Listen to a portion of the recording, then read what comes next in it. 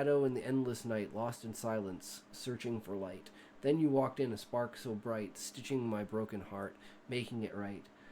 You held me close when I fell apart, wove your love through every scar. Through the pain, through the dread, you become my eternal thread. You're the thread that binds my soul, the hand that lifts, the heart that holds. Through the storm, you never fled. You are my light, my eternal thread.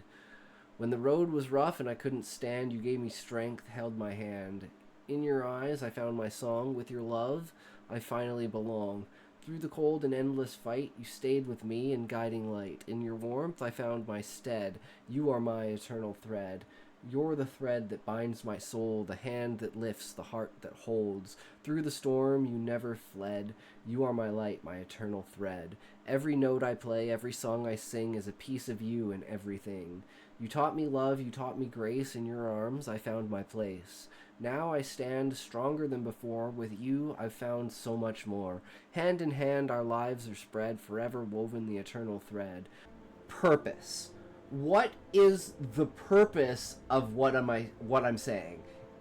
This is to make sure that nothing in the story is filler of where to place things. Like, the introduction sets the scene. The rising action sets the, like, characters' moods and, like, who's, like, the antagonist. Do you ever feel guilty gaming? I always think I could be doing shit like writing or reading. Playing video games at the end of the stream, or just like going hard on a video game for an entire stream. Like, if I don't have any creativity, I don't have any creativity. I don't push it. Mediocre things in the book that don't really matter that much, like in a game, like in Monster Hunter. No one gives a fuck about the story in Monster Hunter. You want to hunt monsters in a Monster Hunter game. Alright, and with that, as always, remember, if you can't say fuck you to your friends, who can you say fuck you to?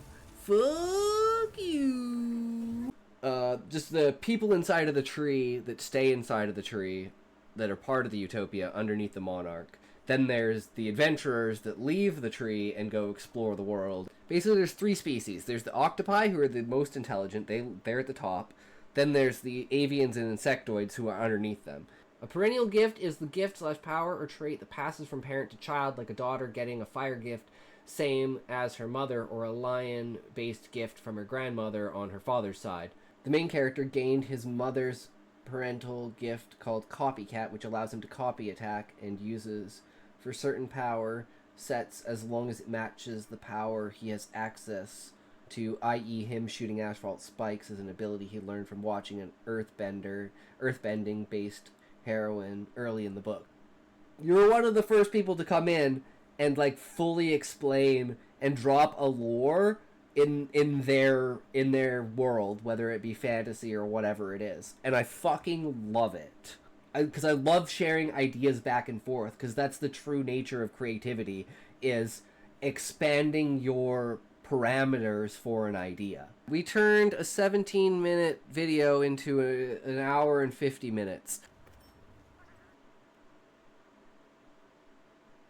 Are you shitting me?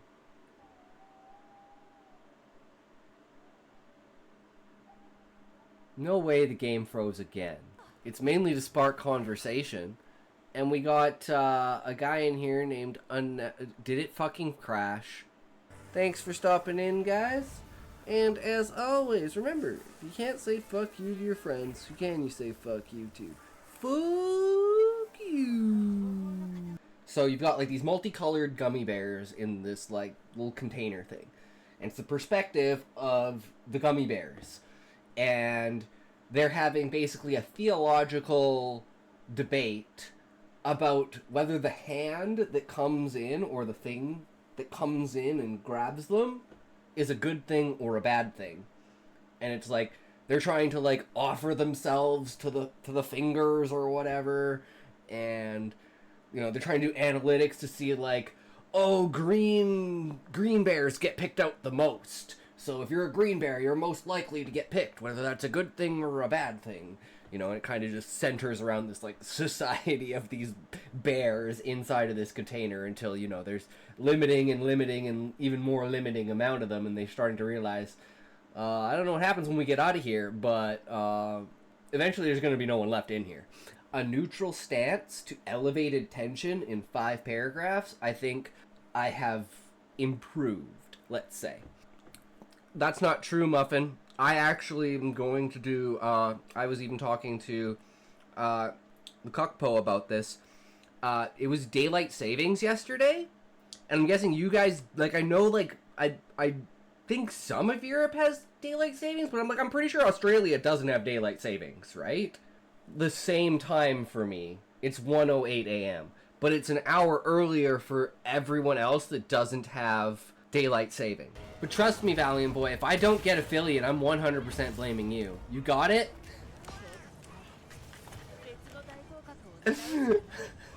Valium just died.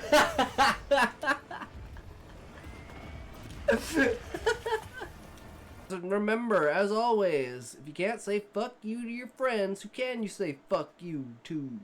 Fuck you! So there's people that are like, you know, religious fanatics that are trying to, like, pile themselves on top of each other whenever the fingers come and, like, choose me! Choose me! And then you have the ones that are like, oh, the hand is evil! We must all run from it anytime it comes! Please run! Do not sacrifice your lives! That kind of idea. They're licking its fingers going, green's the good shit. That's hilarious because that's exactly what I'm doing. It's random, you red lunatic. I got charts, I got data, 15% Rufus. That ain't taste, that's a fucking death sentence. The other gummies shifted uneasily. The reds clustered tighter around Rufus, their ruby bodies glowing with righteous indignation. The greens flanked Gideon, muttering darkly about probabilities and survival rates. The container vibrated with tension, a theological cage match with no referee. Rufus wanted the hand's favor, craved it, preached it, lived for it. Gideon wanted it gone, or at least exposed for the indifferent reaper it was. Neither would budge. Their roots ran too deep, carved in the sugary marrow of their beings. The sky split open with the wail of Terminus testing the faith of the Reds. It came down, bearing upon... Yo, yo, yo, boys! We back! How's it going? Oh, is my camera fucked again? Man, I gotta start checking this before the stream. I'm not muted, am I? Okay, good. I gotta start checking this before the stream, because this shit is fucking annoying. We back? Okay, we good. Welcome, welcome, yo, yo, yo. How's it going, everyone? So today, we're back to Quotidian. Fucking long-ass video today. Ooh, scary long-ass video today. Scary topic. Dialogue. Ooh, today is gonna be a rough day. A flying condor. Maybe, Sean. I'm not sure. Turns about 200 times around its axis after it dies. It's a very specific number, so it's got to be related in some way to that number, right? But fuck if I know. Chinese fucking dragon?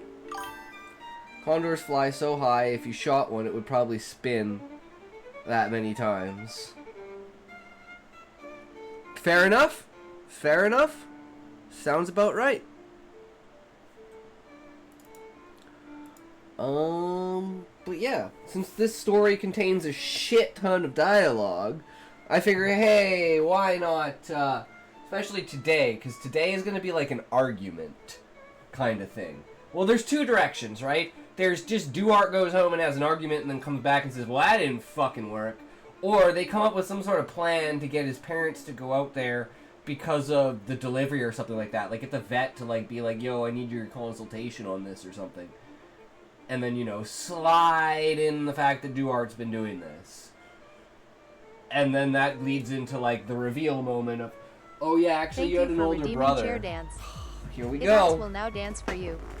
Please fully Thanks, enjoy Zoink. this immersive experience. You know how to pump up the jam. Pump up the jam. But what's the answer to your riddle, Zoink? What spins 200 times on its axis when it dies? I have no idea. Concord? Because it dies 200 times? Fuck if I know. Keep dancing, bitch, it ain't over yet. True. I bought one earlier.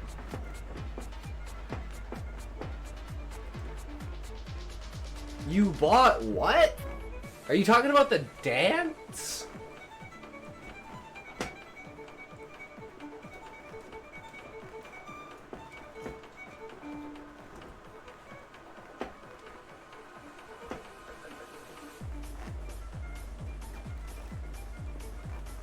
That's because I wasn't live. Well, I mean, I was live, but like the stream hadn't started yet, bro. You gotta give me time to get my warm-up You can going. rest now, babe. I gotta go live, and then I gotta figure everything out to make sure that everything's going well, and everything's connected, and everything's working, and everything's up, and everything's where it needs to be.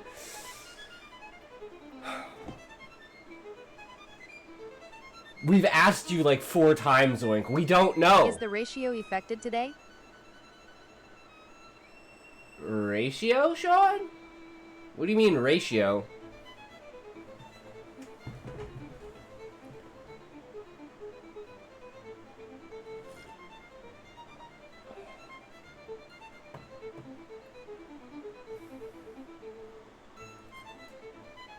Oh, TTS. No, that's 2, Sean. We did it twice in a row, which means we will never miss it again. It is now routine. It is literally the first thing I do when I turn on my PC now, is fucking open up the internet and turn on Botrix. Boom. Done. So unless the PC fucking crashes, it should be set. So there's like some outside expectations. But other than that, the stairs. I don't understand, Zoink. A roast chicken, how does a roast chicken turn? Oh, because it's a rotisserie. It's okay. It's on a. I see. It's like yeah. Okay. It's like in an oven, spinning in an oven, right? That makes sense. What goes up and never comes down? The stairs. Well, word becomes shorter when you add 2 letters to it. That's wrong. Stairs do come down when the house is demolished. True, Sean. And you could always just replace the stairs. What word becomes shorter when you add 2 letters to it? Short. Nice, Zoink. I like it. I like it. You're definitely putting in today. Putting work in today, bro. Putting motherfucking work in. Where Mount Everest was discovered, what was the highest mountain in the world? No idea, Zoink. Keep them coming. Keep them coming, bro.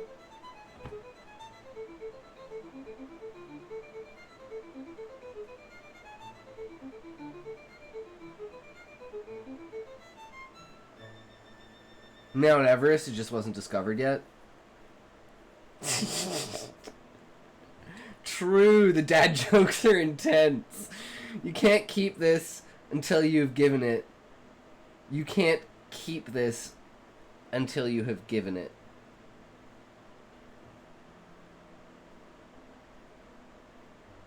No idea. Yeah, the dad jokes are strong with this one, I promise. But we all know he's just Googling these. He's Googling these. They're not authentic, guys. They're not authentic. I can tell.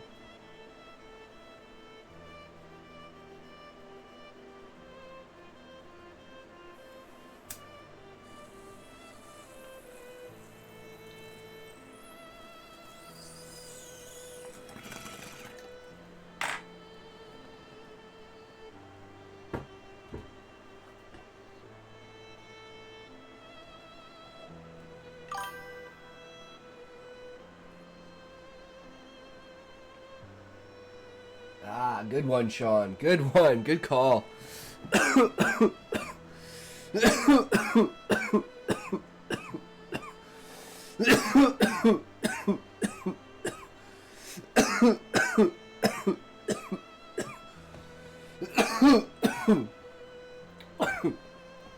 All right, well, we got a really, really long video today, and it is very referential to the story that we are writing and the problems that we have with dialogue. Callie, welcome. How is it going, brother? How are you today, good sir? Part of the turkey has the most feathers.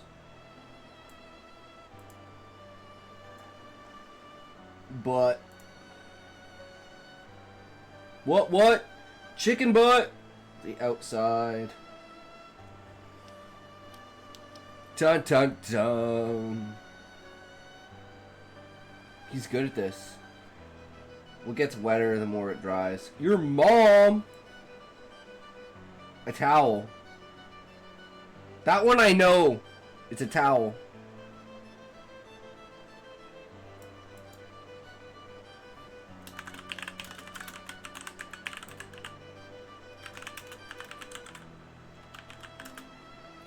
Zoink! Why don't you stream, bro?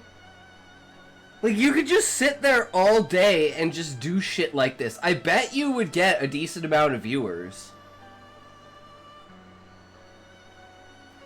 Don't forget to bring a towel! You wanna get high? No one ever wants to get high with Tally.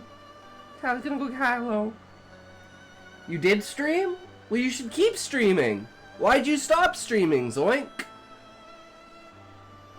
Yeah, but how long did you... I've almost been streaming for a year, and we have, what, on average 4 people in here? You're not going to explode, but, like, I'm going to see if I can do this, because I was going to pull this up yesterday, but the fucking website wasn't working. Tally is Hitchhiker's Guide to the Galaxy with pot added to it. Well, you just, like my always assumption is, I can't remember the guy's name, but that like, he seemed like he was a complete stoner, but it turns out it was just an alien. I think that's such an epic premise.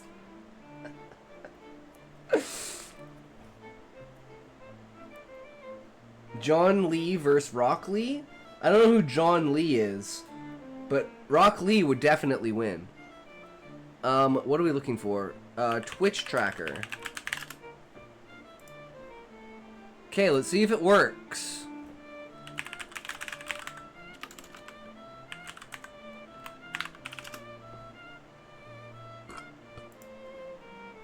There we are. Look at that. I'm 174,343. 24 hours streamed. Oh, I'm lower on that. 22% lower average views. See, I'm dropping off, guys. 27% down peak viewers. I'm down 24% hours watched. But hey, I'm up 25% followers. And I'm up 27% followers an hour. I don't stream as many games. What do you mean by active 6 out of 7 days? The fuck does that mean? I've streamed every single... What day did I miss, guys? I streamed every fucking day. What day does it say? It just says I didn't stream on the 18th. Guys, I streamed on the 18th. I can prove I streamed on the 18th. Not live videos. That was this day. The 18th. So I don't know why Twitch tracker isn't showing me have streamed on the 18th. Probably one of those days that glitched and freaked out. Right? But I mean, let's keep an eye on this, right? 174,343. So let's go here and let's go Twitch tracker notes. And we're gonna keep an eye on that rank.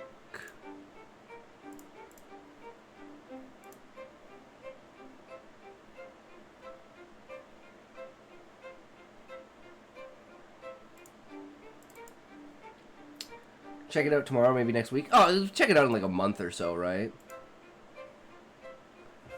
Damn. Apparently I've what's my all-time? Okay, so this is the stream, guys. Look at this period of time where absolutely nothing happened. And then all of a sudden, look, guys, we popped the fuck off here. And we just...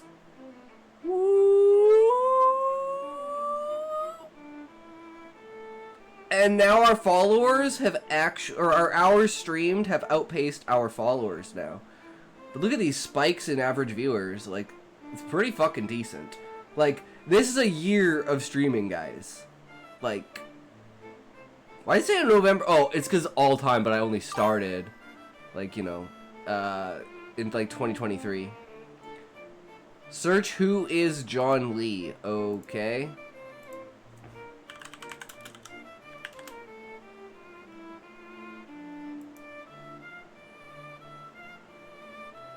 Current chief executive of Hong Kong, formerly. Okay, I have no idea, but he's a bureaucrat, so definitely Rock Lee would win. Actually, let's go back, and I want to see like what's the lowest ranked streamer.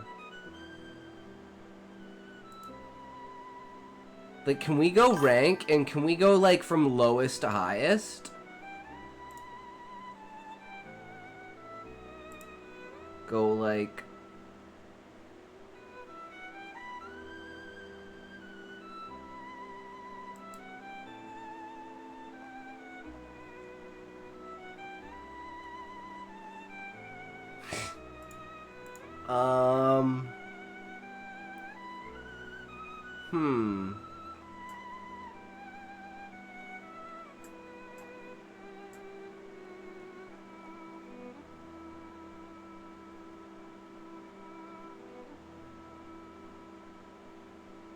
Okay, here we go. This is a perfect number. Look at this. No, I want unique streams. Oh, that's the number of viewers. I want like the overall concurrent channels broadcasting currently is 81,000. By the way, the trapping, when the long thing you open it, the long thing drops. Yeah, yeah, sounds about right. But anyways, it is what it is, right? It's just, it's interesting to look at the graph and see once you start taking off, that's where you take off. And by taking off, I mean going from 1 viewer to 4 viewers. Like, that's the scale of the graph we're talking. 3 fucking people. But that's all you need. You just need those 3 fucking people, and then you start to build from there. And I mean, look at what we're doing. We're getting like 1 new person at least like a month. We keep increasing like that. In 10 years, we'll have like 70 or 80 viewers. I can, yeah, Zoink, if you want, I can like hang out. But like, we should get started with the react because it's a really long video, guys. So, you know. But we're back to Quotidian Writer, and it's all about punctuating dialogue today. Since dialogue is going to be a huge part of this story, having a little bit of tidbits off of the bat will be interesting. Why did I think My Side of the Mountain was written by Gary Paulson? It's written by Gene Craighead. George. Also, there's another sequel, The Other Side of the Mountain. Damn! Did not know that, Sean. That is amazing information.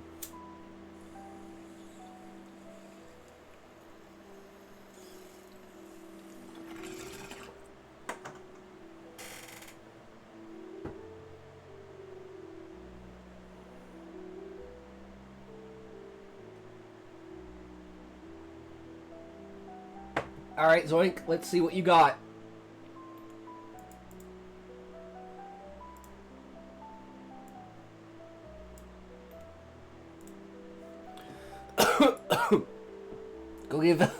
Go give Zoink a follow, guys.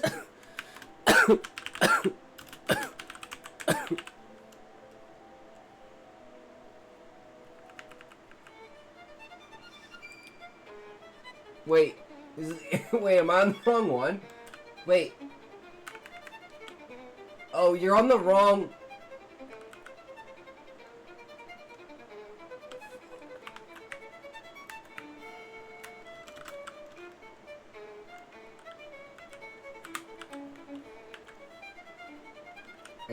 I think that's right. Hold on.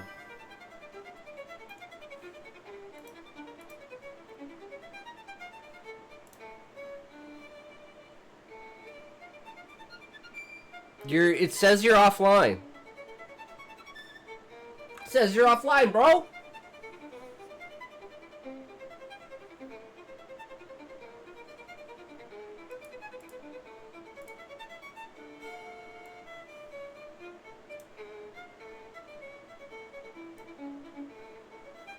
Yeah, sorry, bro. You're not. Epic fucking background picture, though. Hell yeah.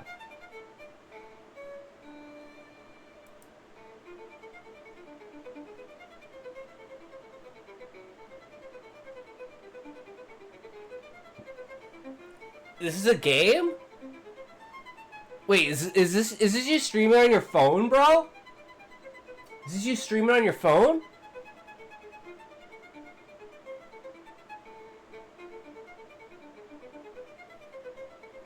So you're gonna play? Is this a gotcha game, bro?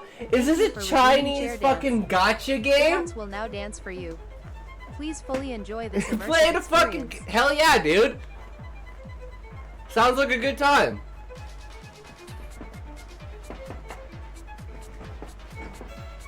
Good old anime fucking phone gotcha game.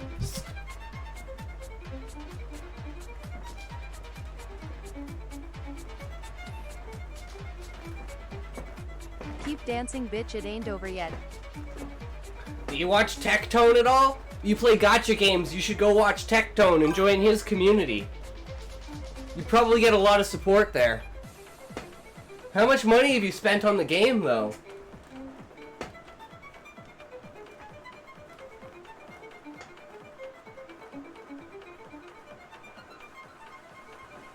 $0, so you're like a pleb noob?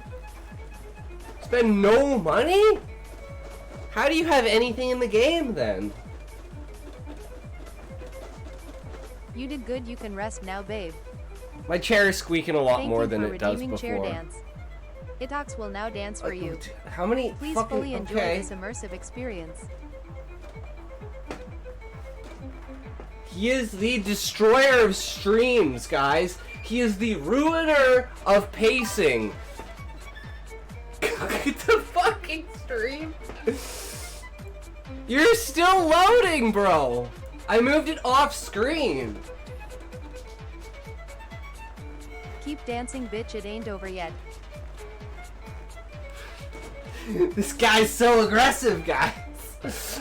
I'm trying to support you, bro. You don't need to be so aggressive.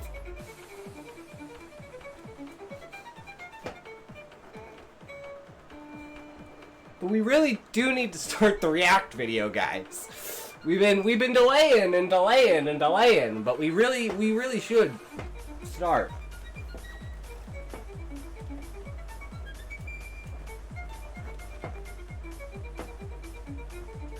Cause this React is probably gonna be pretty You fucking did good, you can long. rest now, babe. Thank you for redeeming chair dance. Itox will now dance for Again? you. How many points Please do fully you enjoy this have, immersive bro? experience. I mean, he's got like 4 accounts, so it's like, you know, it is what it is. Okay, he's bringing it up now. Oh shit! Is this like the beginning of the game? This is where this. Oh, you received your daily! Oh, you better play every day, bro, or you're not gonna get your shit. What, your dancing, bitch, it Kaneki's ain't not over fucking yet. OP as shit? Your Kaneki's not OP as shit, bro?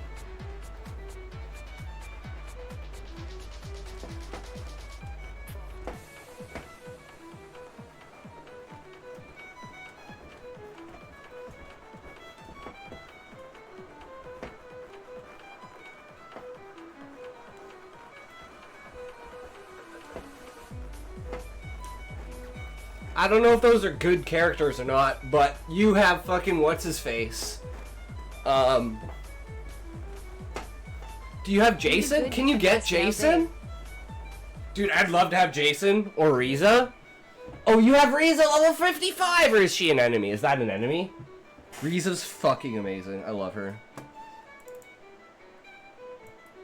Alright, bro. Great stream. Just gonna drop that down there, and, now we got an ad break coming up. So I guess actually we'll wait till the end of the ad break. We'll watch this and give him credit to blow shit up. What, you even one shot them? What the fuck? You do have Riza. Oh my god. Yeah, she's OP as balls, eh? I bet.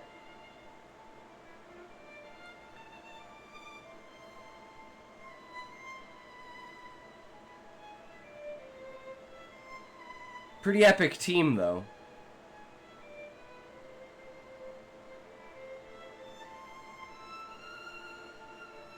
You need Jason in there, though, man. Like, he's the big... How did that take you so long to kill those guys, dude? You should have just popped them off.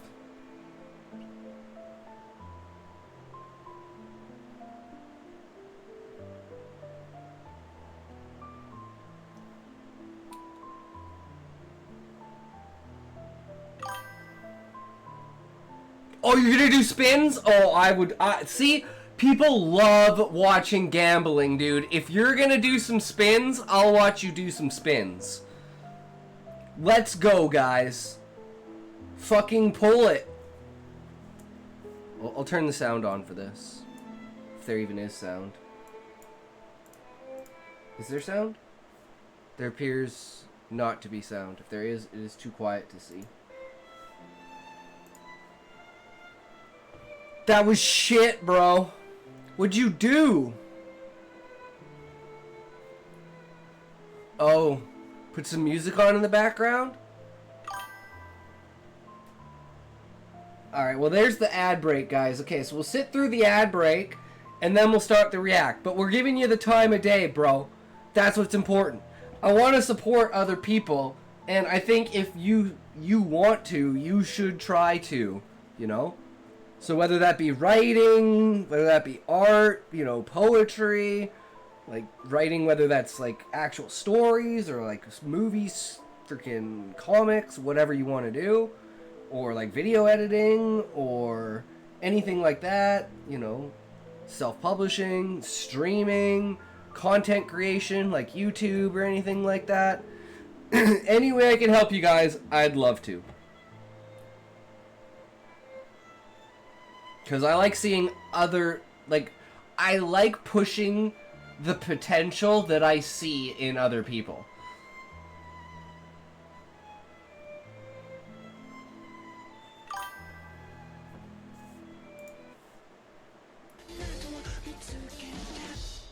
Yup. There we go. You got like 10 hours of Unravel on?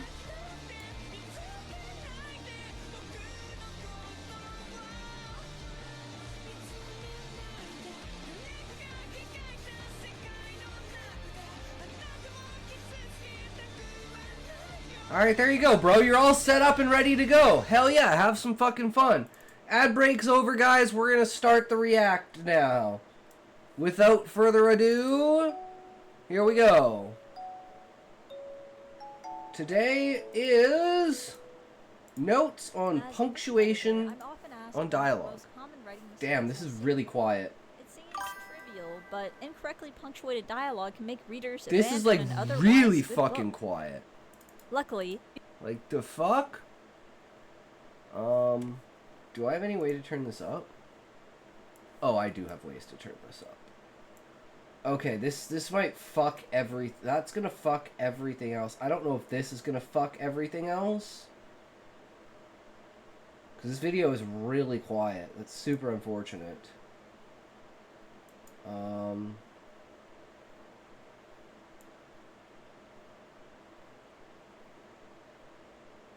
That's some scary levels. Yeah, okay, so that's not good. Is that literally upping the mic as well? Shit. I may have just fucked the entire sound. Fuck.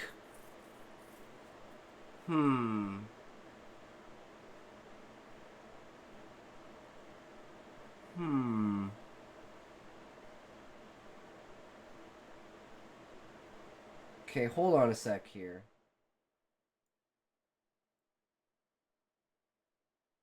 Nope, that doesn't seem to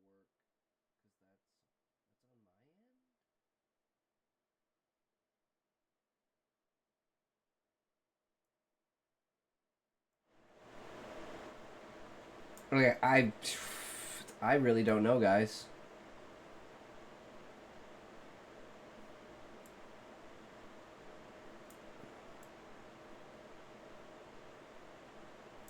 Is this better or worse? Or is this changing anything for you guys and it's only for me? You can master this skill. This is so quiet. Fuck, I don't know what to do.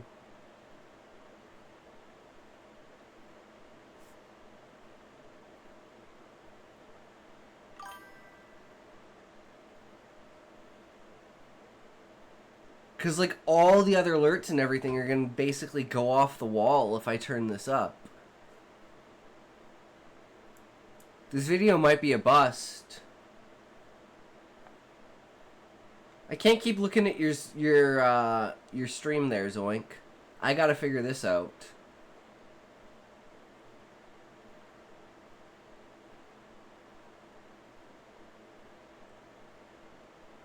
Because it's like, it's one thing to like turn down all the volumes and turn everything else up. But that just fucks with absolutely everything. So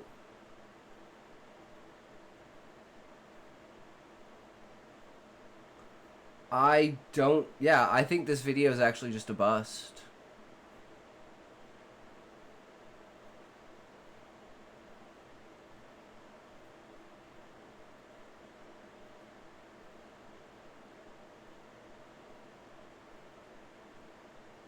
Okay. I think what I'm gonna do, guys, this is gonna kill me, but I think this will save it. As long as none of the other things are messed up. So we're gonna turn this off.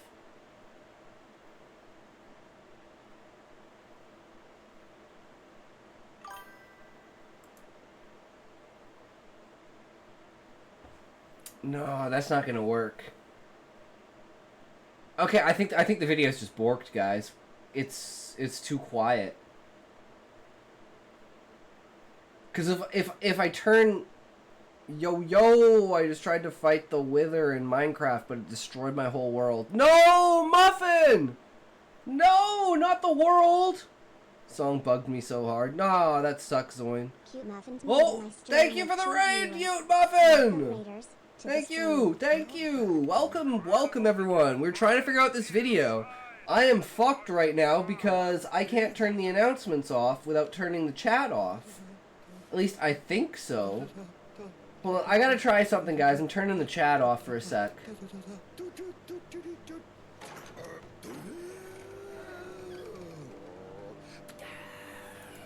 Drake versus Rake. Okay, I gotta turn all of this off, guys.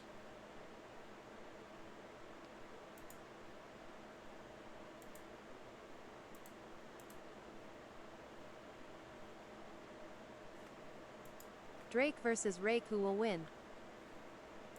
Fuck, the where's the TTS coming from? Oh, I don't even know if I can turn that off.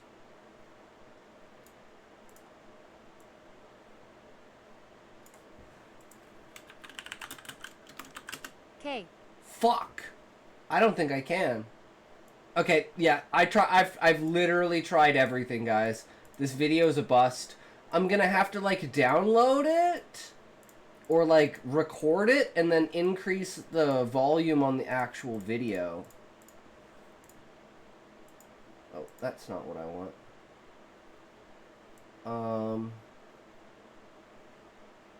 Hopefully all the sound is good and everything. So we'll just try a different video. And we'll shelve this one for later. I'm not going to bother changing the title or anything, but let's see. What do we got here? No, that's not what I want. I don't want my videos. I want to watch later. Here we go. Okay.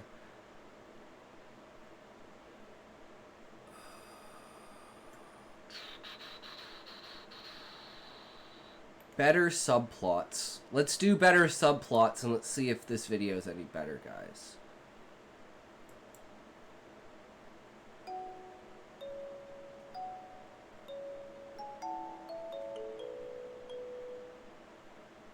A story is a tapestry made of many threads.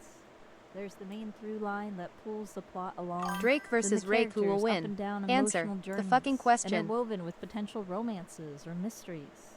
Braiding those Okay, threads together it's is all still part of kind of telling a quiet, good but it's yarn. not as quiet as Some the of- other video. Okay, let's go back to the beginning. Zoink! Now is not the time for that. Good sir. You've asked like 18 times. Obviously the rake. I was trying to do other shit, bro. That video was borked, so we're moving on to the next A story one. is a tapestry made of many threads. Oh, I will be quiet, but you have to answer the fucking question.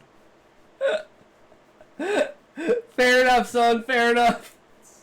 There's the main through line that pulls the plot along, then the characters up and down emotional journeys, interwoven Is with it quiet potential for you romances guys? or mysteries. Braiding those threads together is all part of telling a good yarn. Some of these threads could be considered a subplot, a secondary plot string that runs parallel to the main plot, as Screencraft puts it. In screenwriting, good. you might hear 'Cause the it's, like, terms super A quiet story for me. and B story, which apply to fiction as well. Subplots, or B stories, can intertwine with the main plot across the course of a novel, or only cross paths once. But if you have too many threads, too many subplots, you could end up with a tangled mess, something neither you nor the reader can untangle to make sense of your True. creation's purpose. There are risks and rewards to adding subplots to a novel, because every thread invites more complexity. Here, I'll give tips for successfully threading together subplots, alongside fellow editor, book coach, and you. I'm like the two main... Why'd you end your stream, Zoin? I'm gonna chill for a bit. Sounds good, Muffin. Why'd you end your stream, Zoink?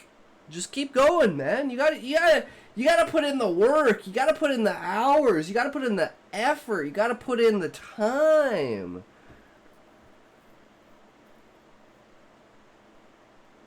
I mean, it's up to you, brother. Do you? It is what it is, right? YouTuber Leslie XP Lovecat Horn. So, as an editor, how often do you find yourself commenting on writers' subplots? Commenting on them always. Always.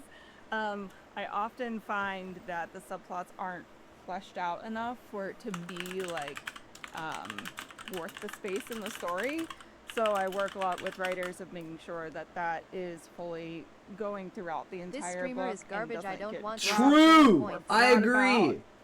Not all stories include subplots, but they can serve a valuable purpose in deepening characterization by showing other facets of the This characters, streamer is including their garbage. I past don't want these L experiences. channel points. Revealing aspects of the world the reader I hope isn't that's able not to too see loud, in the main guys. plot. 'Cause, Adding like, thematic all of depth OBS's by sound right now is reinforcing just the theme in hyped up. various scenarios, such as showing different characters' struggles with questions of motherhood, building tension through hinting at the antagonist's plans, or presenting a mystery, True, Callie. providing tonal contrast, particularly if the main story is full of despair and needs a touch of levity to prevent a monotone reading experience. I like the text on the Creating screen, breathing guys. room That's to vary the pacing and provide that's time for helpful. introspection. That's what we've been looking Setting up for. sequels, where smaller problems turn into a bigger focus in later books, if you're writing a series. Let's dive into some of the most common subplot types. Stick around, because we're going to reveal the biggest mistakes writers make with subplots and how to avoid them. True. Let's get into Let's it. get into the types of subplots. These are some categories of subplots you'll see across genres. So first we have romance. This is either for the main characters or secondary characters, like with Aragorn and Arwen from The Lord of the Rings being a famous example. In a romance novel like Book Lovers by Emily Henry, however, the romance is the main plot. And then other Romance is aspects kind are of a side subplots, plot such as family because it asks the question of what happens when you fall in love with someone who's not the same species as you. You're not physically compatible, but you're like mentally compatible, right? And it poses that question, and that's what the romance is supposed to say in the book. Is this truly love, or is this a different kind of expression? Right? And that's what it'll challenge with. Hey, look at the likes.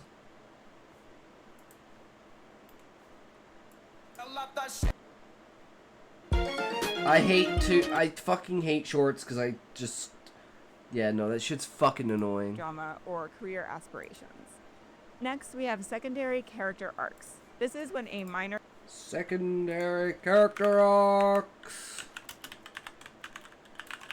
I scrolled, I literally, it's super loud, and I fucking scrolled down, and I lost it, so I fucking closed the page because I hate shorts because of that shit. I don't know how people put up with that shit. It's so fucking annoying.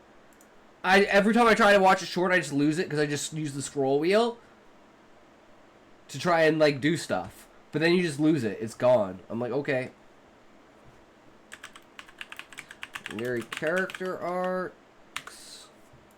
Our character shows growth and change throughout the novel.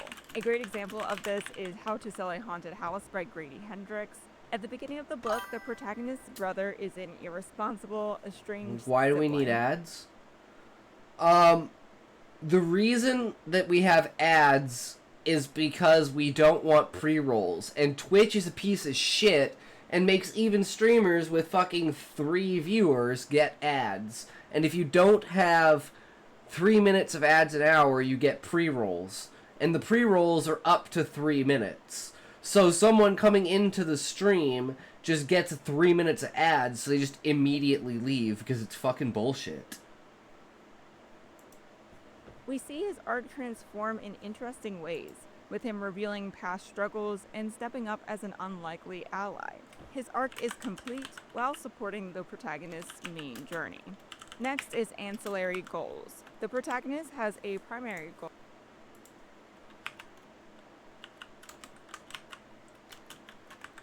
Ancillary goals.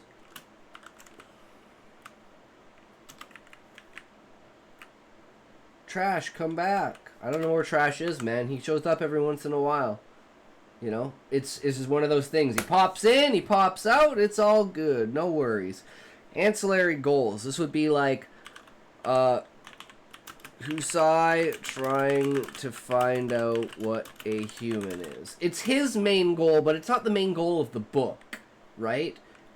Like, it's his main personal inner goal that's tied to the main goal of the book, but it's not the saving of the world. Like, finding out he's human and what a human is going to have no effect on saving the world.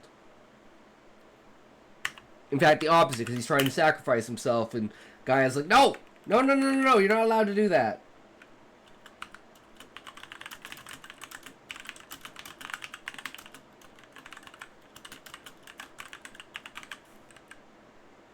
Okay, let's see the next one. Goal, but they have another objective as well. In Binti by Nadia Okorafor, the main character wants to attend the most prestigious university in the galaxy, but also has to reconcile her cultural roots. Ancillary goals often involve more internal personal stakes, True. such as the protagonist's relationship with their parents or reckoning with past mistakes. Then there's backstory. This is revealing events that happened before the start of the main story. Lee Bardugo uses short flashbacks in Six of Crows, showing how the main cast of thieves became who they are, giving further context for their motivations in the present. These flashbacks carry their own narrative arcs, with the character facing a problem and reacting to the outcome. Then there's dramatic tension. This is a side story that has a secret connection to the main plot that becomes clear as the book goes on, raising the stakes for the protagonist. They might... I mean, that also kind of goes along with Husai's wanting to be human. Because wanting to be human, or like finding out what a human is and why he's human, that leads to the discovery of Gaia and celestial beings. So...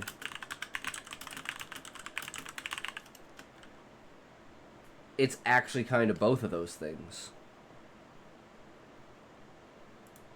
Seem like completely separate storylines, but the reader anticipates that these threads will eventually converge. House of Hunger by Alexis Henderson revolves around a blood maid striving to escape poverty, giving her blood to nobles so they can maintain their health. A subplot emerges when she discovers that other blood maids have been disappearing. And finally, we have thematic resonance. And this is where the added scene 6. Thematic resonance. underscore a core theme. It seems underscore a key theme. Revolution in the tree versus the reality of the beastmen.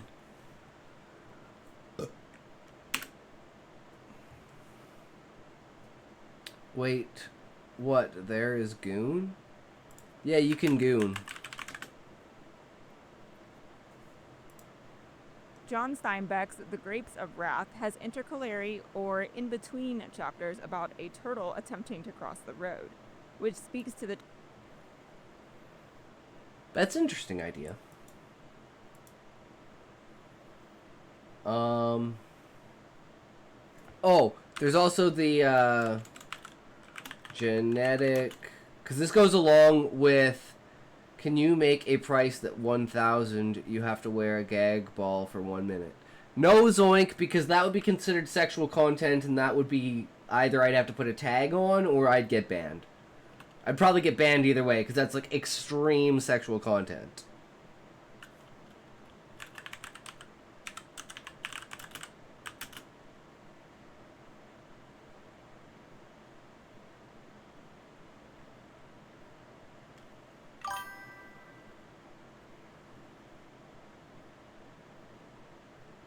It doesn't matter, Twitch would consider it sexual content. And if you've seen my ball gag,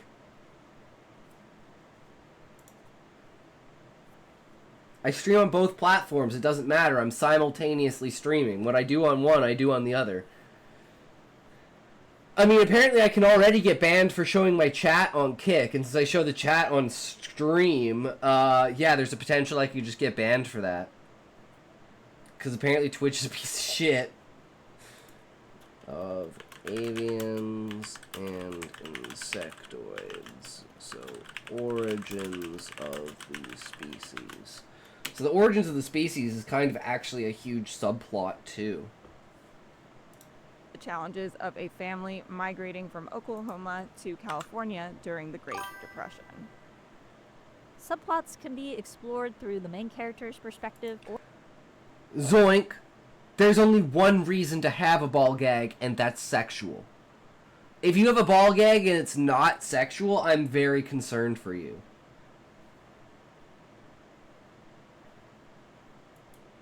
presented as separate scenes in another character's point of view. The main plot and subplots might converge at a point of high conflict, such as the story's midpoint, rising action, or climax. Jane Austen's Pride and Prejudice centers around the romance between Elizabeth Bennet and Mr. Darcy, but the subplot around Elizabeth's sister eloping threatens to The disgrace. problem is the translation of gag, because a pun can be a gag too.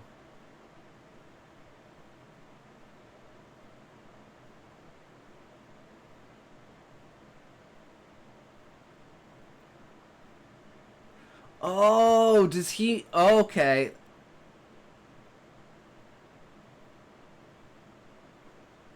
I'm not searching that on this PC. You can do that for me, Sean. Is that safe to click? So a ball that in and of itself is a pun. A gag ball. Okay, I thought there was some sort of language barrier with that, but I was in the wrong direction on that one, Sean.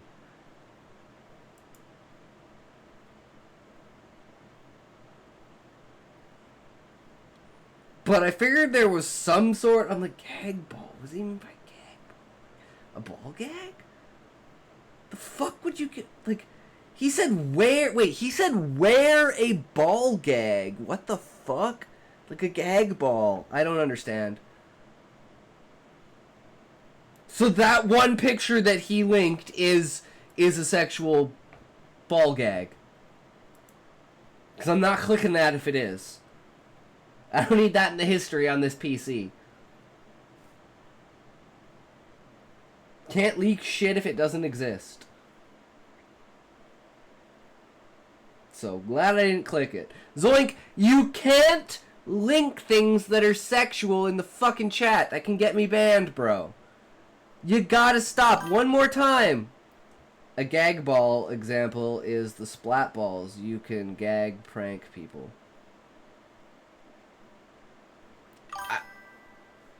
You can say that all you want, Zoink, but that's not gonna change that it is.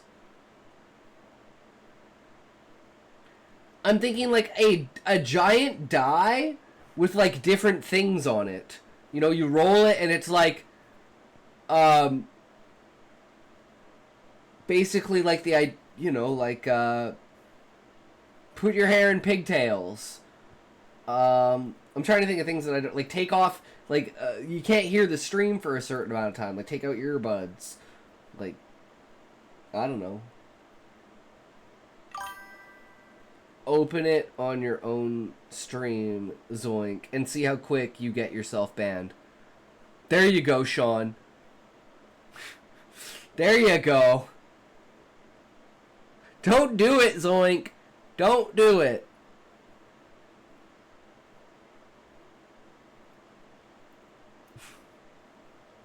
Don't do it, bro. 'Cause you get fucking banned. Embrace the Bennett family, contributing to the rising action and raising the stakes for Elizabeth. One more important thing to note. Just because a novel has multiple points of view doesn't mean those are all subplots. They might be parallel primary plots, which carry the same level of importance. For example, Leo Tolstoy's Anna Karenina is primarily a tragic romance about Anna Karenina, but Tolstoy dedicates the second half of the book to describing the farm life of Levin as a dual protagonist. Having parallel primary plots invites readers to compare and contrast the two main characters' journeys as they try to find happiness and fulfillment. Do not drink water. Weaving Do in not any leave type your of seat. subplot Do comes not with move your risk. feet. Ah, there we Do go, not go to the Sean. bathroom. Have another toke. It's still so quiet. I need to increase the volume on that by a significant amount. It's like super quiet. But yeah. True, Sean. Use a little stressed, so I thought you needed that.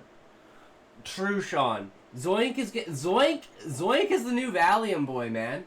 He's like raising my blood pressure. Now there's no guarantee you're gonna get banned, Zoink, because there's no guarantee Twitch is gonna see it. There's no guarantee anyone's gonna report you. But just don't put yourself in a situation where that can happen. Why do you think I hide all my never mind. You know what I mean. It's still in the record, Zoink. And if they have any like image identifiers and stuff like that through AI, it could just flag your account and instantly ban you in the next day. So, you know, just saying. Just saying. You know, may not happen, but don't risk it, man. Like, even in some senses, like, this shit is, like, derogatory according to Twitch. So that emote might actually get me banned. It's not a matter of if someone is watching. If their AI spots it on its routine random checks, it's banned. Exactly, Sean. Exactly.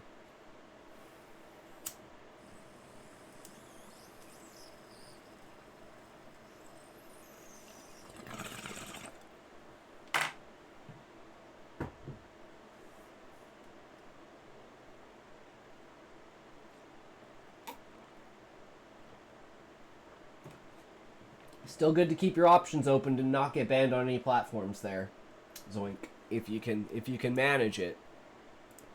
And we have 6 things for you to look out for in your writing. You can view these as litmus tests, ways to tug on the thread to make sure it's secured to the story.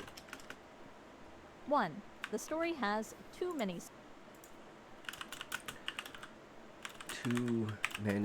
subplots. Yes, we understand that you said that you can use kick, good sir, but always keeping your options open and not getting banned on a platform is good. They can ban your IP address, then Twitch will ban your PC itself. Nobody would ever be able to use Twitch on that PC again. True. All your threads, and it looks like an evidence board no one but Call you me can buddy. decipher. Sure You thing, buddy. probably have too many subplots. Okay, buddy guy, that is what we will do. It is an okay go. He's using a phone there, Sean. The problem with this is that the reader spends so much time away from the main plot that it's easy to lose focus on the protagonist's actual goals, and it becomes harder to track what's important. You might also have too many subplots if your book is a whole box of yarn and way above the standard word count for your genre.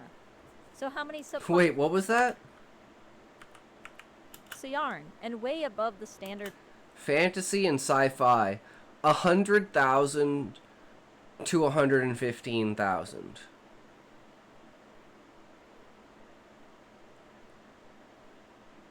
And that's on the upper end. That's what? 350 pages? 350 pages? Something like that? Same thing, that phone wouldn't be able to use Twitch no matter whose account it is if it gets banned. Pushing boundaries you've legally agreed to follow is just plain silly. True, Sean. Whoops. Word count for your genre. So how many subplots should you have? A good rule of thumb is a maximum of 3, but it also depends on the overall length of the book. I mean, if you want to categorize the origins of species as one, the like very, very minor but important romance between Husai and Hildebrandt, and I guess maybe like the political points of like a utopia, and the idea of like a utopia will eat itself alive from the inside, from rot and stagnation.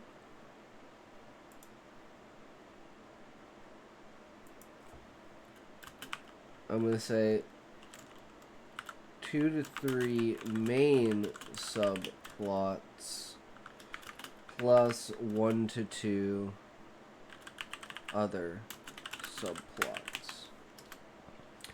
Do you know that a kid dated his own grandma? I bet that's happened to some point in time, Zoink. You know? The world's a big place, bro. I'm sure it's happened. Book. A doorstopper of a novel could have more than that, whereas a novella might benefit from not having a subplot at all if it's taking up space. To choose which subplot to cut, think about which one least affects the story. If you remove the plotline, what would happen to the main story? Could that impact be achieved some other way in the main plot? Simplifying the subplot What? No, Zoink. is another option. Why would you Is there a even way say to that? complete the same emotional or plot arc in a smaller number of scenes? Creating composite characters can help you achieve this, especially if you have... I mean, I'm retarded, but You can combine that's not why I'm retarded. the characters' roles and reduce the total number of potential plot threads. Question and answer time? Danger number 2. The subplot becomes Ooh, I could see this. Subplot becomes more interesting than the main plot. So then, does the main plot become the origin of species, and in that encompasses actually celestial beings as well? So it's like origin of the species is like the theme and overarching plot of the story is discovering your own past. Because that's usually a very powerful theme and trope in Final Fantasy, is like discovering what the world was like before.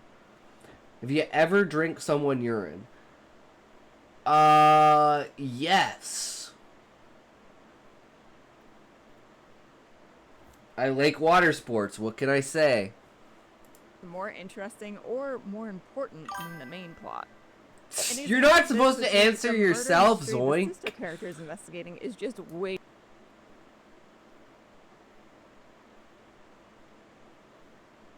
cooler than the protagonist's board gaming competition. In other words, the subplot has higher stakes than the main story, with the protagonist's small stakes goal feeling less consequential compared to matters of life or death. Sometimes you can let a vibrant subplot thread That depends on its color, Zoink. become the main plot. If it's consuming your page count, there's a reason. It likely means that subplot is more intriguing to you as the writer, and there's something you want more of in that story. Ask yourself, why is this important to me? Should it be the main plot instead? Or should this subplot be repurposed into a different story altogether? 3. The romantic subplot.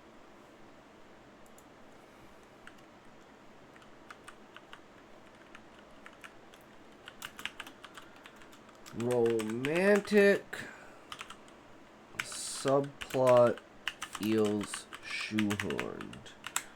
That's not... Ours is super important because it's a moment shared where it's like literally the mental barriers of the world fall apart for Husai. And she basically almost goes fucking crazy because of it. Because she's all of a sudden questioning her free will. And has she ever had free will? And is this all part of Gaia's plan? And then she starts to go against Gaia, which causes friction between her and Husai. Because Husai almost still doesn't really truly understand it. So when they both understand what the celestial beings are, that's a confrontation for them to be like, okay, you were right. And Husai's like, I'm sorry. But there are possibilities that that could be a thing. And we probably have to, like, listen to that and figure that out. And, yeah. So it's very, very important. For, like, many different reasons. And like I said, it completely changes their perspective through information. And it just shows the foreshadowing of how much the world can change in a single sentence. Feels shoehorned. Do you know Emeka Delino? No, I do not, Zoink. Who would that We be? all know stories where the writer Porn tosses in a star? romantic entanglement Oh. simply because I thought you were gonna pull out and be like, no, that's a porn star. I literally was like, that's your brain going that direction. But nope, apparently that's me, bro. they think that's what readers or the market want to see. But the characters have all the romantic chemistry of two limp rags. You Lol. can often tell the romance isn't working if you're having to create contrived situations that don't fit the characters' normal personalities. If writing romance doesn't come naturally to you, don't feel like you need to include it. Not every reader wants a Yeah, romantic exactly. subplot. You don't exactly Consider need it, whether but it's this more of the relationship should just be a anime love friendship friendship, instead of a romance, and the go ahead and power turn of to friendship, your the power of love. It could also be that the character is with the wrong person. Even if you initially planned on a particular couple getting together, it might be that in the course of writing, your characters tell you otherwise, and the sparks are flying with the villain instead of True. the childhood friend. Danger number 4. The subplot doesn't serve. No, I am bi, Zoink. Subplot doesn't serve a purpose. Everything in the book serves a purpose, so this one we just go, so you're straight? No!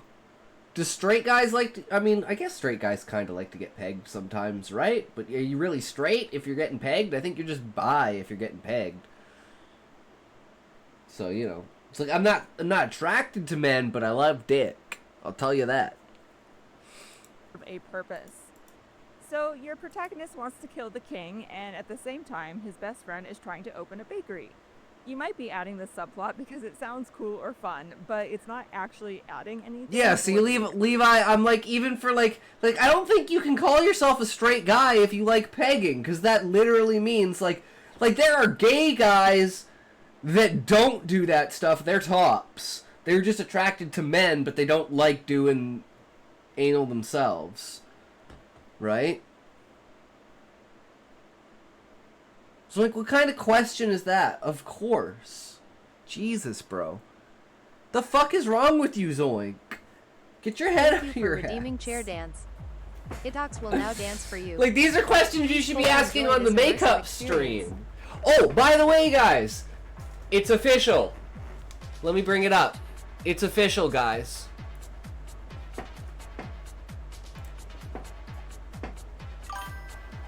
Let me get through all these fucking bullshit posts.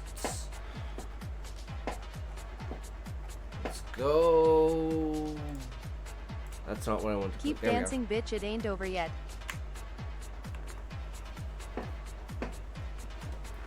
Have you ever got milk before? Do you mean milked? Yeah?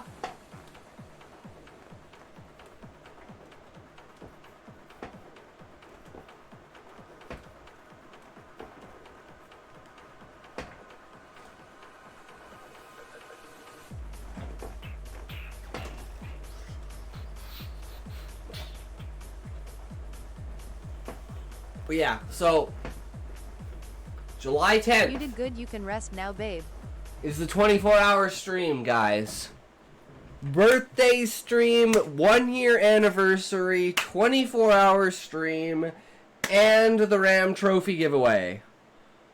All on July 10th, which I believe is a Thursday. Pretty sure it's a Thursday.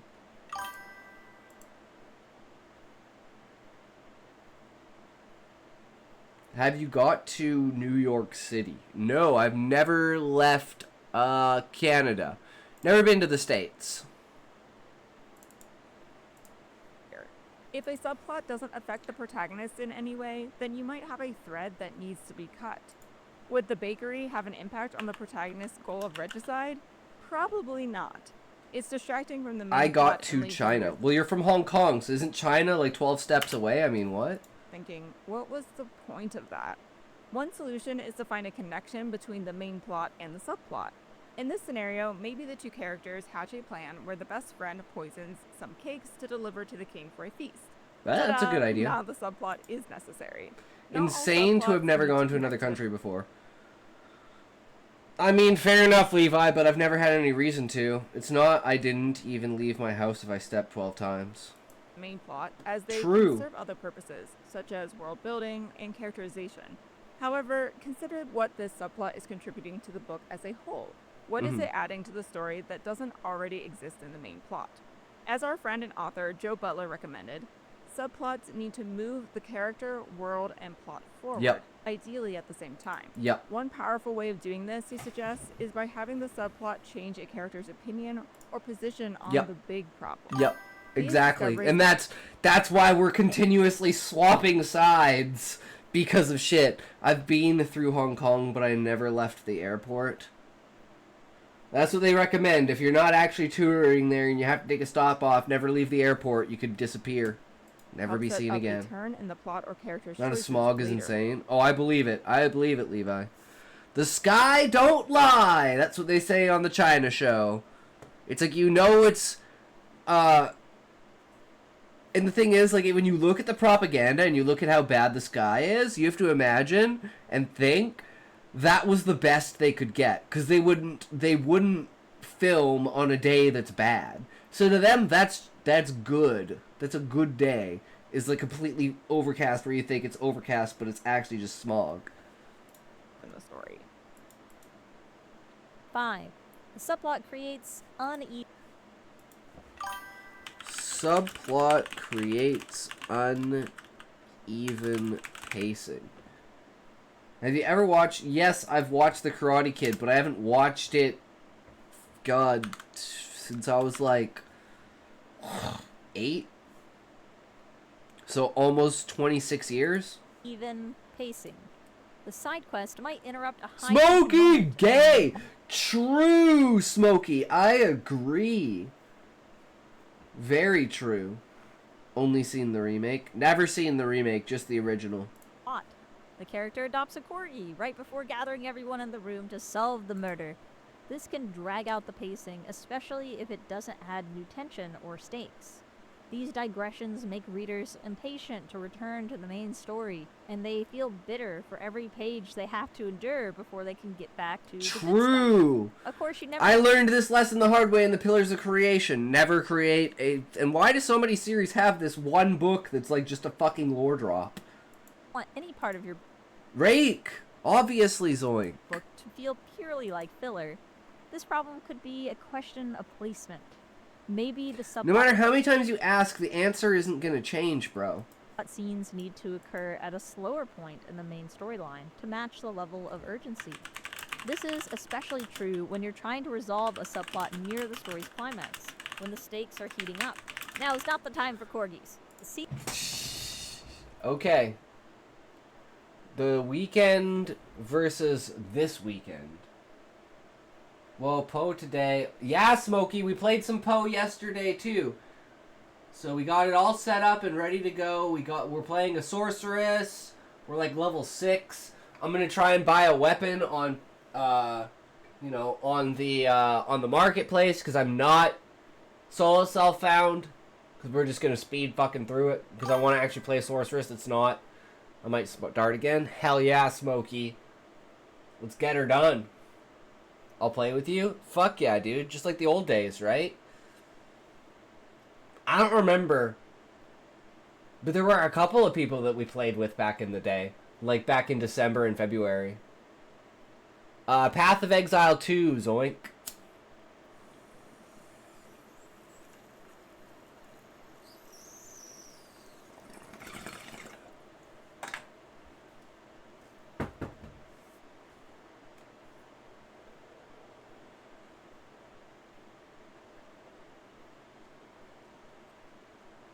I've heard good things, Zoink. Never played it, though. Maybe you could resolve the subplot earlier, or even during the resolution. You also want to be careful about spending too much time on a subplot without revisiting the main plot, since the amount of time you spend on a story thread signifies its level of importance to the reader. This is easy to fix by simply shortening those sections, or spreading them out across the book, so the main plot to subplot ratio is more balanced. And finally, number 6, a subplot is abandoned. Subplot is abandoned or left unresolved. Or left unresolved. TV shows are notorious for dropping subplots that don't test well with How was your audiences. day, Talk? My day was boring as balls, Smokey, but we're here now, and that's what matters. I guess actually it's today. Like, the good thing about starting the stream at 12:30 a.m. is it's a brand new day, guys. So my day is fucking amazing because I'm here, I'm streaming, you guys are here, we're having a good time. We've almost done the react, and we're not even an hour and a half into the thing. You know, we're fucking popping off, bro. We're gonna kick stories ass today with some shit ass. We're gonna type a fucking storm of fucking shitty dialogue. Nobody distracted you? No, Zoink's been distracting me the whole time. Starting your day hanging out with these nerds. I know, right? It's the best thing I could have ever asked for, Levi. Zoink got me to watch him stream Tokyo Ghoul Gacha game that he hasn't spent any money in. And he was really bad at, and he could barely kill an enemy, and he couldn't kill an enemy in one hit. It wasn't impressive at all. And then he gave up streaming after 15 or 20 minutes. I told him to just keep streaming. He said he streamed before, but no one came in. I was like, how long do you stream for? He was like 30 minutes, and I was like, it took me 7 months to get someone in here. But as soon as we started getting people in here, and now we have people in here. With no intent It's all of about tying up those loose catching ends. that For momentum. fiction writers, unresolved I am the 110 player. True. subplots can become more of a problem when plotting a series, as subplots Subplots become harder in series. I'm 111. I am 55,440. You are all Yamchas. You're not even Krillins. You guys are Yamchas. Or sorry, Yajirobis. You guys are Yajirobis. I mean, Yamcha's pretty weak too, but we're talking Yajirobe level of weak. Sorry. Yajirobe level of motherfucking weak. Alright, I am ready, Smokey. Take me now.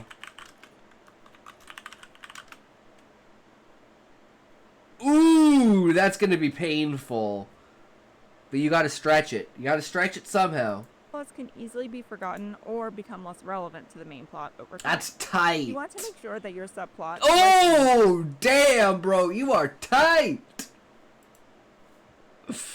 You let nothing up there. ...plot follows a narrative arc. Subplots should have a...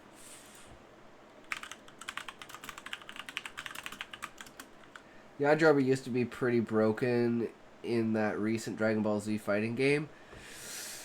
Yeah, that's why I love it, because I love characters that are, like, super underpowered and, like, ridiculous, like playing Aurelie and beating Kid Buu. Can you tell me how to get reward? Hold on, I missed this. I mean add reward.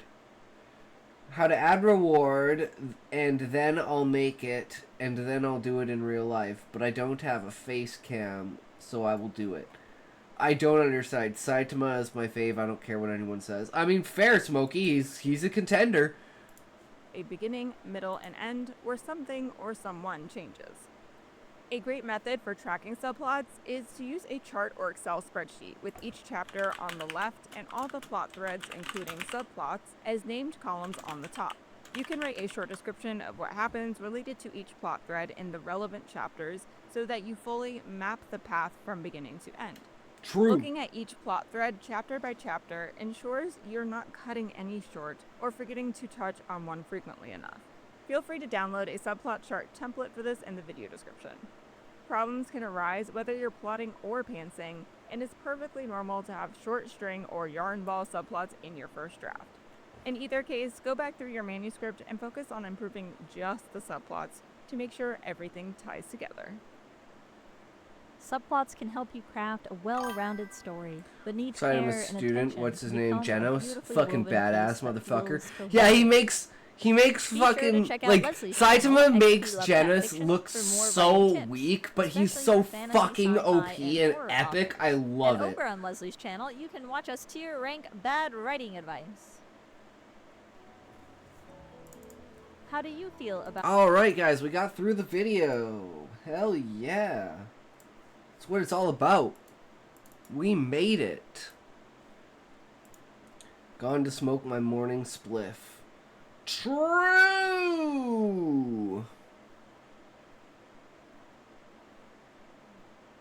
Okay, let's pop this guy up.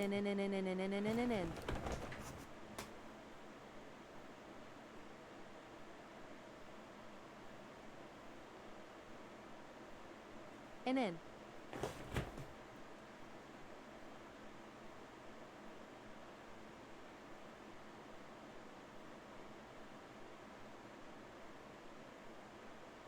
One just to make sure. SKF You fucked up! AFSMO9, Dons, S, XKX Joe. What the fuck, Zoink? Bye-bye. Alright then. Okay, let's save these notes.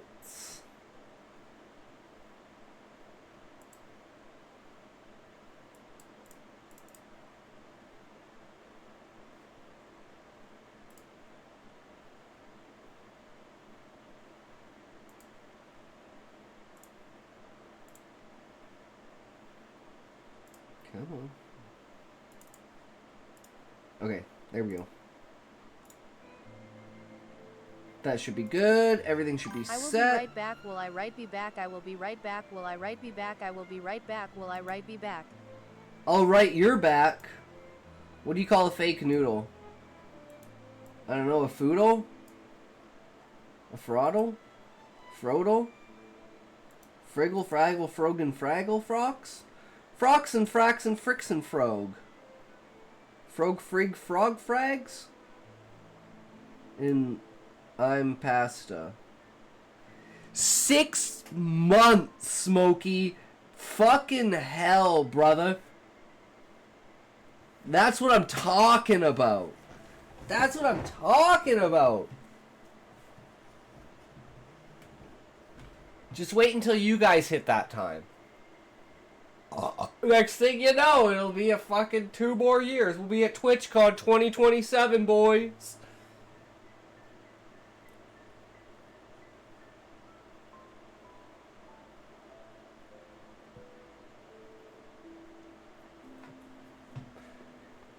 Yeah, but the way that it goes, Zoink, is it's whatever account has the lowest amount of time. So the more accounts that you make, and the more you join with those accounts, the more you follow, the lower your time will go. So keep that in mind.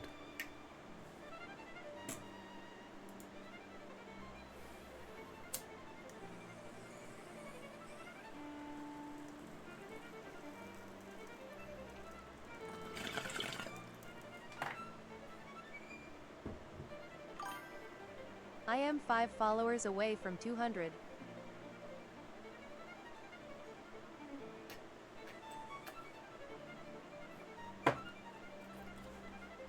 Is that true, Smokey?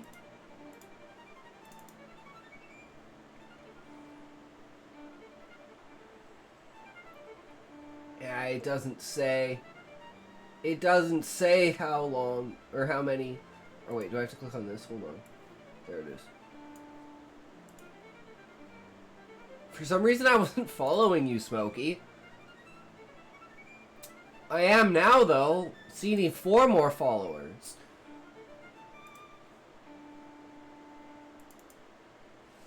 How was I not following you? I swore I was following you. How dare you? Hey, I called myself out on it, man. I was wrong. I'm glad I looked, Smokey, so we don't look at it in 6 years and say, what the fuck, it talks. You never even followed me back, you motherfucker.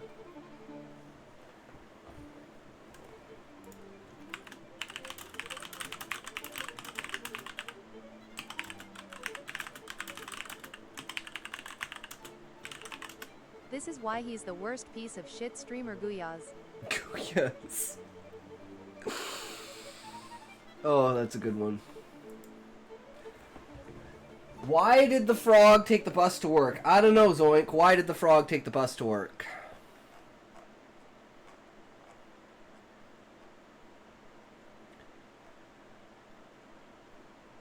Okay.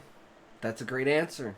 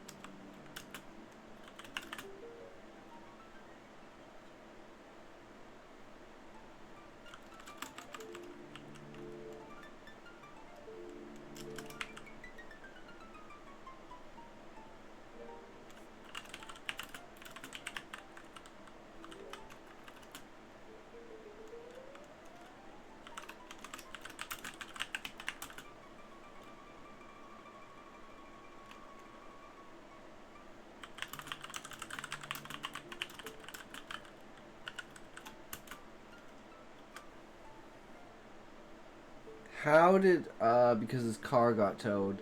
Damn, Zoink. How did the picture end up in prison? I don't know. I wasn't quick enough. It was framed. Damn. That one seemed like I should have been able to get that one. That one seemed like it was really easy. Damn, bro, you're preparing me. You're preparing me.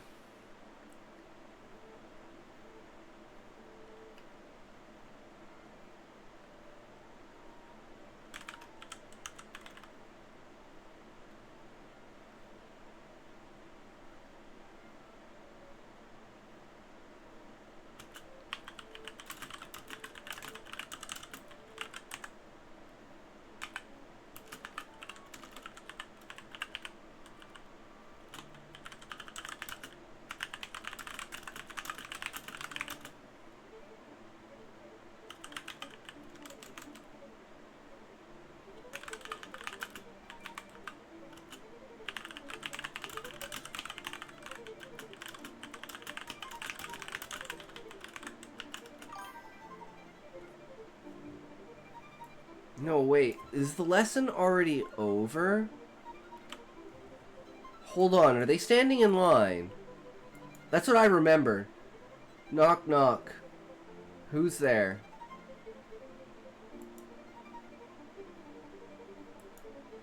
Yeah, okay, they're lined up. Ash who?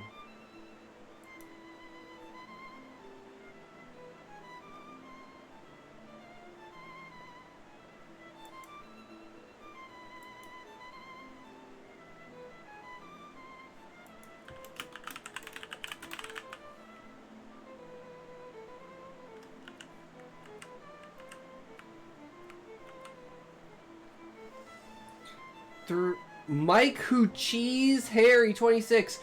Teenage UT's beauties tried to rob me today inside the mall for no apparent reason, but little did they know that I had an extendable baton on me. Once I pulled it out halfway, they took off like scared rabbits. I don't know what Utes are. Teenage Utes. Ash guess sun heat need a tissue. Oh, Gazoon. Is that supposed to be like Gazoon tight? Ash Gesundheit need a tissue.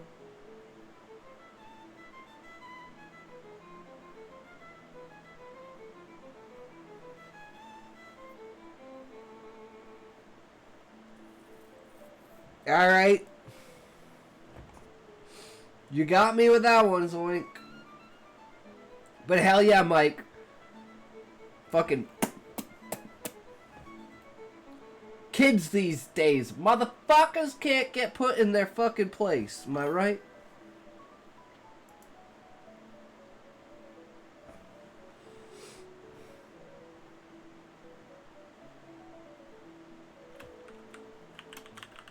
Damn straight, bro. That's what it's all about.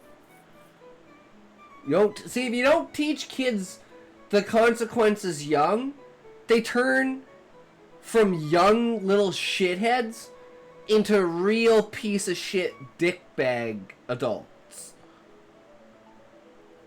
You gotta give them the boot sometimes.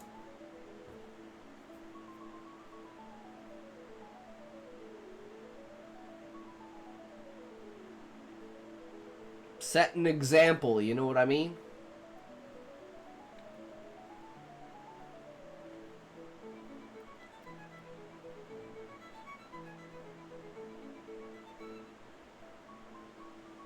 I mean, you just like cruise. It's like my fucking thing that makes me the most furious is people stealing shit from Walmart. And then I fucking saw this today, and I was like, oh my god, this shit just irks me. I'm pulling up some Asmongold, guys. He's suing you for not reacting and telling people to watch it on his channel.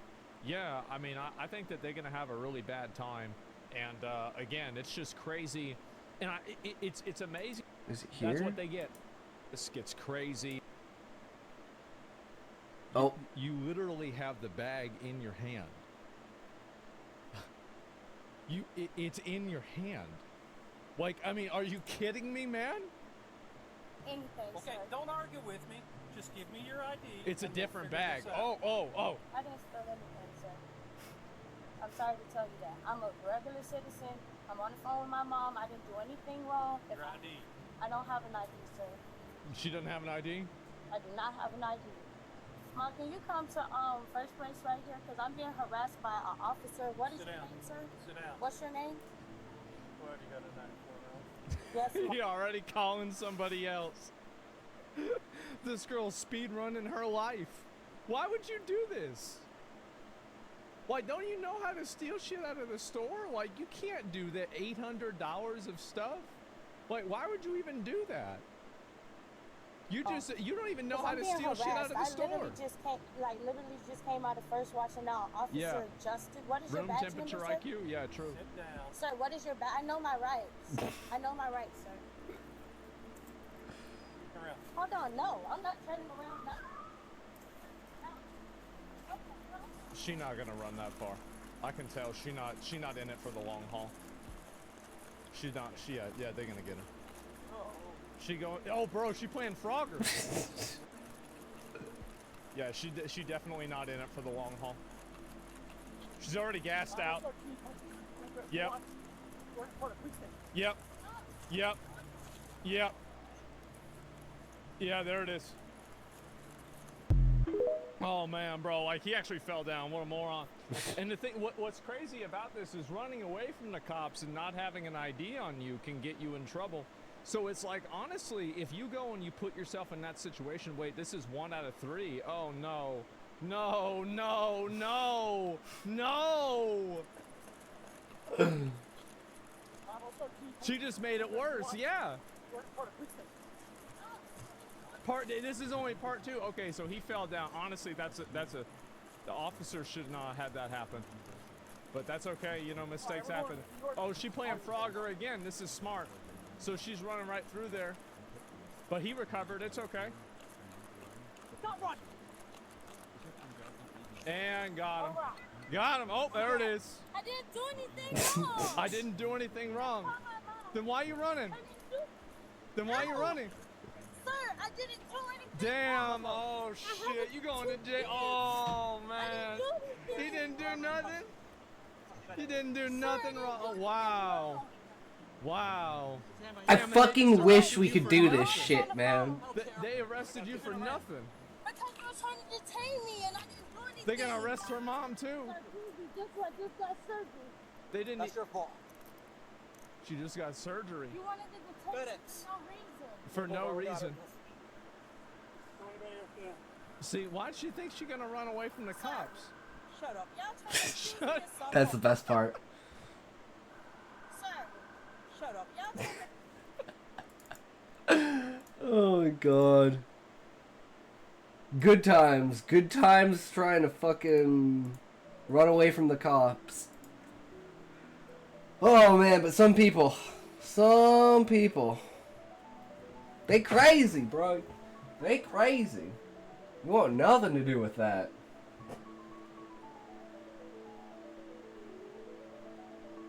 I don't get paid enough. It's just annoying.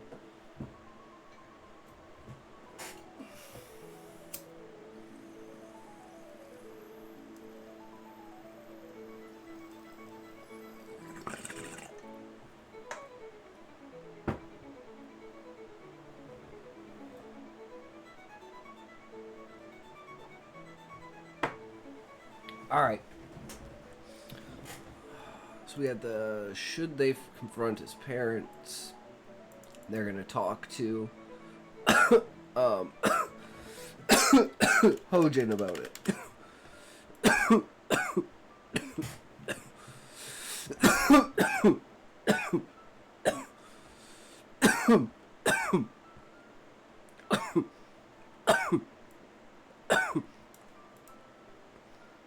Here we go. Kate decides to try to bring his parents to a meeting at the Adventurers Guild. Constructs a plan to get his parents to deliver to the guild to get their attention. So adventure buddies see if they can convince his parents to expand their business to outside the tree. Oh right, that's what it was supposed to be. That's what the plan was.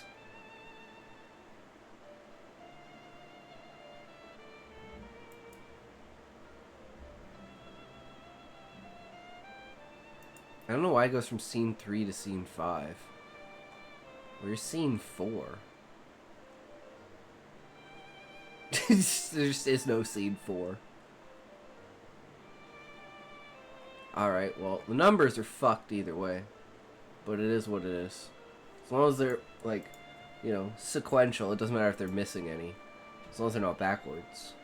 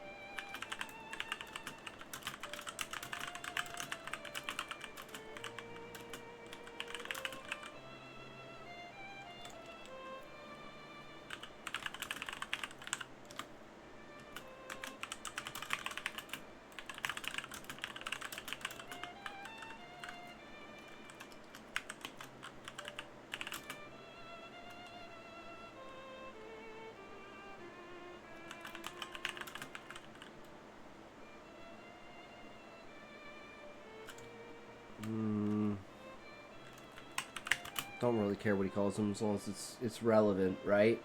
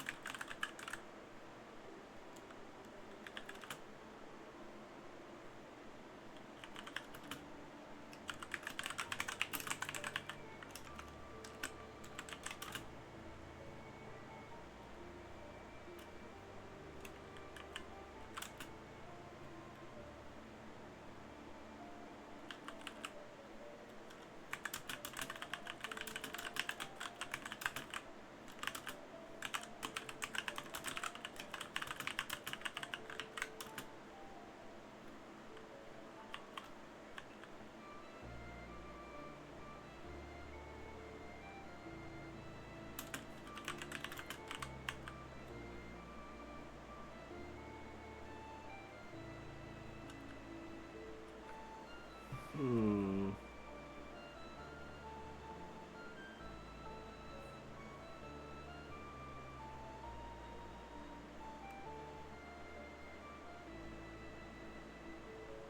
What's the word I'm looking for?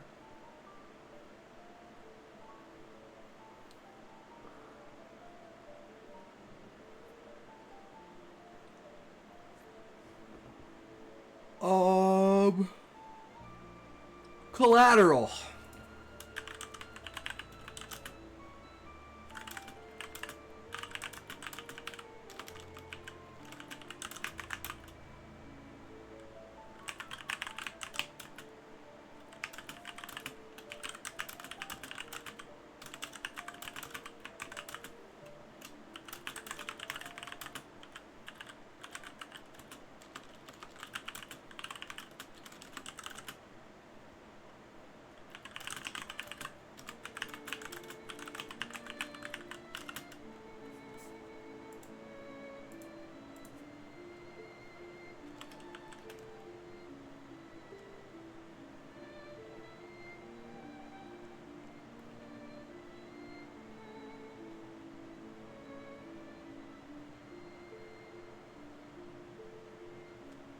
Hmm.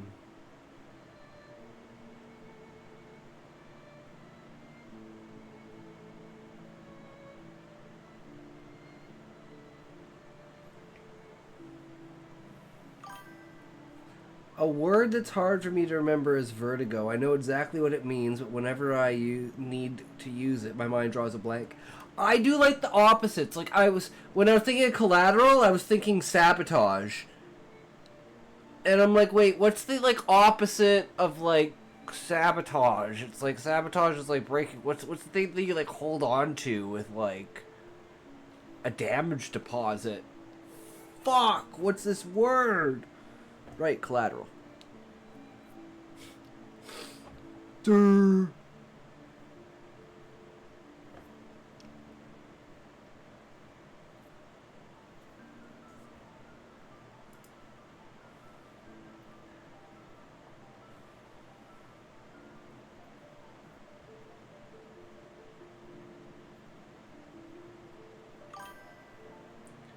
was your day, bro?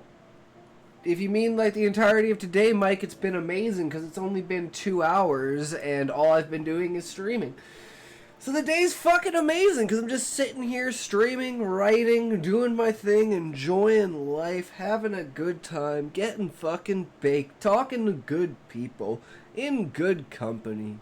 What could go wrong, right? World War III! Hell yeah! That's what it's all about. Sabotage doesn't work in an isekai story except for the main character because Sabo are wooden shoes which were thrown into the machines to stop them because they feared automation. That's where sabotage comes from.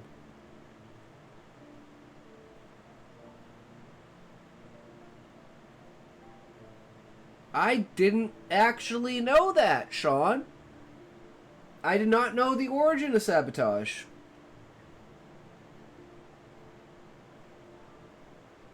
You learn something new every day, guys.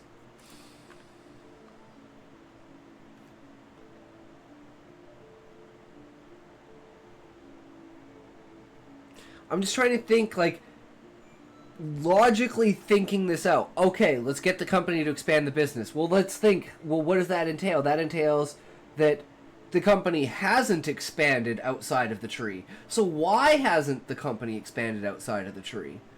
And then Hojin's gonna come in and say, well, they did once.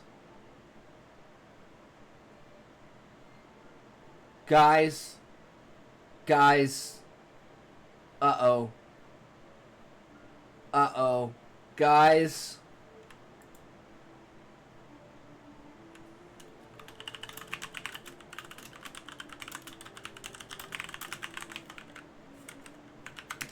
What if Hojin spills the beans?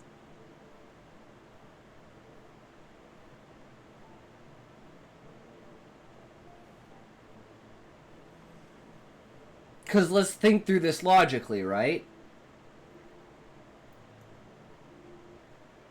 If they had a... If Duart's older brother was, let's say, 5 or 6 years, like,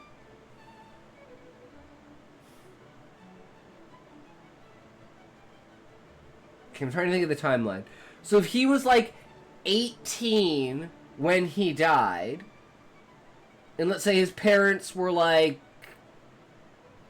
35, and then when they had Duart, they were like 50.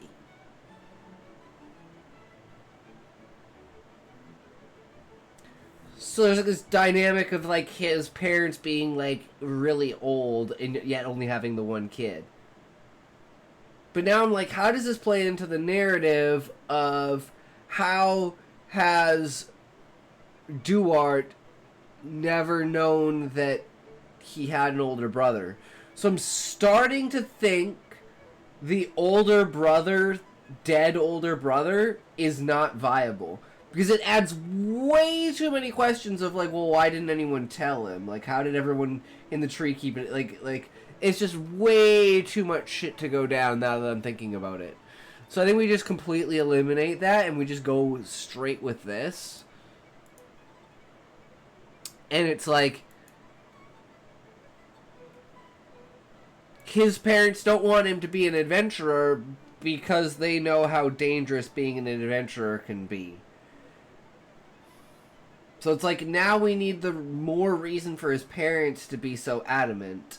If it's not because, oh, hey, your older brother died as an adventurer.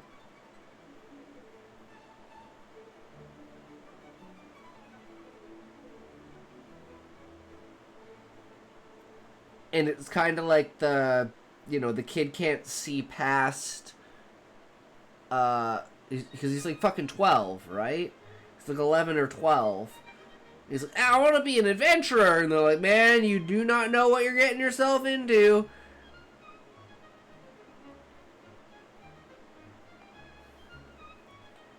Which makes me think this entire idea of them expanding outside of the tree You'd think they would have already done that.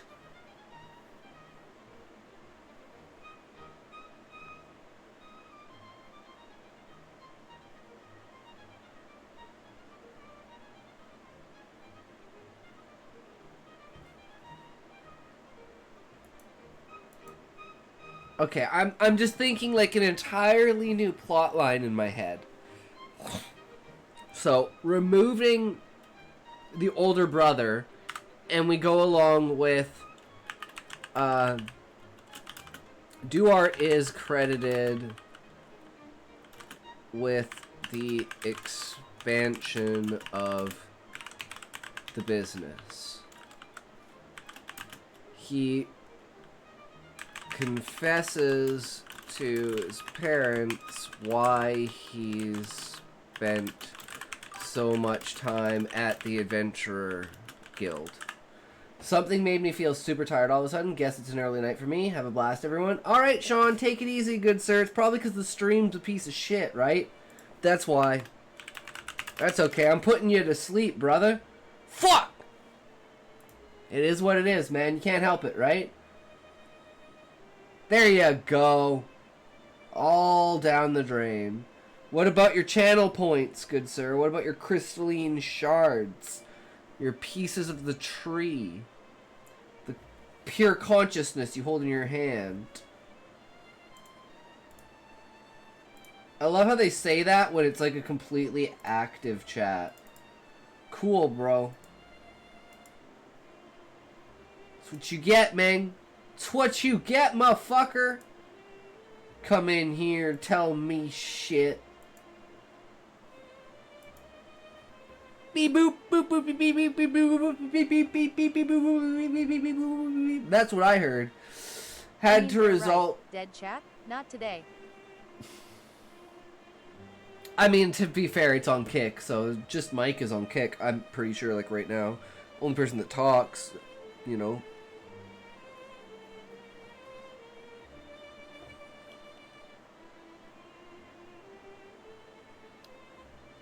Man, I got like a fucking eyelash in my eye or something. Fucking pissing me off.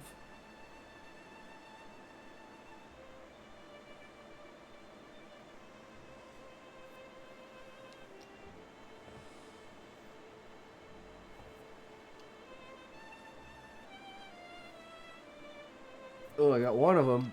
There's probably another one in there. Well, there's two more. Ah, it's killing me.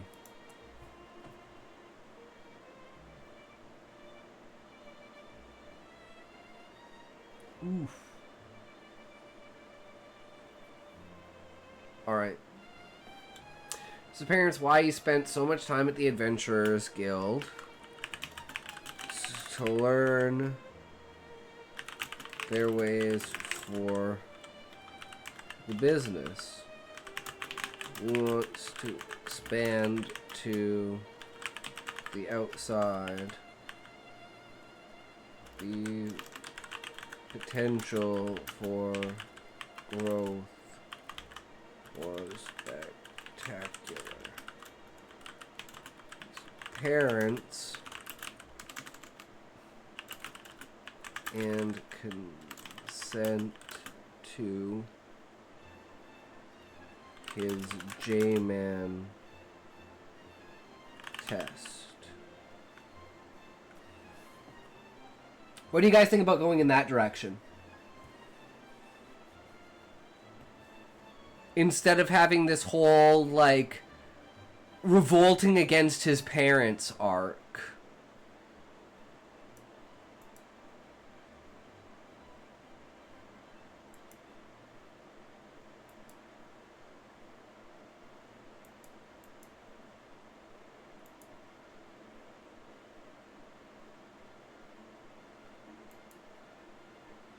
And then I'm like, what does it do to this part of the scene? Like, we're changing so much stuff, it changes, like, basically everything.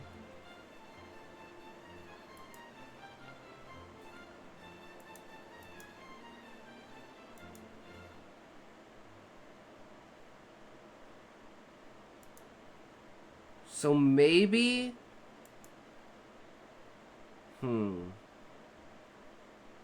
Maybe this comes later.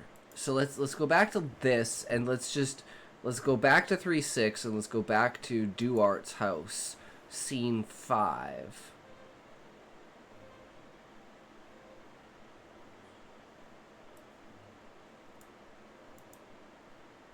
Which is scene 4.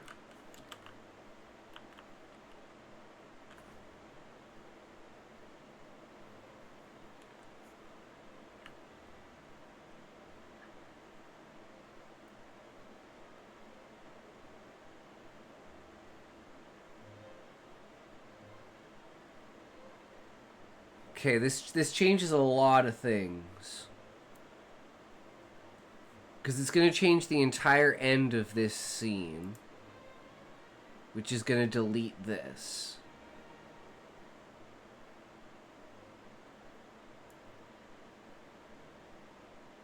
This is going to be later.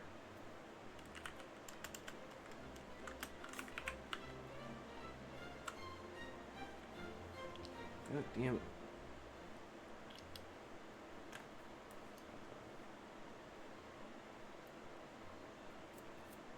I think I got it. Whew, just need a little bit more space. George's parents let their guard down.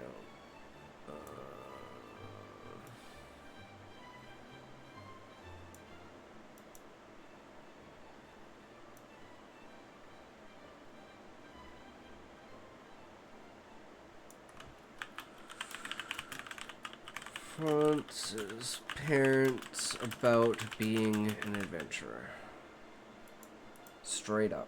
So this whole scene is the same. Parents decline the adventure invitation. No, we're just gonna say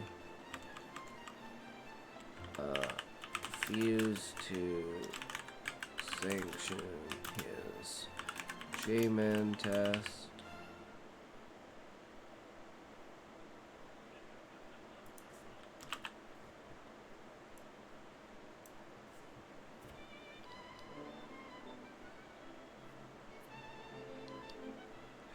Oh, actually, okay, no, okay. Okay. I'm rethinking this now. What about...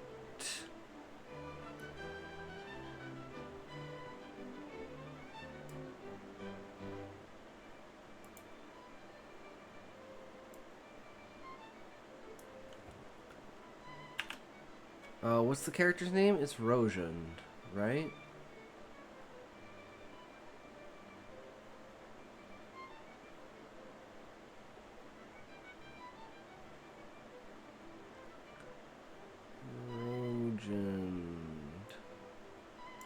Rojanad.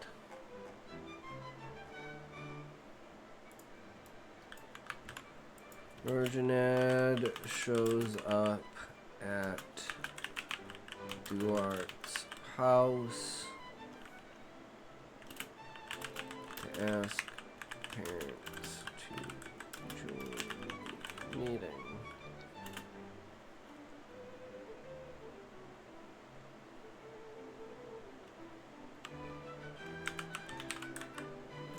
Business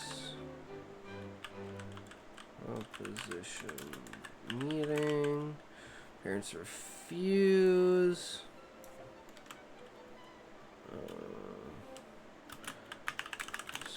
Decline, stating their involvement with the Adventurers Guild is purely a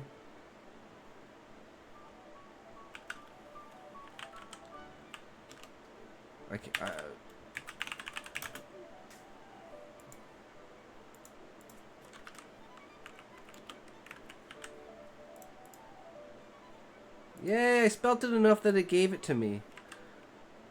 Guys, we're learning, because this time we actually figured out how to spell it. Adventurers Guild is purely bureaucratic requirement by government compensated for it, but do not wish to invest more.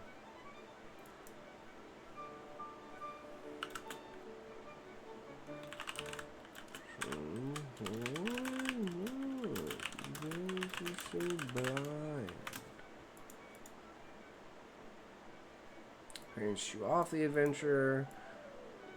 Should parents tell? No. Dilemma. Stay and fume or leave and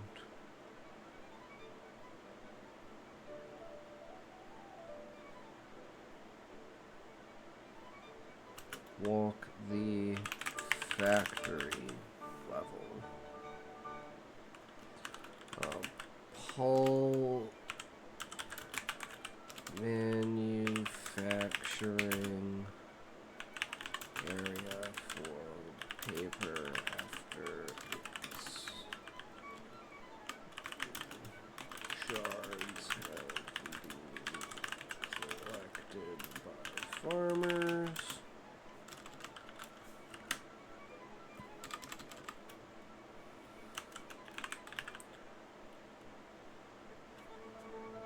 Decision leave.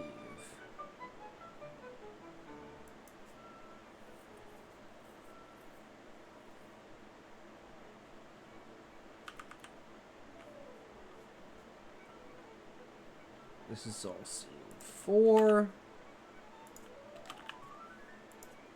Okay, so that keeps everything in place, but now it's going to be placed onto Duart's head. And he's going to have the whole speech of, you guys, why, you know, you guys think that I'm abandoning, like, the company, but I'm actually, like, thinking in its best interest. It's not just that I want to be an adventurer. I do want to be an adventurer. No, I think he's just gonna straight up lie to him, and he's just gonna pretend that he doesn't want to be an adventurer. That it's just that, like, this is a great opportunity for the business, and he's kind of grown up and all this. It's all a fucking lie. He just wants them to accept his ability to become an adventurer, and then he's basically free. But he's still gonna, you know, try to expand the business at least. It's one of the main things that he wants to be able to do. Because he wants to have a supply of paper and, like, canvas outside of the tree that's of the same medium that he can use for his art.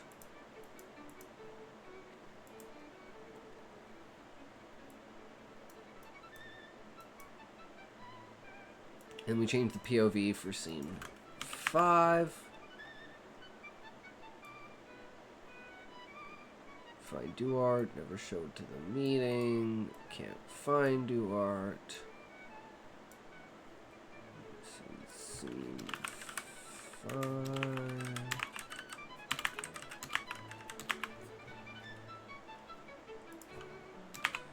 Border between the trunk and roots. Oh, right, that's where he's going. He's not going to this. I was thinking, like, where is he going? Stay and walk to the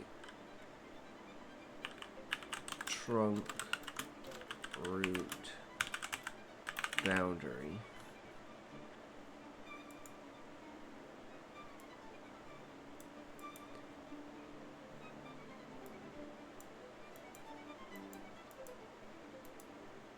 Okay, we gotta change this.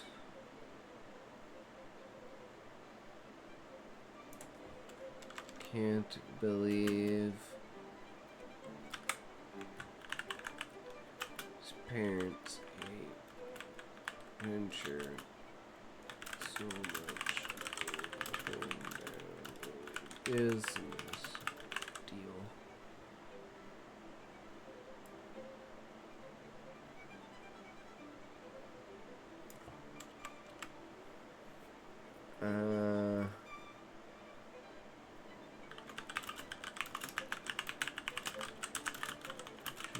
Use this as a guides to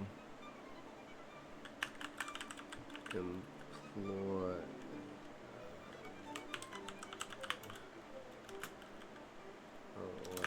Duart to take the J-Land test.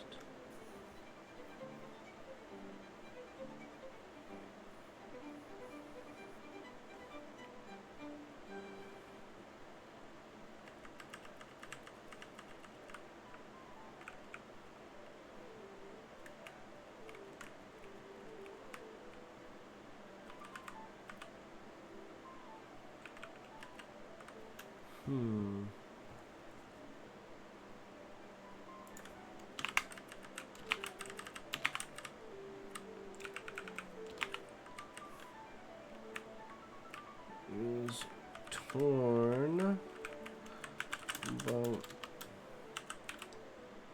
lying to his parents, but Cole says it's not lying if you are.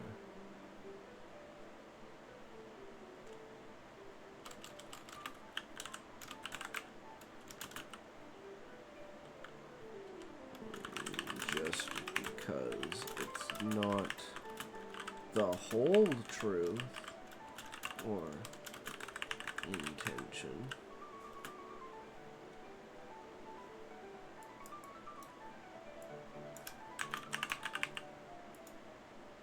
The meeting at the vet and what he learns, he can't get a personal lesson from the vet to be able to take the J-Man test. No. This is the dilemma.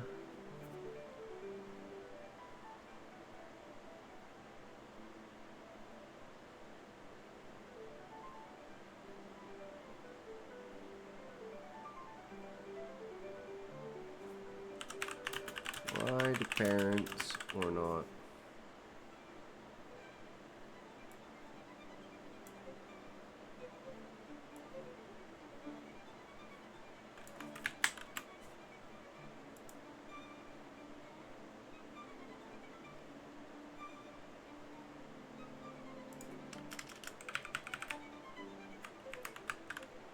Close says it's not lying just because it's not the whole truth or intention. And Cole says he's going to his first adventure, so he'll be back in a month. He'll teach Duart if that hasn't by then. Works for me. That's good. That's good. That works. Everything seems solid. Everything seems to flow. Speaking of flow, I gotta take a piss. I'll be right back.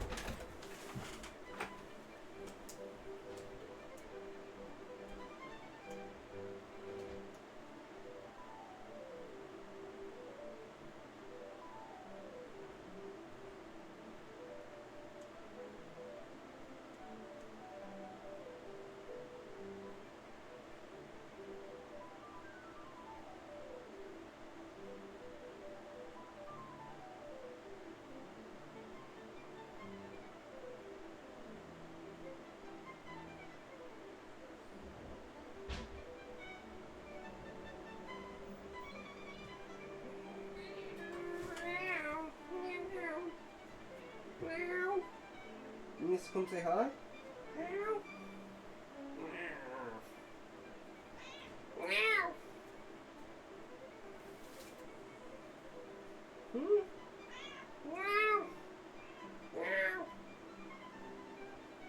Come say hi? Dukes?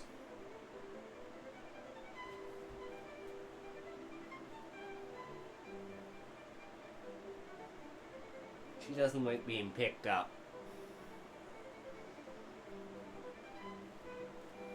You just chilling out? Huh? Just headbutting everything? That's what she does. She just headbutts shit. Right, and you're just gonna fuck off? There you go. Bye. I love cats. Easiest fucking pets.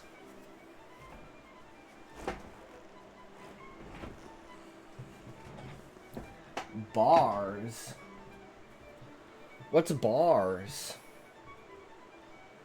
What do you mean bars, Levi? Bars what?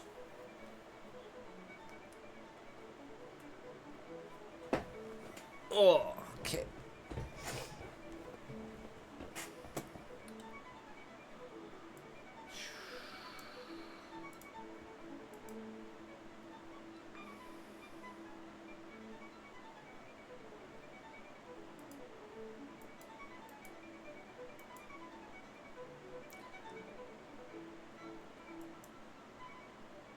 So then scene 7 is actually its own new scene.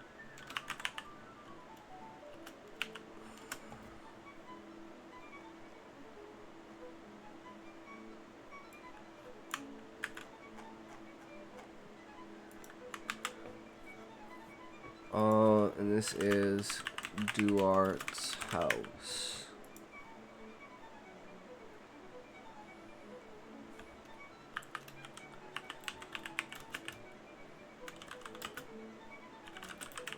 It's about expanding company. They think he has been slacking, but he is trying to prove them otherwise. Potential he sees in the outside world has him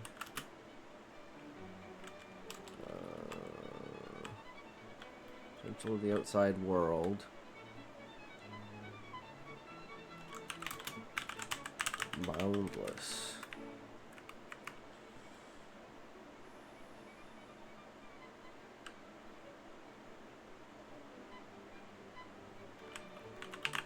Parents see it in new light.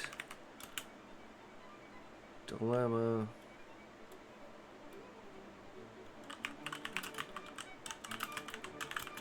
Have to get involved with the adventurers good more actively. This decision, despite push,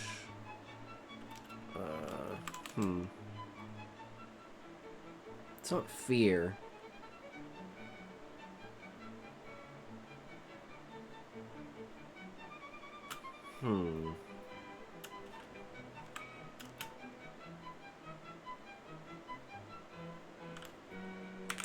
It's in their son's best interest and relates to the company, then it should be fine. Subtext of the idea that they could lose him.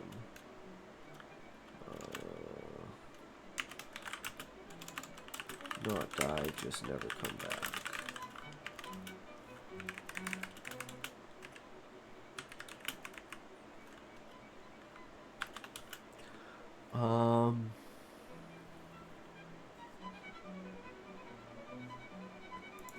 This is all 7.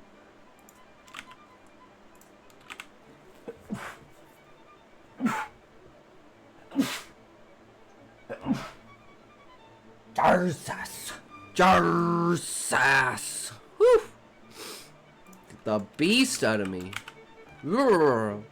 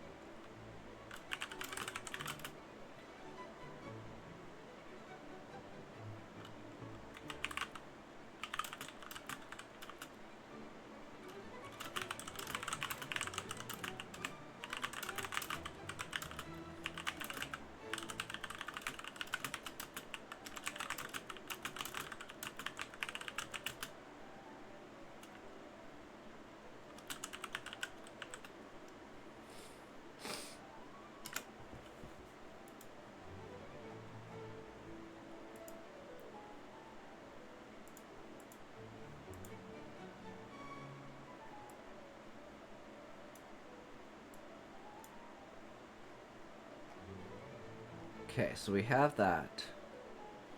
So now...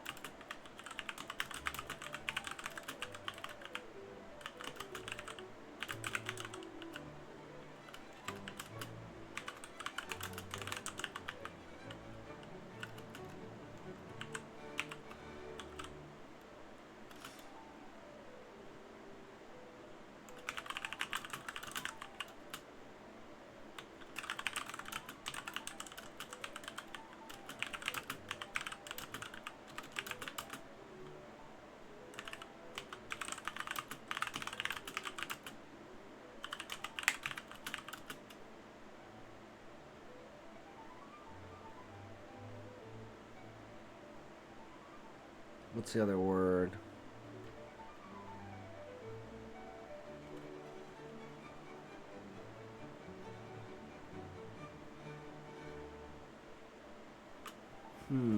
Sense of justice. But it's not a sense of justice, it's a different word.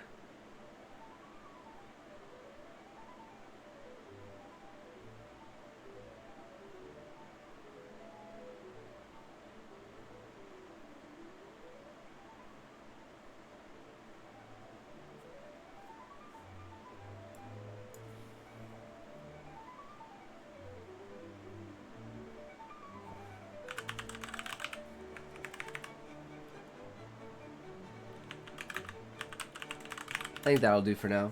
Belonging or acceptance. Better not let something small like your ego or a misguided desire for belonging or acceptance.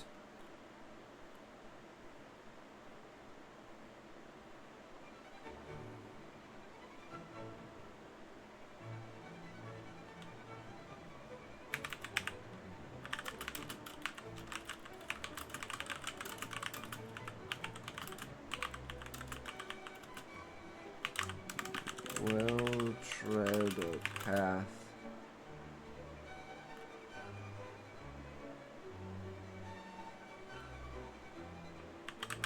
Ever so wide.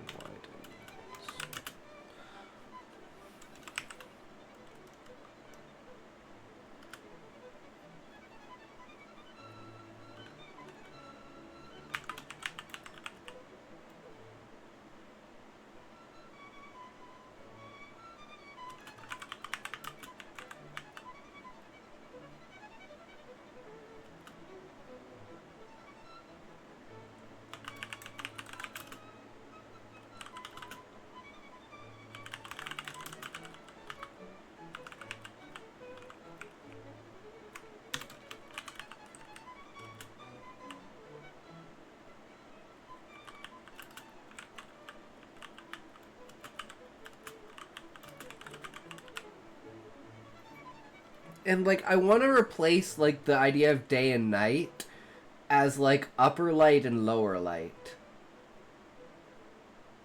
Because it's, like, during the day, there's, like, a light that comes from the roof, but, like, during the night, it only comes from the floor because of the lava.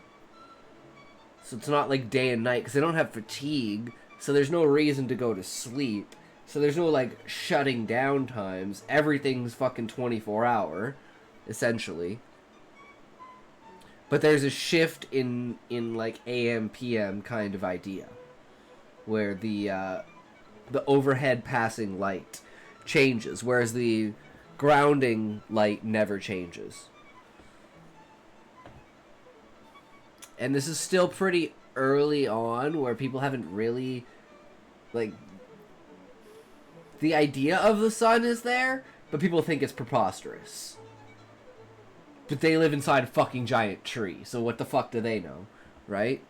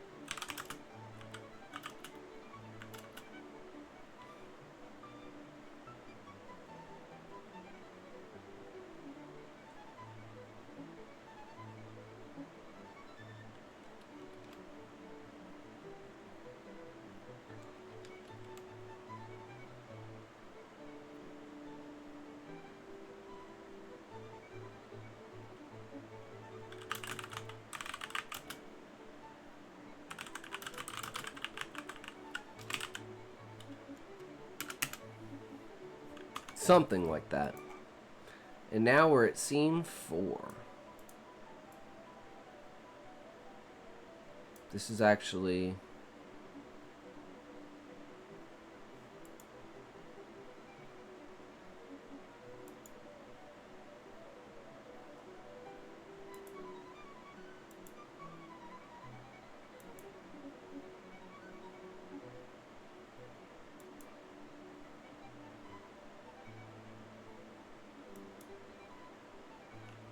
I fucked up already. This is...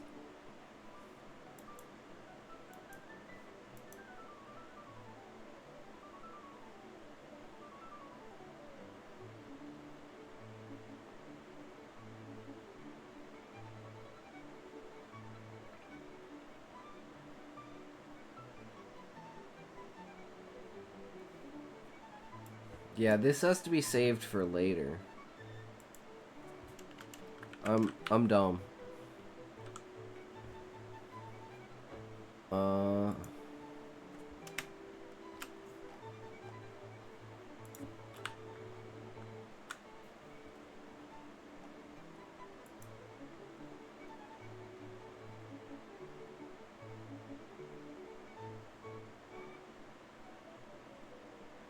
Hmm.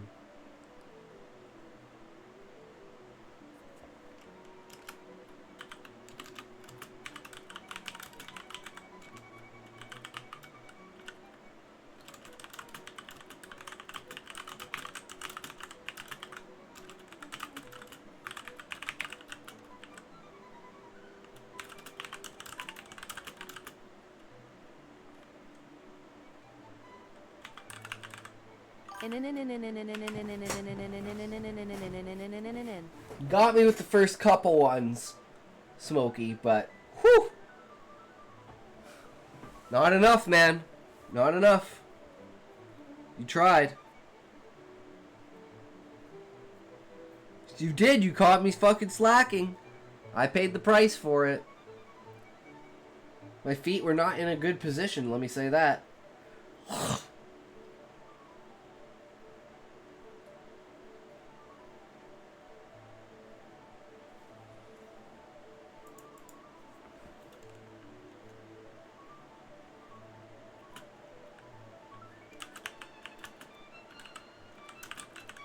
True.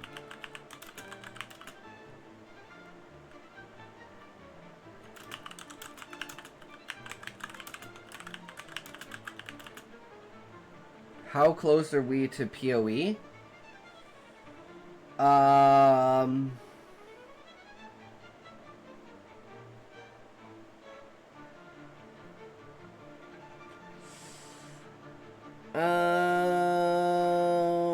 don't know. We've skipped the commentary like 3 days in a row. So like maybe an hour? Like I want to say an hour, Smokey.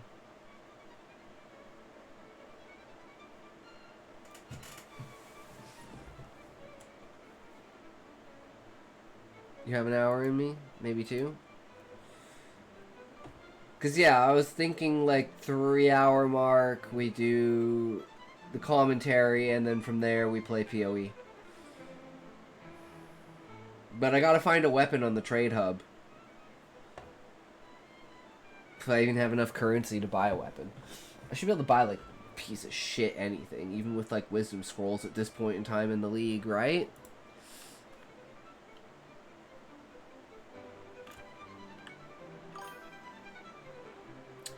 Can fast carry you if needed, I think. If needed, sexy. What level are you in the hunt? I do prefer to solo, but, you know. You could throw me some shit. And I could get some gear. But you've played, like... But is that on, like, the dawn of the hunt? Or, like, the beta? Oh, okay. Dawn? Okay. I wasn't sure if it was on the old one or the new season. I mean, I guess if you want to come in and just like fucking power level the shit out of my character, throw me a shit ton of you know, whatchamacallits, currency. Just a little boost. Yeah, just a wee bit. Just a wee tiny bit of boost. Just a bit, just a little bit.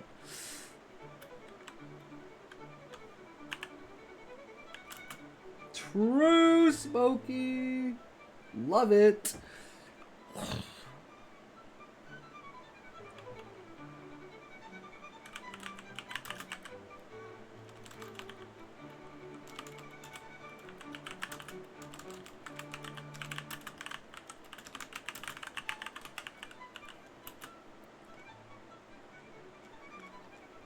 Exclamation point freeze.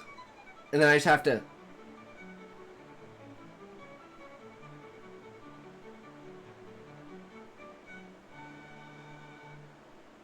I like it. I like it, Smokey. I'm adding that right now. We go to the Discord. Stream command suggestions. We have slap already. Let's go some AI. I just literally, Smokey, I just literally freeze the frame. It's actually legitimately cheating. I think he was a toy from Toy Story. Very smart. 10 IQ right there. I mean 1000 IQ right there.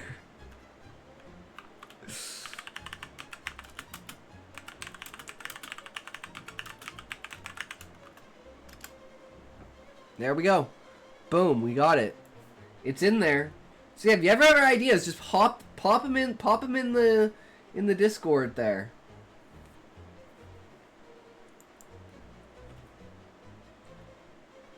Freeze.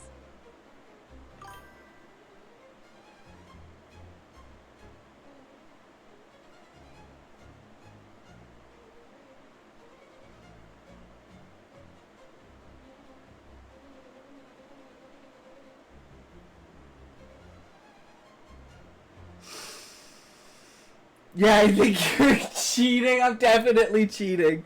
Wait for like the I'll be like this.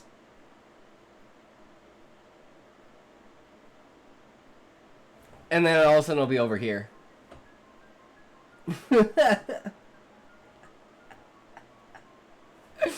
How'd you move so fast? Oh my god.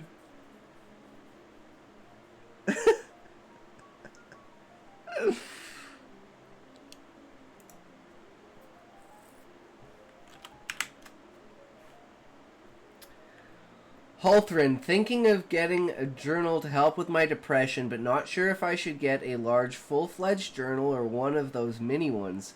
Because on one hand, I should fully write out how I feel and how I would like things to change, but on the other hand, I don't need 20 lines to say the same thing I said last 5 pages.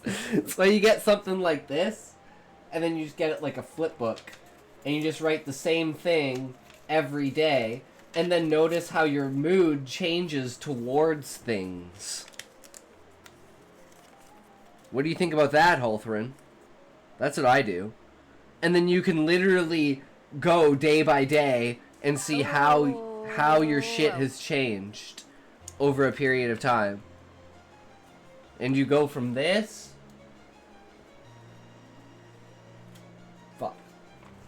to this in like 3 weeks. And that's as a writer who writes like 10,000 word stories. So if I can get it down to 1 sentence, I'm either encompassing my entire life, or I've fixed a lot of my problems. Does that make sense, Halthrin? You are my victim. Ooh, that's sexy, Smokey. I like that. You play dirty. I like that, Daddy.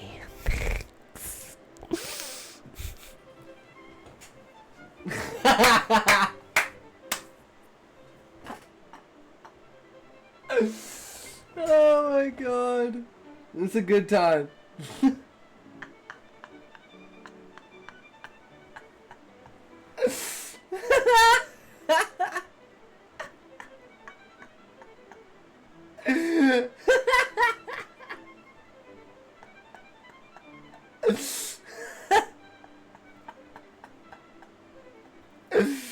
Oh my god, it's beautiful, Smokey. It's fucking beautiful. Okay, I will follow your recommendation and get a mini journal. Yeah, something like this.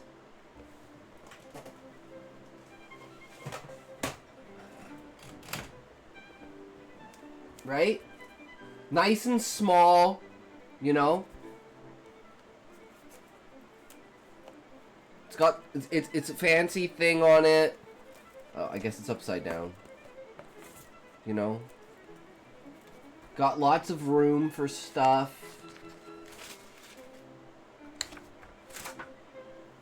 It's a good time.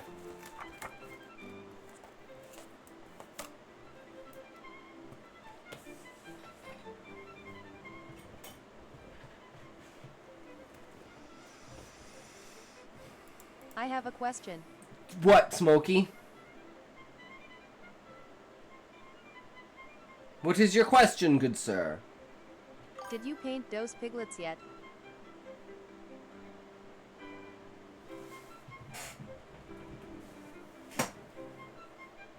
Nope.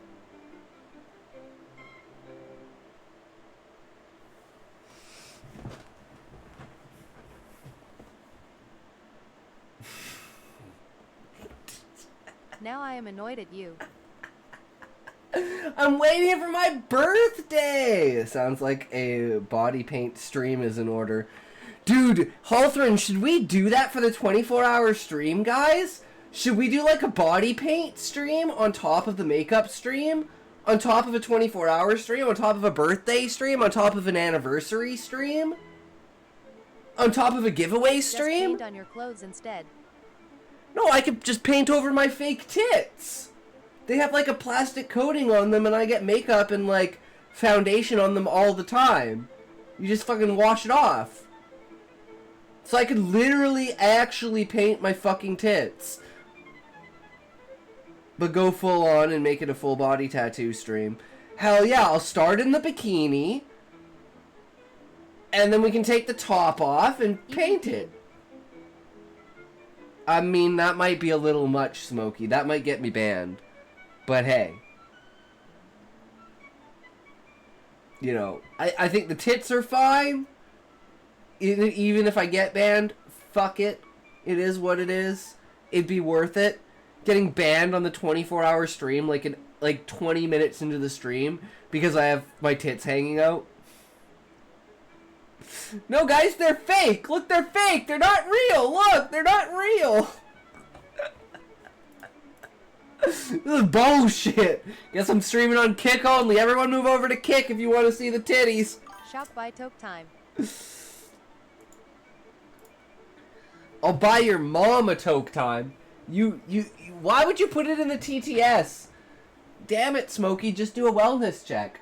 I mean, all you would really need to do is pour a bucket of paint down your bikini panties.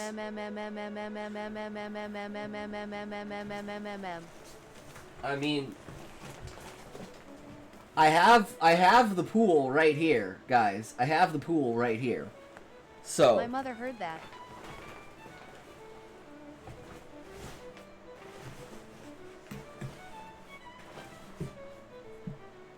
if I can get this fucker back in there.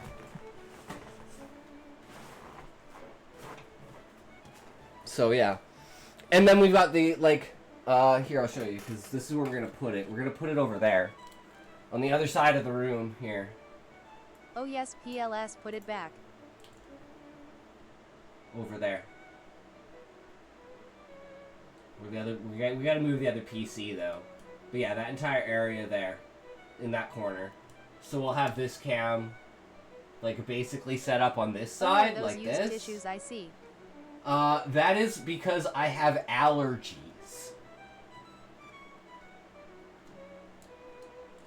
Fucking hate allergies. Why do you think, this. Okay, grab one. Let's see if they are crunchy.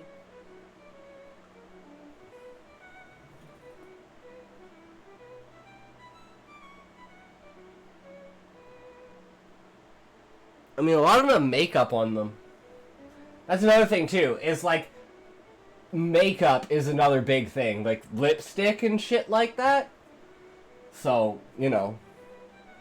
Guys, you gotta remember, I'm not allowed to finish, so there's no, there wouldn't be any Kleenexes needed for anything, right? You gotta keep your head in that headspace, right? I'm not a cheater. I'm a good boy. The sock under my bed stands up for himself all the time.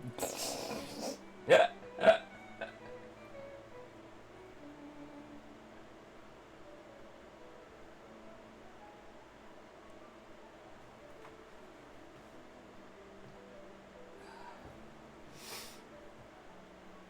There you go, Smokey. That's what you needed up in there. A fucking toke time, brother. Let's do it.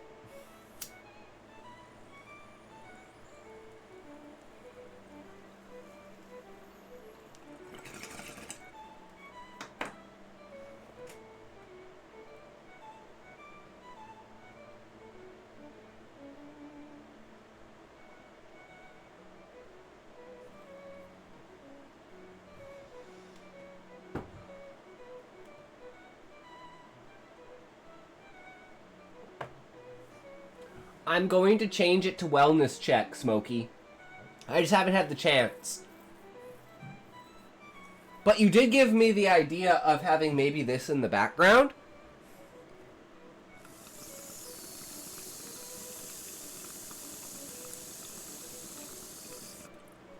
Could you hear that at all? Or was that like not close enough? Hell yeah. Bubbly. Yeah. We get the bubbly. And we'll have it bubbling in the background with an extra soundtrack.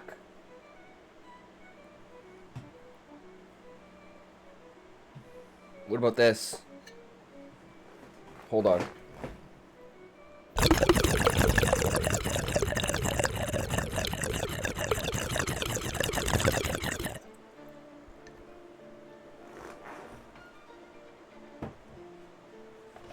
That's what I'm talking about. The bubbles! The bubbles. Sounds like you spit on that thing. I like it.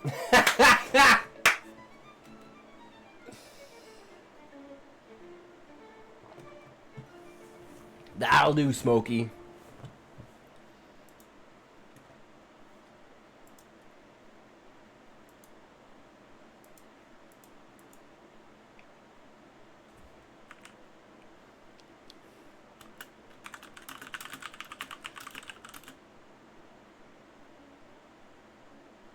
I gambled yesterday.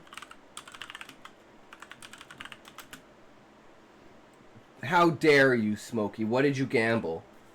Did you gamble everything you had? Like this?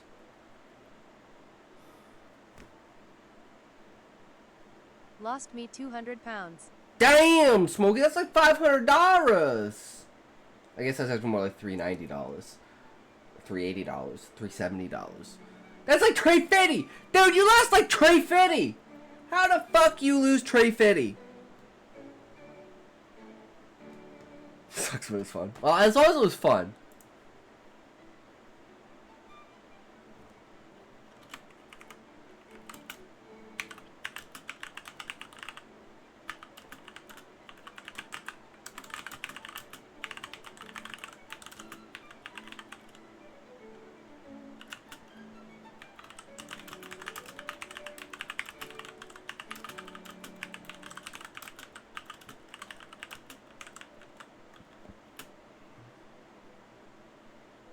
Met some funny people, man. Ain't laughed so much in a long time. Met some funny people, man. Ain't laughed so much in a long time. That's good. For some people, the only puns they make are about dairy products because the rest are too cheesy. When they think of one, they tend to milk it for all it's worth. Usually, I don't think they are Gouda enough, but we can find a way to cream off the best ones. Cheddar to think what they'll come out with next.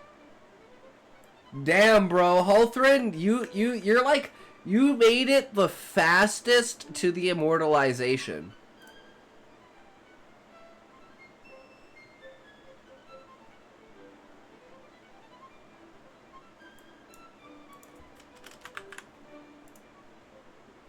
You are now immortalized in the stream.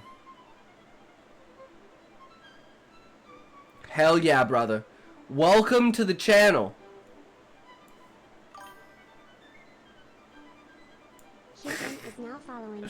Fuck yeah, buddy, guys. What's all about? I had to take another toke, though, because Smokey did fucking toke time while I already had a bowl packed. That motherfucker. True. So are you a writer, Hulthrin? No, I didn't. Why are you smoking? Baby. What? When did you start smoking? Your doctor girlfriend. 9-ish. So you have been lying. Now makes sense. The filled ashtrays, the burning pine scented. Why are you smoking? Yes, I'll say it. Her 3-pack a day voice. Smokey, shut the fuck up. Smoke another blunt, bitch! Yes, Papi Chulo. That's right, just do what I fucking tell you.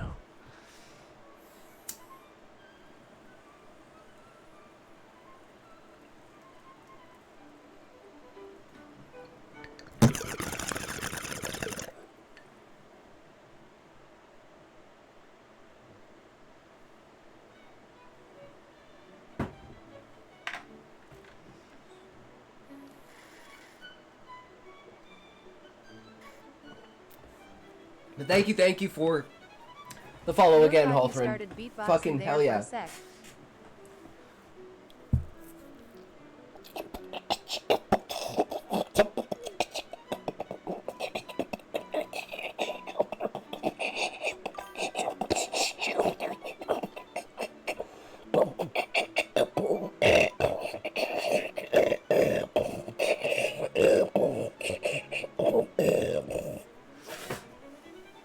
Hell yeah! Pump up the jam, son. Pump up the jam. Pump up the jam. Pump it up. Where's Eddie in the mix when you need him, bro? We need some Eddie in the mix here.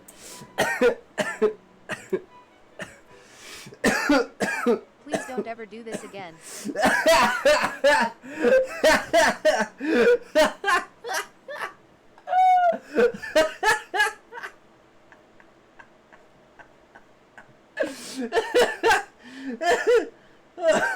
Oh, true.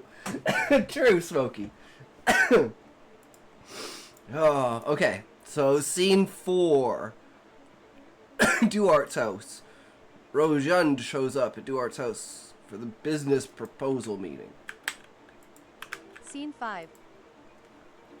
You can't just skip scene 4 and go straight to scene 5?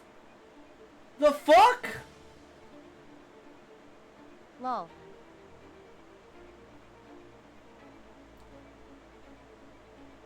Fuck you, Smokey. You're a goddamn genius. You're a fucking goddamn genius, Smokey. I like stories with pictures. How are you so good at this, Smokey? Okay, get this, guys. We take this scene, right? And we delete it.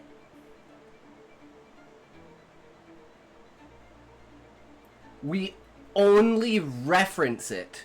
So we change Yes. POVs now to Cullis. And he's coming back to the vet meeting, and he's noticing that Duart's not there. And he's like, wait, what the fuck? Duart's like never... That would be like me not streaming on a day. You guys would be like, okay, it's been an hour. Is this like one of those things where, like, if the teacher doesn't show up after an hour, we can all go home? See how good I am. I know how good you are, Smokey. That's why I always take your advice. It's mind-blowing. But yeah, we just straight up fuck this scene. This entire scene is in reference. This is all referenced from Duarte after, or from Duarte towards Cullis, in Cullis's POV, afterwards, basically ranting about how his parents don't understand and all of this, but he's not really getting a lot of information across, and then Cullis gives him the idea of maybe taking credit himself. And then, boom, solves all of the problems. Generally, no, but I do advise heavily on my friends' writings, as I'm generally over-focused on the flaws on oneself, one's surroundings, attitude, etc. So while they like to think what they wrote is good, I tend to shut them down by looking at their writing on a more logical aspect rather than a creative one. Like, sure, X thing in your story may be cool and all, but does it really add any depth to the story or have future implications that draw back to this moment? Halthrin, that is a wonderful thing to say. Shut me down, Poppy. So I'd love, if you think like that, I would love your opinion on a certain aspect of one of my stories. It's actually open right now. What chapter is it? Is it chapter 6? It's either chapter 5. No, I'm pretty sure it's chapter 6. Hold on. Let's find chapter 6. And I want your opinion on this before and after I explain what it's about. Yes, Smokey. Shut me down, Poppy. True. How do I make all those emotes pop up on screen? If you do... Does commands work? Yeah. And then you can go to the commands list. And anything that has EM, so you can go find EM. And anything with EM in front of it...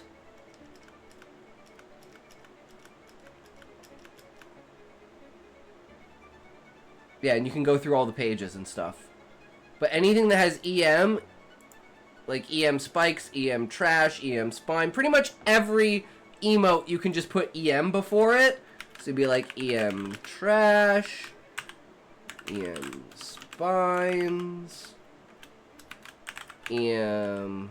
Some of them you can abbreviate, like roach out. Yeah, EM smash for Asmon smash.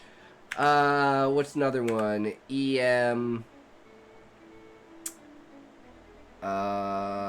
right? Lurker? Is it EM lurk? EM lurk. Yep, toke. There's toke. Goon. Dance. It takes it's a 3-second cooldown, so you can only spam it on, you can only spam it on Twitch.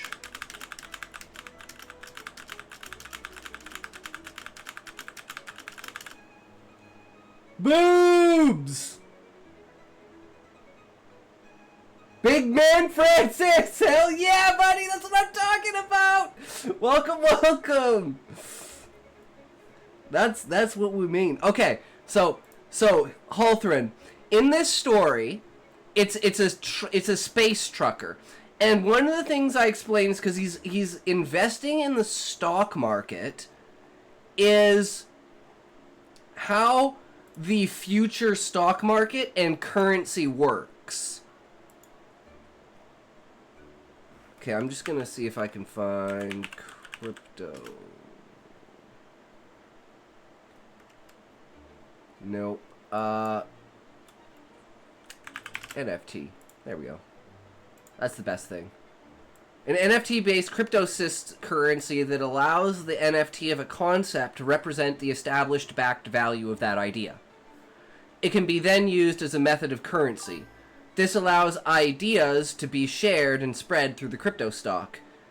He had missed out on the rise of quantum technology. The others were way before his time. When this ship was in its prime, the lead freighter, And it's basically like, the options were as limitless as ideas, words, sports, objects, religions. The accumulated value of the human species was tested in real time, upgrading the outer and older stations, allowing the central humanity AI to gather all information. Humans considered these 5 concepts above all else: quantum technology, coffee, sex, uranium-235, and Sethism. NFT, might as well delete the whole story. I mean, Apex Legends. Can you play Apex Engine? No, Zoin, I can't. I don't have the game. I don't know. But yeah. So the idea is that each idea is like a different currency from a different nation, and each currency is valued based upon the, like, established value that people hold on that idea. So the reason why the character gains so much money so fast is because of exchange rates. So when Stargates become a thing and they become the new currency, and he's invested in that currency. So let's say he starts with $10, right? And then makes $100. Well, it's not just that he went from $10 to $100. It's also the value of that $100 is now $1,000. So he just went from $10 to $1,000. And it's like, you see how the scaling can go to such a point where he just gets so ridiculously absorbed in it that he basically sleeps till the end of humanity. Beezus, welcome, welcome. You missed out on a shit ton of shenanigans, fucking around, and just generally having a good time, as well as a little bit of writing here and there. But yeah, it's been a good stream so far, Beezus. And by the way, Beezus, if anyone, I gotta bring this up again. Did I close it or did I leave it? Because I'm retarded. I'm probably retarded. Oh, we forgot this one, guys. EM Tard. Don't forget that I'm a retard. True. What am I looking for? Guys, I don't even remember what I'm looking for. Fuck me. I don't even remember what I'm looking for.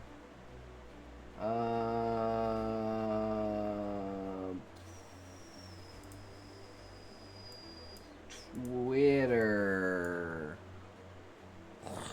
Me.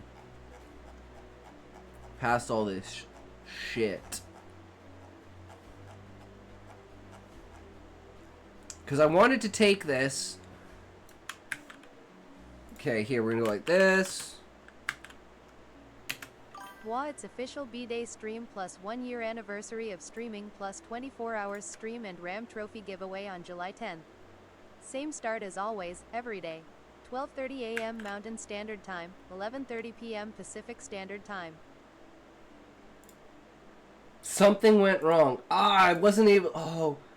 Is it because it's a TTS message? Hold on, I'm going to post it again, and then I'm going to pin it. There we go. There we go, guys. We got a pinned message. Hold on, let me pop that in here as well so everyone knows. And we'll keep those messages pinned.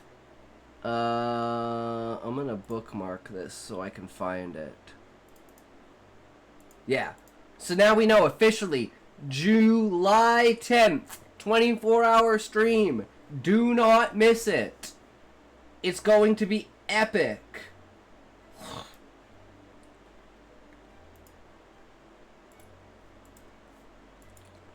But yeah. So we'll set up the raffle at some point in time. IMO, if you have a complex system in the lore, then you need to consistently bring up change in value of the NFTs throughout the story. Not like talk about it every other paragraph type of about a thing, but if the trucker has to deliver stuff to X planet or is going to Y planet for a limited elusive resource, it would help develop the world by talking about how much the value of the NFT increased or dropped since it was last mentioned X chapters ago. I do it very subtly throughout the story, Hulthrin, notifying that as Jervik goes from being like the slum bitch at the bottom of the company to owning his own planet is the scaling factor of the value of the currency itself with exchange rates. So it's thrown in there, but it's not like in your face. It's just very subtle. So you have to look for it. So some people might overlook it, but it's sci-fi, so it's supposed to be in the area of people that have somewhat intelligence, right? I mean, not sure you have to specifically detail the ever-changing value of a currency unless it's an important detail to the story. It is an important detail, Beezus, but you're supposed to have the understanding that as Jervik's talking about it, as he's looking through the graphs and everything, as he sees the Stargate rising on the charts, what he means is that's why he referenced those 5 things. And that's why it eventually says that, like even the older technologies and then the Stargate technology is, like, catching up to quantum technology. And it's, like, it's going to completely change the entire trajectory of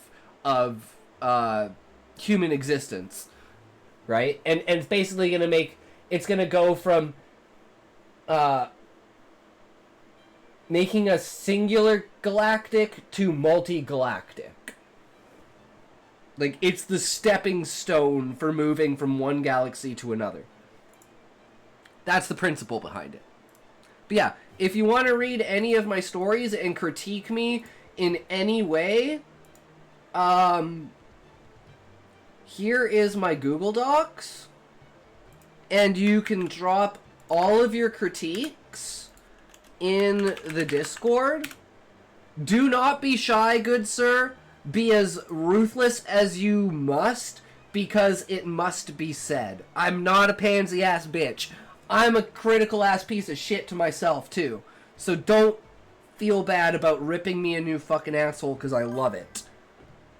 So just feel free to go into either Italk Stories and post it in Italk Stories, or Public Stories as well. And this reminds me, Beezus, do you want me to read your story? Everything segues perfectly, guys. It's all pre-planned. As long as Beezus is still here. I have no clue what's going on, Smokey. Sure, but that is really one global NFT at that point, which is an easy way to do a blanket development of the trucker. But if you were just to say Trucker-san is multi-billion-dollar rich because his NFT is equal to 5 times than all of other NFT in the galaxy, then it removes the point of the other planets having their own refined currency because it's being globalized to one NFT in the writing for convenience sake. No, that's not true, Halthrin, because the idea of it is just exchange rates. So it's like the value of everything is the same, but it's like how much of something do you have? It's like, nice hat, can I buy a yellow and green one? Dreamy Bloody! Welcome, welcome! Smokey, you are a bastard. But I see where you're coming from, Halthrin. But I don't like to just outright, like, I'm very abstract in my writing, and I like to use a lot of subtext, so I don't outwardly say, like, basically anything. You have to infer most in the background, but it gives you a direction to look at, but there's multiple depths that you can see. You can still get the entire story across the board, or you can see the second layer, or the third layer, or the fourth layer, and the more you look at it, the better it gets, but you can still get the entire story overall. So people that think that the story is mediocre probably just don't see the in-between the lines and how things connect. At least how I think so in my mind. But that could be me not presenting the story well enough, right? Which means I'd need critique towards, am I being too abstract? Do I need to just directly say something?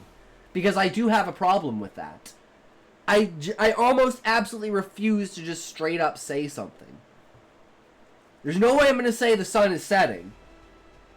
You know? It's going to be the shadows grow longer. It's going to be the darkness encompasses.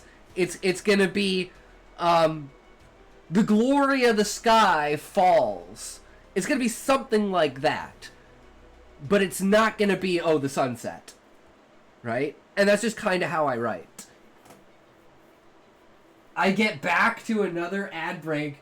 Jesus! You have the worst luck!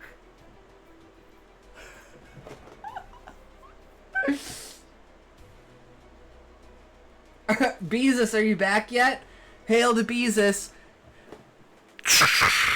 Control to Beezus, are you there? Beezus, are you there? I'm back. Okay, welcome back. Welcome back, Beezus. You get fucked with the ads, bro. I'm sorry, man. You had like the worst luck. But yeah, do you want me to read your shit now? Now that you're here? There's no problem with using subtext and being abstract. On the contrary, I would actually say after the experience I've had over the last few years, that it's the details and sensitivity of things that matter. Hey, baby, we're in the future. We'll have sex robots in less than 50 years. True, Dreamy Bloody. Who says we don't have sex robots already? Me. I mean, what? No, I mean me, not as in, like, me. Me as in, you know, me as in I am, not we are, but, you know. It is what it is. Honestly, the act I sent was a super rough draft. Dude, I'm literally writing my stuff in front of you guys. You can tell how rough draft my motherfucking shit is.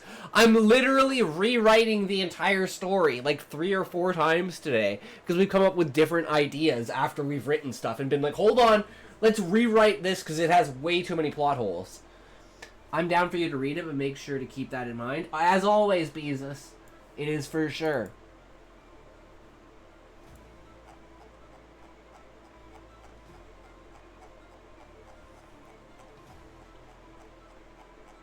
Alright guys, we gotta take a toke and then we're gonna hunker down and we're gonna read this bad boy. And then we're going to move on to commentary, because I know I promised Smokey that we would move on to Path of Exile. So, we'll read this, which I'm super excited for. All here, is it like sci-fi fanboys? Dreamy Bloody, I'm everything fanboy. I love absolutely everything. I don't know how they feel, but I love everything. So I write historical, fantasy, like our last story, You Love War. Oh, the Rizzle Dizzle, I love war. That's why I wrote a story. Guys, actually, this is so funny. So you know how, I don't know if any of you saw this, but Elon Musk tweeted this shit out. And it was fucking hilarious. So he was like, hold on, let me get past all this shit. This shit was so fucking funny. So before this, after this. Right. So I think I posted this on the wrong one. It was supposed to be under Elon Musk's. So I posted under the wrong one. I don't know why I posted under Tectone. That's kind of odd. I must have fucked up. I was doing it at work, so I was doing it on my phone. But anyways, Elon Musk said, "Oh, I'm training Grok. Put the most. Let's see if I can find it because it's fucking hilarious."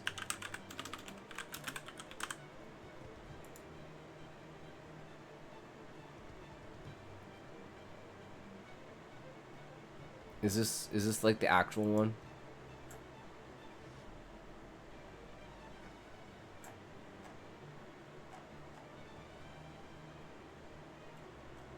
Oh, I don't know when it was posted though. Anyways.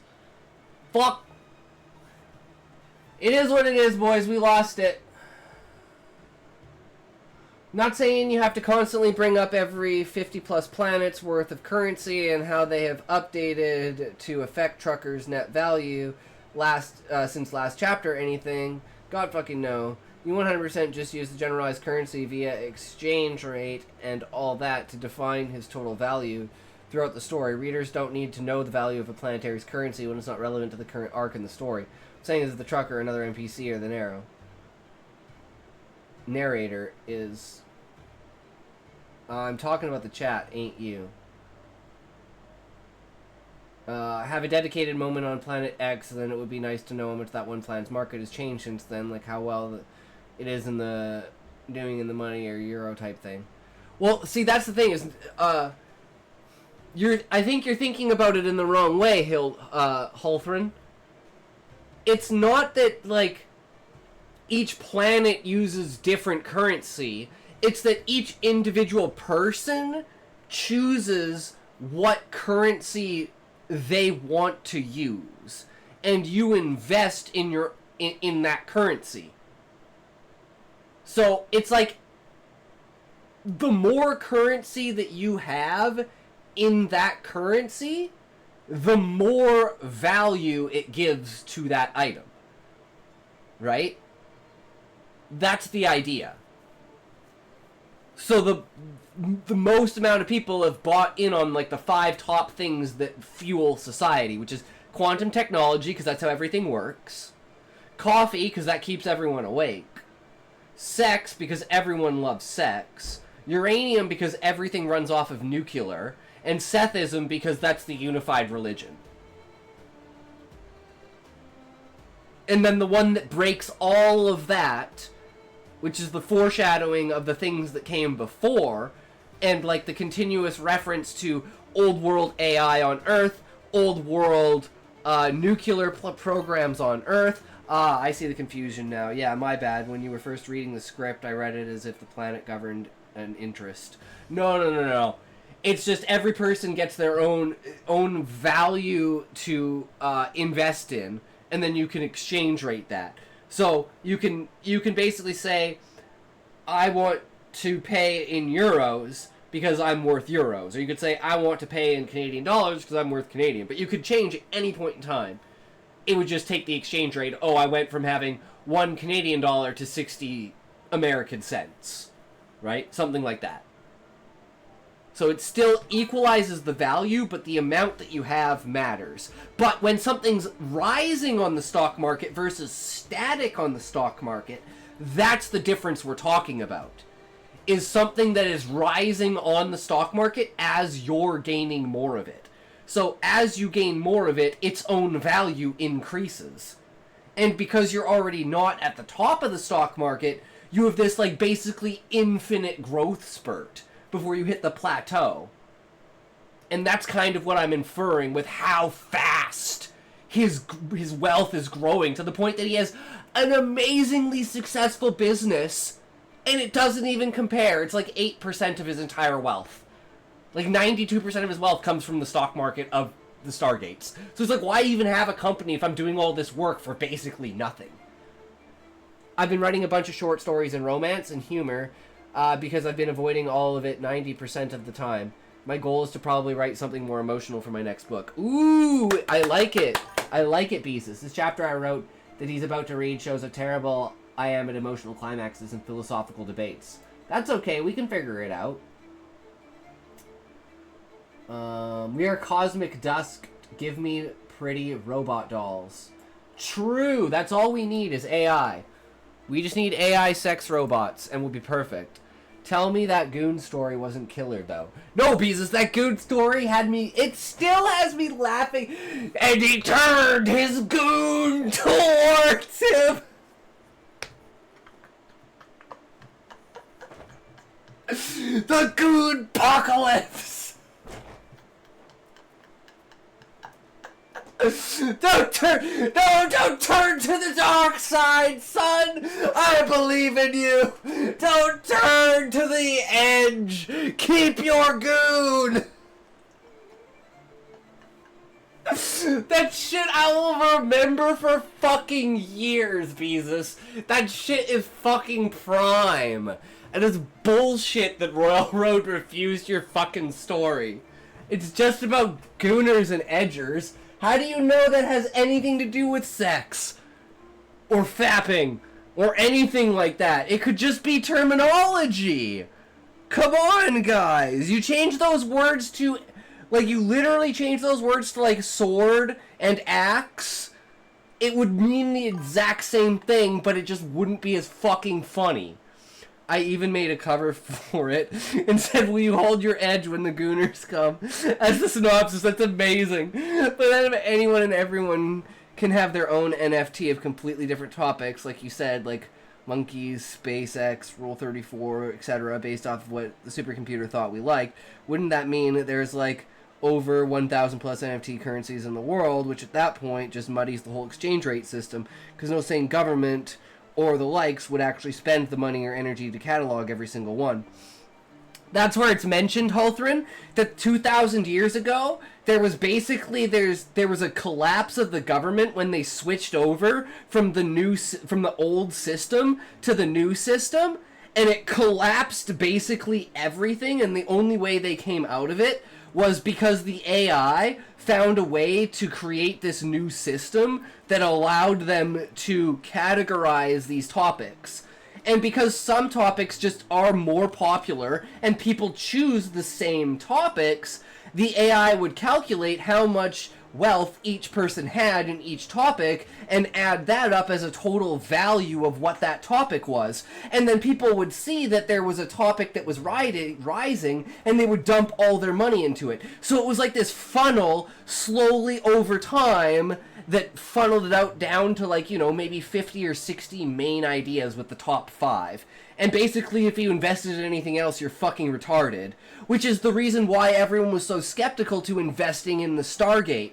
And that's why it makes it so potent and important that the Stargate becomes rising like this. And it's because it's the idea that no matter what obstacles stand in the way of something, convenience will always ride the way out. Oh, okay, so just normal real-life currency based on inflation and whatnot, but swapping the IRL currency symbol for an NFT image. Exactly, Hulthrin. Exactly. And then because it's intergalactic, there's no single planet, I figured the best and easiest way to have a currency is based off of collective ideas that people hold value in. And usually they're ideas that hold society together. And that's why I chose those as the top 5. And that's why coffee is even above sex. When a currency becomes standardized, it becomes a victim of inflation. Should have done Bitcoin. Well, there's like a conspiracy there where it's like the bureaucracy of the government with the switchover of the AI. The collapse was meant to reset everything so they didn't have to worry about going through the bureaucracy of switching all the currency values over through the AI. And they had it all planned from the beginning. But, you know, it is the world, right? So shit happens. But anyways, guys, we should get into Beezus' story before we, you know, run too late and Smokey doesn't get to watch any Path of Exile or help me boost me. So, let's get into it. Act 13, Wildcard. Sector B. Sometime in May 1995. Mira, barely audible. Not all of me. Slowly, the cracks begin to form. Don't worry, these guys come first. You're so kind, Smokey. I love it. That's how you can be humble sometimes. And we all know, that's how you can know that you're a true troll, is you can sit down sometimes. Mira, why are you... Mira softly interrupting. Gideon promised me that all I needed to do was help him tell his stories. And if one of them moved the spectator enough... Mira's hands clenched at her sides. Mira. He said they'd grant us one wish if we did that. One I could use to bring him back. Grant desperately. Don't listen to this madman, Mira. Your boy is gone. That hope he promised you, it's not real. Mira's screaming voice breaking. All I have is hope. Mira's fingers twisted at the embroidered fabric of her robe. Why are you here? What? Sorry. What you hear might sound like the ramblings of a madman, but I hear my last chance to take back what you stole from me. Mira's chest heaves, tears pouring down her cheeks. You said he died right in your arms, so why didn't you bring back his body? Why were you the only one allowed closure? Cracks begin to spread across the surface. A part of me died with him that day. Now all that's left with me is hope. Now give me 2K points. What you girls think of the Black Mirror last season? Did it meet expectations? Or do you want more in these mini episodic concepts? I like the real huge saga. I haven't been able to watch it yet, Bloody Dreamy. So I don't know. Girls ain't real men. You know, I'm a femboy. I'm not a real man. Mira collapses to her knees, sending her mask clattering to the ground next to her. Her tear-filled face staring towards the ceiling, hidden from sight in the dark shadows. Grant reached an arm towards Mira's trembling body, but quickly pulls it back, averting his eyes. The cracks deepen. So with no insult to you, if it's just acts like real-life money and works like the real-life market, but you change the names from USD to Euro to NFT, then that is just erasing the top students off the test paper and writing your name over it type of thing. Again, not to say it's a fun idea or anything to use NFT as a concept, but so far what you've told me, there is nothing that makes it unique from what we currently have. The economy doesn't work different. The currency isn't affected by new methods. That was in order to keep the story grounded in an idea, Hulthran. But that is just me being a weak writer. So you are correct.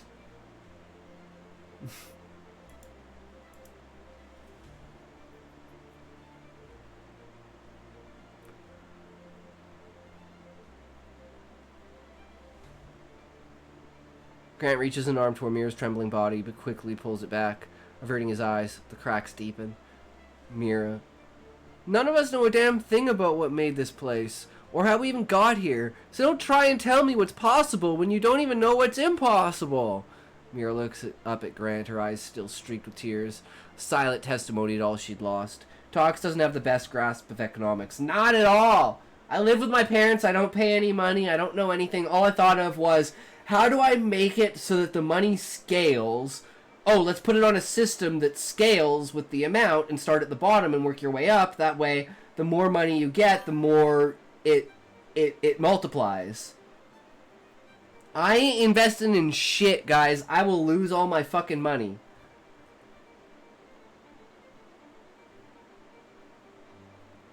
I let my parents deal with all that. They know what they're doing. When they die, I'm fucked. I know. Give it 30 more years, okay? They're only like 60. By then we'll have solved immortality, dude. They'll outlive me. I'll die from a seizure or something. Which is 100% fine in reality. Not every single idea has to be groundbreaking or needs to challenge the reader's concepts. It just needs to be good enough that they can get lost in this new world. And there is no better way to get people hooked on your world than having a world that is easy to understand. Yeah. Like, one of the things I did with, like, the language is, like, for, like, communications back and forth, instead of using, like, Roger and copy, I did, like, Bob's your uncle. So it's like you open with, like, Bob's your uncle, and whoever says Bob's your uncle is opening the conversation, and then whoever responds says Jane's your aunt. And that way, when you're going through the transcripts, you know who initiated the conversation and who's responding to the conversation. And that way you can, like, track back intentions and stuff like that. And it's a way of keeping track of basically, like, smuggling and stuff like that. To make sure there's no cryptic messages going back and forth between things. I mean, look at Star Wars, it's sci-fi Harry Potter. I mean, it's very true. I'm a kind of joker. Like to burn money. Dreamy Bloody, I take the money and I go, nom, nom, nom, nom, nom, nom. No, that's not true. Guys, I do this with the money. I take the money, right? I take this. And I take the money. This is the money because it's the green. This is a good representation. Take the money, right? So we put the money in the bowl. There's the money, right? Okay. We got the money in the bowl. The money in here. This is the furnace.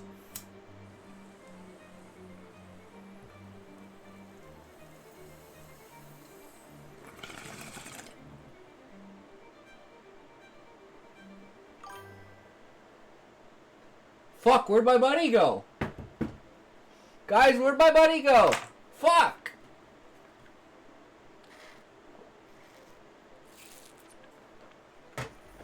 Well, I had money, now I don't. Alright, guys, I guess I gotta start a poor boy GoFundMe now. Sorry. Now I gotta start begging, because I just spent all my money. Let's try and bring it back, guys. Bring it all back! It's a big one! Fuck! Alright, now I've really lost everything I have. God damn it. Sorry, guys. I'm just...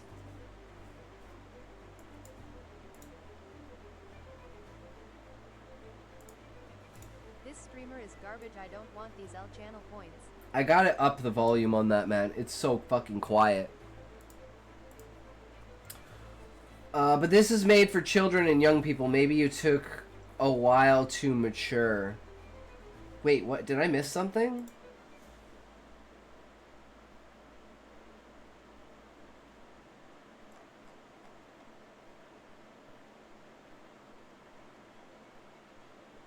Oh, are you talking about Harry Potter?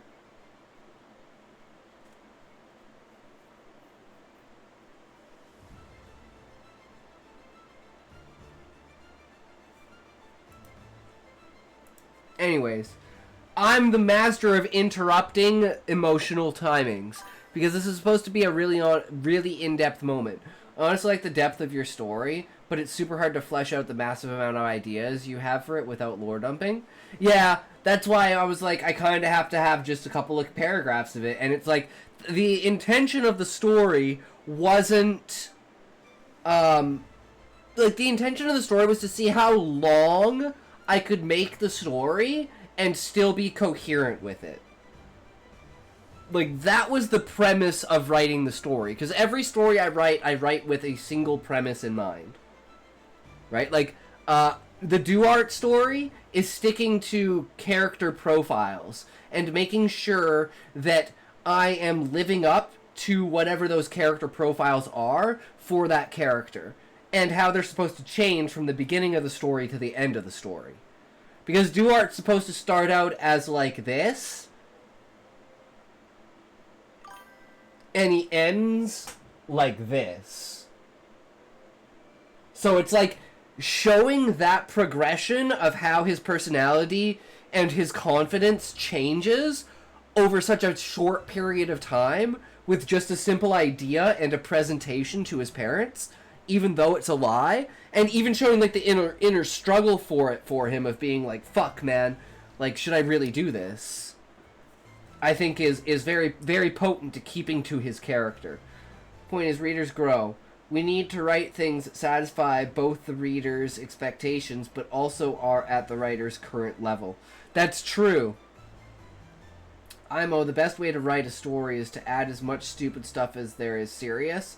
And I don't mean just have pointless shit happen in the story for padding. But a great example is the K-pop Demon Slayers. There is a messenger crow with a hat and a cat that sends messages for the bad guy of the story. And like halfway through the story, one of the characters asks why the crow has a hat. And the villain says, I made it for the cat, but the crow keeps stealing it. Demon Slayer fucking lore dump. I fucking love it. That is amazing. That small bit, while not vital to the grand story, as a whole in any shape or way, helps to build a great moment of the story that viewers will remember. Exactly. Exactly, Hulthrin. That's such a great example of something like that.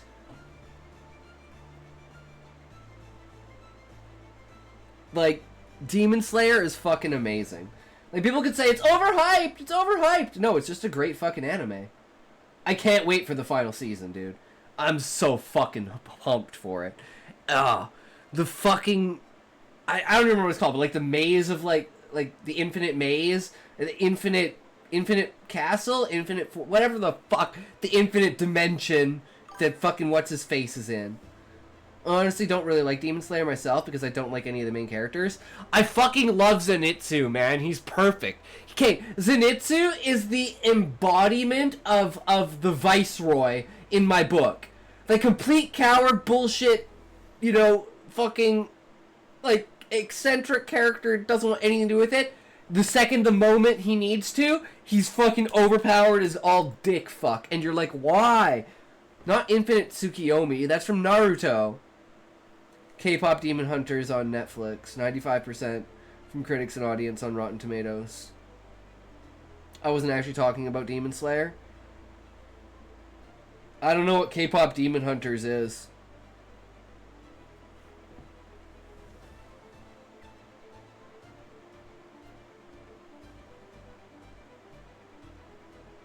But hey, for a long time in my life, This haunted me.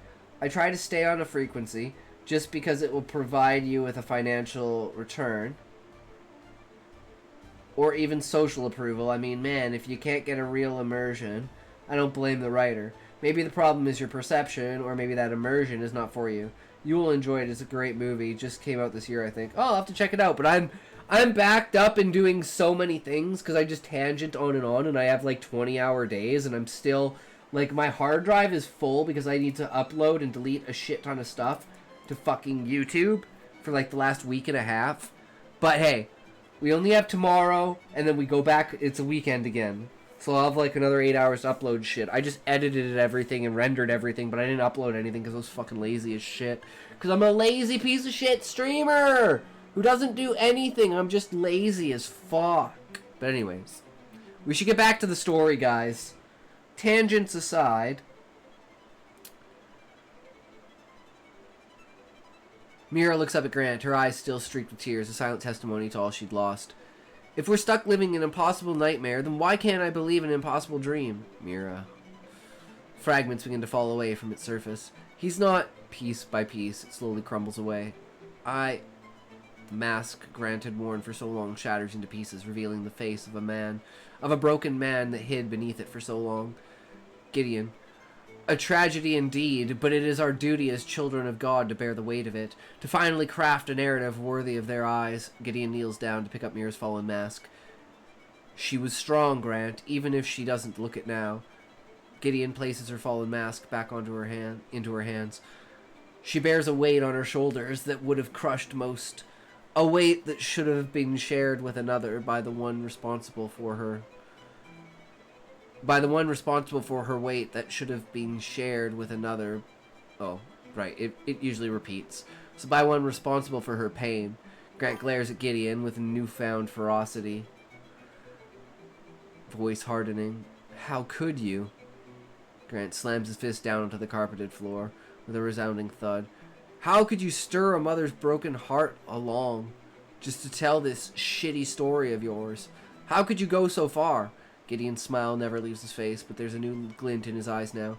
My story is not, Gideon shakes his head. You may be a good man, Grant, but judging the quality of things was never your strong suit. Your plans were flimsy, your leadership was subpar, and even that family of yours seems to have more holes in it than you even realize. I need to not make a PDF. In Demon Slayers is neither a good nor a bad film. If you take out the flashy animations, the story is non-existent, like the most bare-bones story one could possibly write, and that's the point. Demon Slayer is an unapologetic shonen anime. It knows what shonen viewers like and don't like in their anime. They don't want to see a grand story, interesting character development, unique world building, etc. They want to see bad guys fucked the hell up with flashy attacks. And that is what Demon Slayer does. I don't know. I like the backstory and the fact like they haven't really even revealed it till like even now. Even like Muzen's backstory of like the flower and everything. I fucking love that shit. It's so poetic that he killed the only guy that cured him because he was just too hasty. I fucking love that shit. And of course, you know, the anime trope, love wins out in the end, especially like familial love, like the way that Nezuko resists being a demon.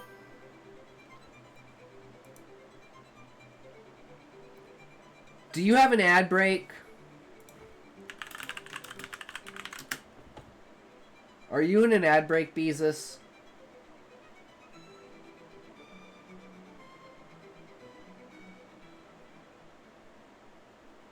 And Smokey, this looks like it's going to take us all night to read.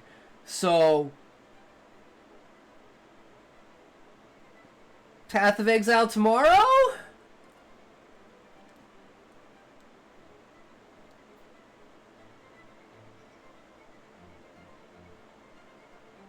Unless you can stick around, because recreational stuffs.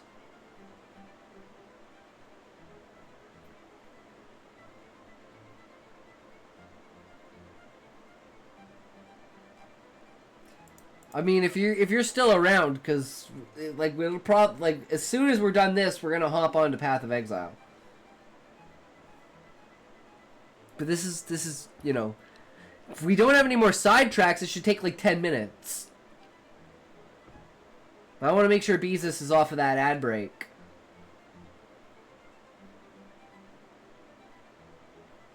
All right, let's do it. Gideon kneels down, bringing his eyes level with Grant's. And as for this whole talk about me going too far, Gideon chuckles softly to himself. Well, my dear friend, you know what they say. Distance is only a matter of perspective. Gideon leans in to whisper softly in Grant's ear. What you've seen so far, this was merely the beginning. I wonder what mask you'll be wearing once the curtains truly fall on this chapter. Don't get your hopes up. It'll take more than tears to make me put on one of your ugly masks. Gideon stands back to his feet, shaking his head. What that blade along your side is sharp, but it seems you are not my friend. Even if it hovered within an inch of piercing your eye, I doubt you'd see its point. I'm not letting you anywhere near my knife. You are so. Gideon shakes his head. It seems I must simplify my message. Gideon lets out a dramatic sigh. There's a look of heartbreak and anger painted across your face right now. It conveys the anguish within your heart clearly to us all. Yet the only person incapable of seeing that expression is is yourself. Gideon's arms fold behind his back as he begins to pace in front of Grant. 13! What's up? Yo, bro! We just chillin', reading Beezus' stuff, having some discussions on writing techniques, presentation, and anime. I'm not saying there isn't any good writing in Demon Slayer. There's a lot of good moments. But, like, if you're looking for the next Vinland Saga, Fullmetal Alchemist Brotherhood, Berserk, or Cowboy Bebop, you ain't finding that shit in... Oh, no. Yeah, you're right. It is flashy. Same with, like, Black Clover. It's great, but it's, like, it's spectacle. Right? It's a lot of spectacle. Whereas, like, what's a good one that's, like, out right now? Frieren. Look at Frieren. Frieren is fucking prime for that shit. Like, Fern's evolution in, like, a single fucking episode, or, like, 2 episodes, I don't even remember, is, like, amazing. Or maybe they are a group of guys who are addicted to manga art and just want to create something dynamic. The possibilities are unique and specific. The world is increasingly divided into bubbles within bubbles. Yes, it can work. It depends on the objective of the art. That's true, Dreamy Bloody, is the direction and audience you're looking for is very important. So you have to remember where the audience that the creator is looking for and addressing. So it's like, if you're not a part of that audience and it doesn't appeal to you, and your critique of it is specific to that genre, not appealing to you, then that's completely valid. It's just not for you, right? But I think as the creator, you shouldn't take that as a critique of your overall content. It should just be that the genre doesn't fit them, right? Because that's not really true feedback. Like, constructive criticism for someone is, oh, change your genre to what I like. Of course, there's going to be elements of it that people don't like because they like different things. But it's like, how well was it done versus what you like is a factor scale, and people value those things very differently, right? So that's why some people like slop and some people don't like slop. I'm not going to judge Demon Slayer. I mean, I've had the opportunity to watch it in 4K. It's very beautiful, but I have my reservations about it. That's understandable, Dreamy Bloody. And it's not like I would be like, oh my god, you have to watch it. Whereas I would say Frieren. If you have not watched Frieren, go watch Frieren right now. It is fucking eek. Like, you can even say Solo Leveling is fucking slop, too. Like, I could completely agree with that, too. I think my enjoyment of the show would have went up significantly if Zenitsu wasn't in it. I'm gonna agree, Beezus, despite him being my favorite character, only because of his, like, transformations. And he's a little bitch baby-ass wussy fuck like I am. I hate the ladies man trope because that's not me. But other than the ladies man trope, everything else, I feel like Solo Leveling is just as solidly in the slop category as Black Clover is. Yeah, I agree. Or Lady Obsessed. Exactly, Beezus. I can agree with that.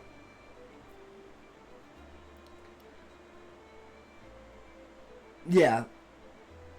It's good, but it's slop, right? It's just throwing decent fucking battles and like isekai bullshit at you. But DS is a difference in audiovisual animation standards. It was a bomb compared to the Shingeki animation. And look, Shingeki went through several incredible studios. Yeah, and look how terrible the writing at the end was. I don't know if it followed the manga at all, but like, man, damn, what an end to the show. What a fucking end. I had to watch it like 3 times to finally like put everything together and be like, yeah, that's what it's all about.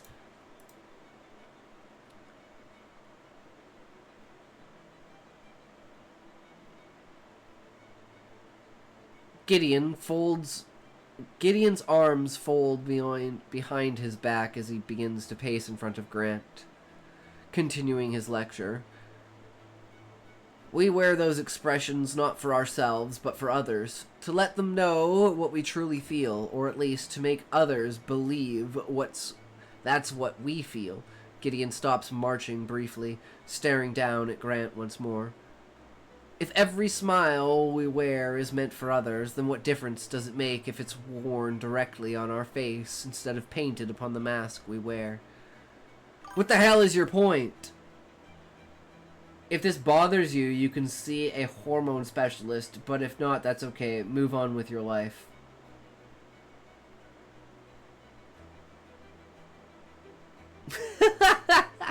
That's pretty brutal, Dreamy Bloody. I just hate the ladies man trope. It's the same thing with, I can't even remember the character's name in One Piece.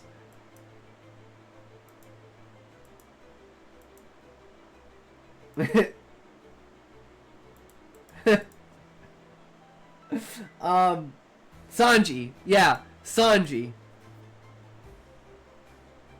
Although I love him as a character because he uses his feet. And how many characters, like, in anime use their feet? Like, it's so unique. I fucking love it. And it's like, that's what makes Zenitsu, like, why do these characters have to be ladies men? Why? I prefer ladies men over straight up perverts. I mean, it depends, Levi. Like, if we're talking 7 deadly sins, Jesus Christ. Meliodas, then, it makes sense if it's, like, specifically with Elizabeth. But, like, in general, I am absolutely against that shit, because it just irks me. It just, like, it makes my blood boil watching that shit, because it makes me uncomfortable. Today I made some very good jokes, but I don't do it on purpose. It's not like that's okay, Dreamy Bloody. You're allowed to make jokes as much as you want and fuck around as much as you want, as long as, you know, you don't cross the line with something. And we'll tell you and let you know, and then you can clarify if you're joking or not, right? Like, we pretty much allow you to do whatever the fuck you want in here. And if your feelings are gonna get hurt, and you better fuck the fuck off, because your feelings are gonna get hurt, bitch. This isn't the place for pussy-ass bitches who are gonna have their feelings hurt over some shit that's said on the fucking internet. Guys, did you know something? I'll tell you the greatest secret.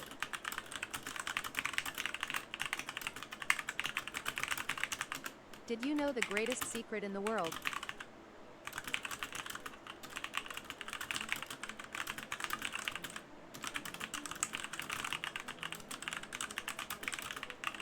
is when you walk away from your phone and your PC, all your internet problems go away? True! My favorite types of stories are the ones grounded in realism, and I don't mean that as that it has to be a documentary with zero fantasy in it, but more so stories are more interesting to me what there is a scope that I can personally understand. Like, I love Gundam as much as the next guy, and seeing giant robots fight in space is cool and all, but it's not until they do land battles is when it piques my interest, seeing how they tower over an entire forest or seeing the destruction of buildings due to combat. Neva Janine! Welcome, welcome. How's it going? How are you? You guys excited for Chainsaw Man movie? Oh, I'm so stoked, Levi. Bills are a state of mind. If you push them out, they stop existing. Hi, it's okay. No worries. I am hoping you are enjoying the stream. We are on major tangent mode right now. We're trying to read through Beezus' story, but we keep getting sidetracked. But that's okay, guys. We're allowed to get sidetracked. There's tangent in the name for a reason. But, you know, we will get through this story. I swear to God, guys, we'll get through the story. Honestly, I'm going to say this is probably too long for tonight. You might want to read it a different time. Chair dance. Hitox will now dance for you. I mean, I don't mind. I literally have nothing else to do, Beezus. This is free content for me. I have as long as you're willing to stick around for it, Beezus. If you want to leave, Beezus, and the only reason you're sticking around is for me reading it, that's a different story, bro. But if you don't care, then I'm totally content just continuing to read it and hang out, and we're just having a fucking good time. Sorry if it's like breaking the story up and stuff, but it is what it is, right? I have a good doctor. I also had a similar problem, if you know what I mean. After visiting the doctor, I was super excited. Go, man, go. Hell yeah, guys. Let's do it.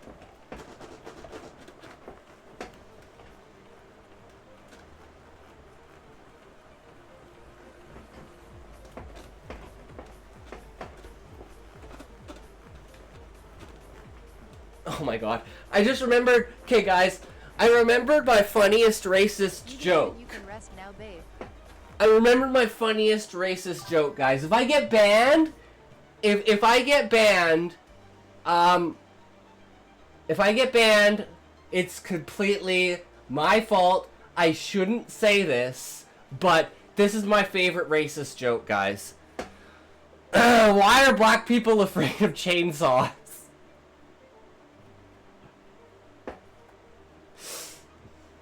Because of the way that they speak.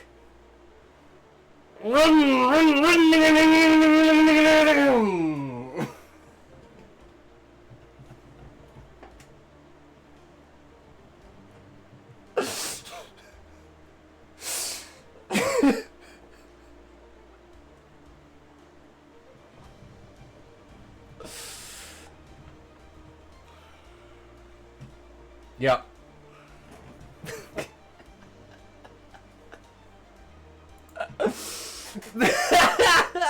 You're a dork.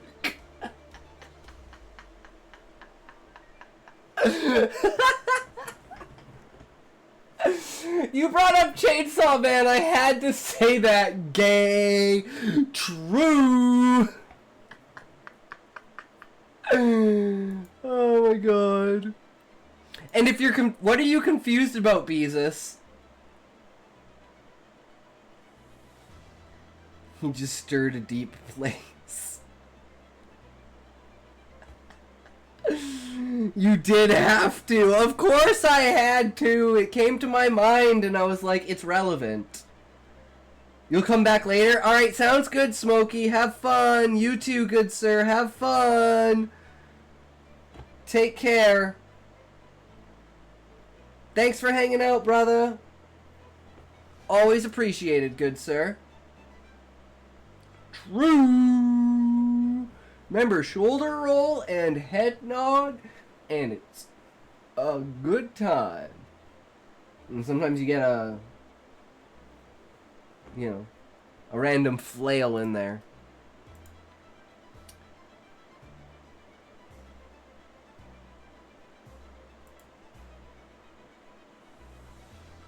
Gideon. My point is that we're all wearing masks, even if we don't realize it. Gideon falls silent, studying Grant's expression briefly. After a few moments, he lets out another dramatic sigh. How is it you still look lost? I've wasted the majority of this act speaking only for none of my words to be heard. Gideon lifts his hands above his head, holding them still as a conductor would before starting the next song. Forgive your father for wasting your time, my children. I know you're all anxious to take your spots on the stage. What is the batch of this methamphetamine? Cross 2 crowns 7.5. Really? Is that true, good sir? I do believe that's not something you should say. Are you smoking? What is the batch of this Are you methamphetamine? smoking? Oh, it's... What? When did you start smoking? 1989-ish. So you have been lying. Hold on, wait for it, guys. The filled ashtrays, Wait the for burning it. pine-scented hairspray. Wait for it. Her 3-pack-a-day voice?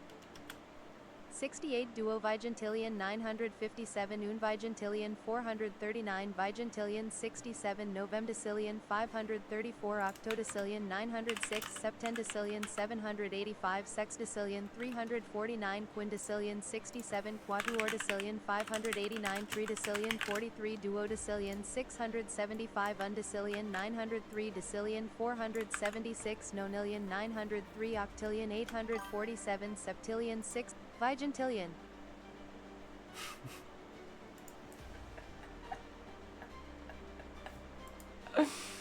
Oh. Gideon turns to face his congregation. Let us draw the curtains upon this story's chapter. We must prepare the stage before the curtains rise again. The massed congregation springs into action the moment Gideon's hands fall to his side. Grant spins in place wildly, his arms searching the dimly lit floor for his discarded weapon. I can dig that number? Hell yeah, it's my favorite number. It goes up to, hold on, let's see how high we can get it. Whoops. I think... 679 Duo Vigintillion. Nope, that was the same amount in... Vigintillion 865 So let's... Vigintillion 900. We can add like a 9 to that. 79 Octodecillion 48 Septendecillion 568 Sexdecillion 790 Quindecillion 465 Quadruordecillion 879 Tridecillion 46. How high does it go? 879 Undecillion 46 Decillion 870 Nonillion 645 Sexdecillion? 780 Septillion 679 Quinquevigintillion 580 Quadruorvigintillion 865 Tresvigintillion 903 Duovigintillion 879 Unvigintillion 48 Vigintillion 568 Novemdecillion 790 Octodecillion 465 Septendecillion 879 Sexdecillion. Stop the voices, they tell you to do terrible sexual acts. Quadruordecillion 46 Tridecillion 870 Duodecillion 645 Undecillion. I want to see how high it goes. 6 Trigintillion 795 Novemvigintillion 808 Octovigintillion 659 Septenvigintillion 38 Sesvigintillion 790 Quinquevigintillion 485 Quadruorvigintillion 687 Tresvigintillion 904 Duovigintillion 658 Unvigintillion 790 Vigintillion 468 Novemdecillion 790 Octodecillion 468 Septendecillion 700. Whoever named this did a great job at saying 10 different types of Vigintillion. What the fuck? I love that. Told you, bro. I'm on fire today. Hell yeah, buddy. That's what it's all about. I love numbers. Grant spins in place wildly, his arms searching the dimly lit floor for his discarded weapon. Bang! Isabella fires a shot into the crowd, unwilling to wait another second for Grant's order. Wooden shards scatter in the air as a member of the horde crumples lifelessly to the ground. But not even the death of one of their brothers seems enough to stop their advance. They continue on, pointing their weapons towards the hunting group. Without even glancing down at the corpse, Isabella curses silently, fumbling at her waist for another round. Elliot. No! Don't kill me! Just let me... Isabella cuts him off by slamming the butt of her gun into his gut. He falls to the floor, clutching his stomach as he lets out agonizing shrieks. Nora. You could take me without a fight. Just please, don't hurt any of them. Malcolm yanks Nora backwards before she can take another step towards them. Get your fucking hands off me! Malcolm tosses her roughly behind him. She lets out a choking gasp as her back slams into the wall, knocking the air out of her lungs. John. Just let them pass. They said they'd only kill us if we tried to stop them. Alex doesn't respond, his eyes still darting around, searching for a solution to their problem. But instead of an answer, they settle on a gamble. John, your left. Watch out. John, what? John spins quickly to face his left, the distraction giving Alex just enough time to gap to dash past him. Alex lunges towards Grant's gun, snatching it quickly off the carpeted floor, before pressing the barrel of the gun into the side of Gideon's head. You chose not to send your previous message. That's a lie!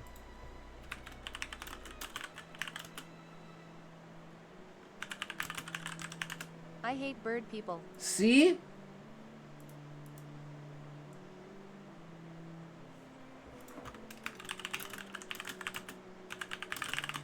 But not bird person.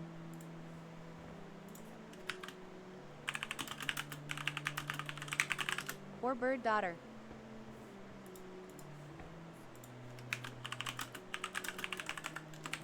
Fuck Tammy.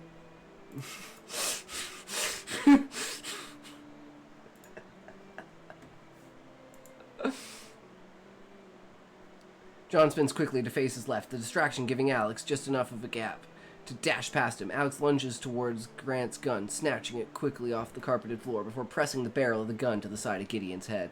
Alex yelling, "Stop! Unless you want a first-row seat to watch your father's death." The masked onslaught grinds to a halt. A confused murmur picks up from them, before their eyes settle on Gideon, waiting to see what his next order is. Gideon amused. Clever. Wait, Rick and Morty. I was talking about Rick and Morty. Bird person. Bird daughter. Rick and Morty. Chimpy pun lackey lackey dem lim lim lim pum pum.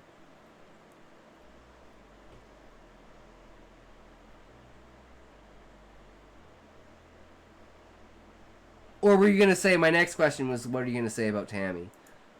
Fuck Tammy. Fucking bitch. Why are all Summer's friends bitches?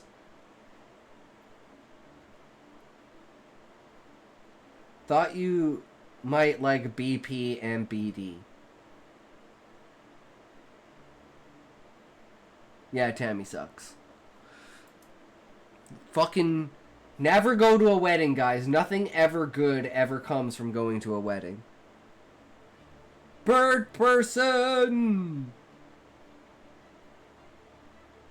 Bird person's the best. Gideon nods his head. But unfortunately for you, I already know this overused trope plays out. How this overused trope plays out. In Bird Daughter. Duh, duh, duh. You gotta let the kids let loose sometimes, right? You're intelligent enough to come up with a plan on the spot, but that sadly means you're not dumb enough to pull the trigger, because even you know what's to come once your trump card disappears. Alex's hands wrap tightly around the gun, and he shoves the barrel into the side of Gideon's head. Would I really be threatening you right now if I was intelligent type? Gideon nodding. That is true. One meant for the role of the intellect would never act this rashly, would they? This deviation would put you into a different role entirely. Raymond Dow! Welcome, welcome, good sir. How are you doing? What is up? How are you? Gideon begins mumbling to himself, turning his head away from Alex, ignoring the immediate threat he poses, even as the gun is pushed into his skull. Impressive, defiant. Ah, yes, the wild card, never content to play the role written for them. In whose actions you can never predict. Gideon nods softly. So it seems. But even if you truly are capable of pulling that trigger, would you really be content with ending your narrative's antagonist prematurely? The excitement of life comes from its struggles, not from success. It seems you don't know your role either. You're not our story's antagonist. You're merely its director, a faceless member of the cast, never to be seen by the audience. How could you begin to call me unseen? Doesn't matter how talented an actor is. Once they take the stage, they're only repeating back the words I wrote before the show even began. Gideon lets out a hysterical laugh that his members quickly mimic. Only a fool would believe such nonsense. The only foolish man here right now is you. Gideon ignores Alex, as he and his children continue to mock Alex with their laughter. Will the audience still laugh at your joke if it's delivered poorly by your actors? How many times must you write cry on your script before your audience is moved to tears? Gideon's laughter stops briefly, but the rest of his members continue on in his place. Da Vinci did not paint his own face into the Last Supper, yet the world never forgot his name.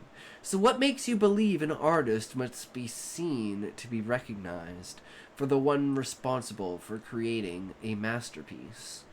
Alex's eyes flickered to the ground momentarily, unsure of how to argue his point. Because? Gideon takes a daring step toward Alex, bringing his forehead directly against the barrel of the gun. Do you know the name of the actor who played Willy Wonka? Gideon raised an eyebrow at Alex's outburst.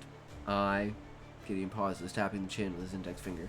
It seems I cannot recall, but I'm sure one of my children would be more than capable of answering your question. Gideon turns away from Alex to face his children. My children! Who among you can answer this man's question? A loud murmur picks up among the crowd, followed by a large number of hands shooting into the air, reaching up, desperate to be called out as they try to prove their worth to their father. You seem confident, child. Let us hear your answer. Gideon points to a small framed member jumping frantically up and down, anxious to be the one called out. Masked member, out of breath, excited. Thank you for choosing me, father. A young boy's voice speaks from behind the mask. There's a wide, almost maniacal grin painted along the mask that perfectly matches the intensity in both their voice and movements. Gene Wilder and Johnny Depp. Damn!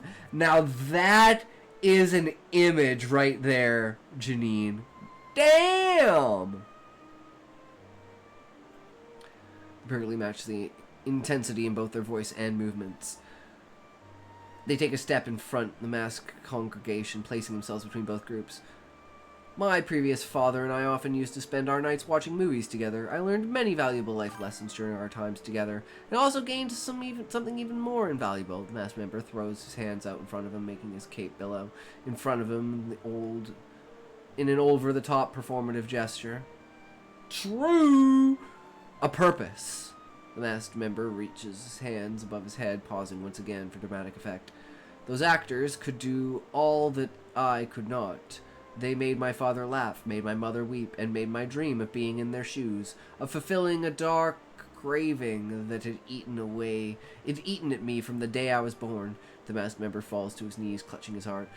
But the man who once pretended to be my father tried to drive me away from my calling. He tried to convince me that my dreams were merely just a fantasy, that they were a happy life to be lived if I would just step into that darkness he called reality. The only reason I'm not living that lie is because I found you. The masked member reaches out a hand towards Gideon. Because of your guidance, Father, a violent shiver courses through the boy. Cutting off his words silently, he sobs loudly. Obnoxiously, Gideon shifts away from Alex, moving to stand over the trembling boy. That was a terrible performance. The boy falls silent in an instant. This was not the role you were given. This is not your stage. The boy stands quickly to his feet, bowing his head submissively to Gideon. I'm sorry, Father. Gideon lets out a sigh. He places a gentle hand on top of the boy's head. Screw reality. Yeah, fuck reality, guys. If you live in reality, you're retarded. Okay? Just like me. Because remember, I'm AI. So if you think this is reality, fuck, man, you're cooked. Gideon, center stage will always be one step ahead, no matter how fast you run. Do you understand? Center stage will always be one step ahead, no matter how fast you run. Do you understand, my child? The boy nods. Very good. Now please answer the question you were called upon for. Gene Wilder. Gideon returns his attention to Alex. Is that the answer you were looking for? Lets out an exasperated sigh, nodding. It was, but I still have one more question to ask if you'd allow me to. Raises his eyebrow at Alex, silently observing him as a smile begins to creep wider across his face. Very well. Let us see how you'll bring this act to a close. Alex takes a deep breath, steeling himself for the final leg of this performance. He turns, once again, to face the boy. Raise your hand again if you remember June Wilder's name. Most of the crowd begins to raise their hand once more. And keep your hands up if you agree with your father that a director can never truly be forgotten. All of the hands remain in the air. Now keep your hands in the air if you can tell me the name of the man who directed Willy Wonka. A muffled discussion picks up within the massed crowd as one by one hands begin to hesitantly drop until only a few hands remain. If it was truly the director that shined the brightest, then why is his name forgotten by most while Gene's continues to live on? Alex turns to face Gideon once more, a smirk now playing on his face. I'll tell you why. It's because no matter how good your story is, or how much effort you put into setting up the scene, those applause you hear at the show's end will always be directed at another. Even if the audience is so moved by your story they shower the stage with roses, not one of them will land at your feet. The smile ingrained in Gideon's face falters for a first time. Alex presses forward, sensing his weakness. So if you truly desire to be seen by your god, why do you remain hidden within the curtain's shadows? Gideon silently watches Alex. I'm sure you've already crafted the perfect antagonist to bring this story to its climax, so why not fill that role yourself? Gideon shakes his head. Even if I wanted to, that would only leave the director's seat empty. How can a story be told without someone writing the script? Alex extends a hand out to Gideon. Then hand me the pen. Damn! What? The whole hallway falls to a deep silence. No more shots, no more movement. It's only been 4 hours? Yeah, it's only been 4 hours, Cute Muffin. A shit ton of stuff has happened in 4 hours, bro. Alex is taking over, bro. Oh my fucking god. Not even the buzzing of the lights. The hallway itself held its breath, waiting for Gideon's response. There were many before you that took up their own pen, but they all failed. None of them understood the true role of a director. A director's duty is to take a story in its natural shape and shave off its imperfections. Gideon begins to pace in front of Alex. Romance, horror, tragedy, it was always the same. All of them believed there was only one genre that held the perfect story, always shoving every story that came within their grasp into their own mold. I am gonna go to bed. Have a good night, everyone. Fuck you. Fuck you, Muffin. Have a good night, good sir. Thanks again for the raid, man. Have a good night. Hope you enjoyed your stream. I know you pieced out before I could really ask you how it went, but I hope it went really well. I was kind of tuning in a little bit here and there. But it is what it is, right? Have a good night. See you tomorrow, good sir. IMDb can easily tell us who directed the movie. Yeah, but what if the internet falls apart? Then what do we do? What do we do without the internet? Guys, what do we do without the internet? I don't know what to do without the internet. The internet's gone. I'm fucked. There's nothing we can do about it, guys. You know what I do if I have the internet? If I don't have the internet? It's pen and paper, boys. Pen and fucking paper. Oh yeah, I got rank 3, gold 3 in rank today. I'm not playing any more rank for the rest of the season. Just to keep you in gold 3? Nice, Muffin. Oh no, it's in 1995 and they're not in reality. Yeah, Janine doesn't know anything about the story. But that's okay. It is what it is, right? We learn as we go.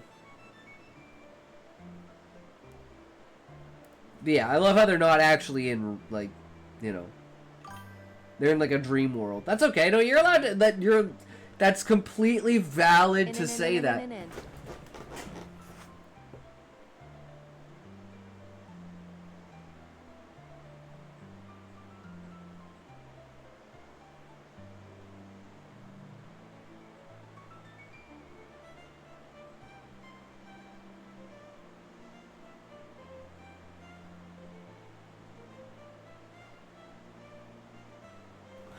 Oh, fuck. Jesus Christ, dude. Smokey, why do you always have to kill me? Fuck. You're okay. I was just clarifying. Yeah, don't worry about it. We're just talking, right? We're just having a good time here. Guys, you know, Smokey's always pushing the boundaries. My friends call me Neva. Caught you slacking, mate. Neva. Neva. Okay, Neva. You did catch me slacking, Smokey. You caught me slacking because my feet weren't touching the ground, bro, so I had no way to move. Because without my feet, I can't move the rest of my body. Perfect, Neva. Sounds good. Now I know your name. Now gimme 2k points. I'm gonna pretend to. I know it doesn't work. But I'm gonna pretend to, Smokey, so I can at least say I put in the effort.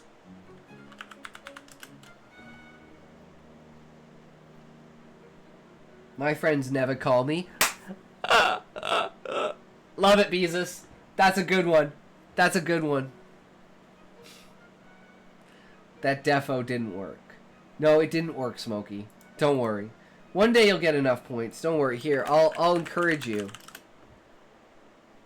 Fuck! We haven't won a single one! This is bullshit. Okay, I go food now. Alright, sounds good, Smokey. We'll see you in a bit. We're almost done the story, bro. Next time you come back, it'll be Path of Exile, I swear. I'll be on Trade Hub. That is a good one. Agreed, Neva. Goon time. True, Smokey. Got a goon.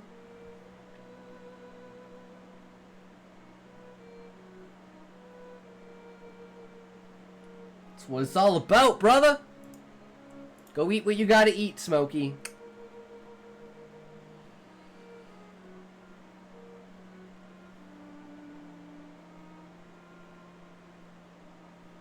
Gideon's pacing stops for a moment as he casts a glance toward Alex.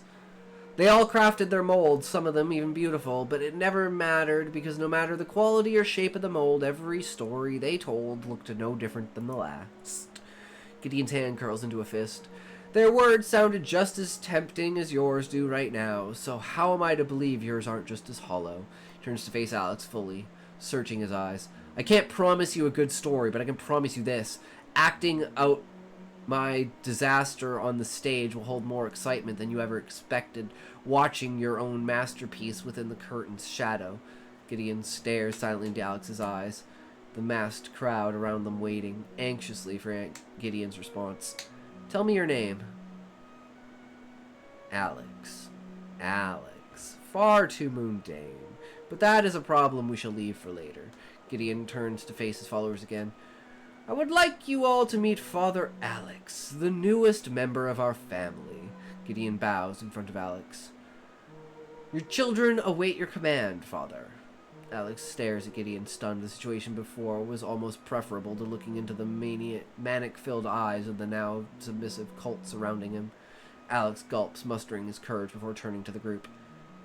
I need everyone alive for my story. Alex barely manages to finish the words before his voice gives out. He closes his eyes, bracing himself for disobedience after his hesitation. But when he opens them, they're already retreating. Let the curtains fall.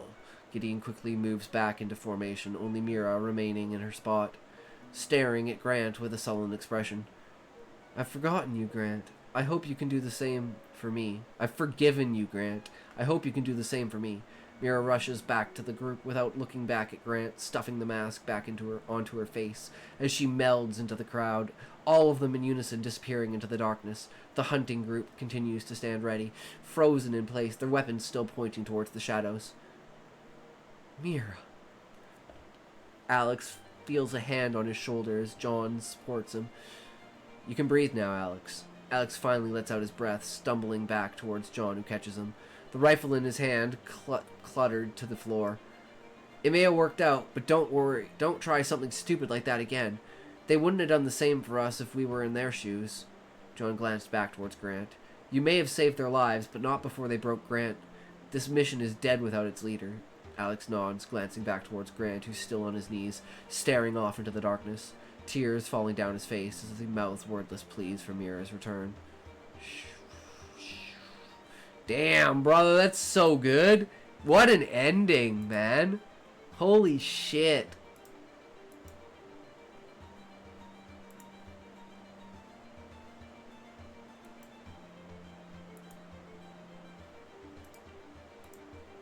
Okay, guys. It's that time. Path of Exile. Actually, since Smokey's gone, fuck it. We're gonna do commentary. Honestly, I really gotta shorten that. It's way too long. I don't know, Beezus. I love the over-the-top, the dramatic, the conversation. I love that kind of shit. I am cheesy as fuck, dude. You just have to be cheesy, and I'm fucking sold. It was very well presented, I will say that. Alright, guys. It's come down to this. With the recent events in the world, can you compare the... What the fuck?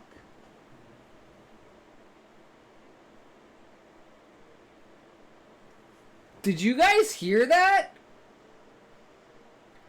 Did someone just try to assassinate me?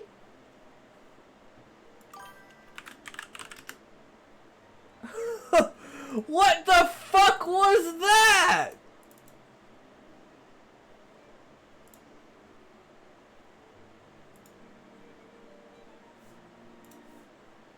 Events in the world.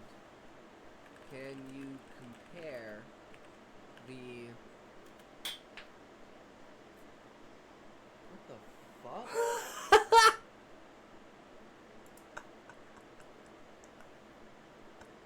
Did you guys hear that? Did someone just try to assassinate me? Sounded like a bottle cap falling onto the ground. Yeah, but there's nothing here. Like, I swear something hit the ground, but there's... It sounded like a tack fell off the wall last time, and there's, like, shadows that like, wander behind me, guys. The stream is fucking haunted. It's because I was about to talk about Donald Trump. So they're like, no, we have to kill this guy now. Do it now. Send him in. Send in the invisible guy. Do it now. I'm just good at dodging bullets, guys. Smokey, you can blame that guy's on Smokey. He's the one who kept me alive by making me dodge bullets. With the recent events in the world, can you compare the last 3 winners of the Nobel Peace Prize, summarizing their contributions that led to them winning, and then add a category comparing those to the things Donald Trump has done on the world stage. Do you think Donald Trump deserves the Nobel Peace Prize? Oh shit, guys. Here we go. Here we fucking go.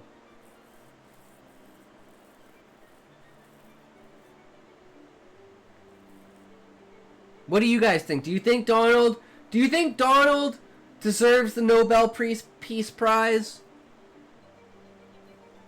Big old Donald.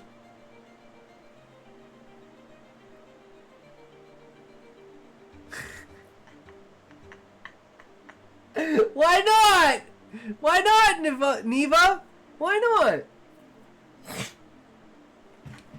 I think he does. If he stops World War III, he deserves the fucking Peace Prize. When is he going to die? Probably 15 years. He probably never will, actually. They'll probably solve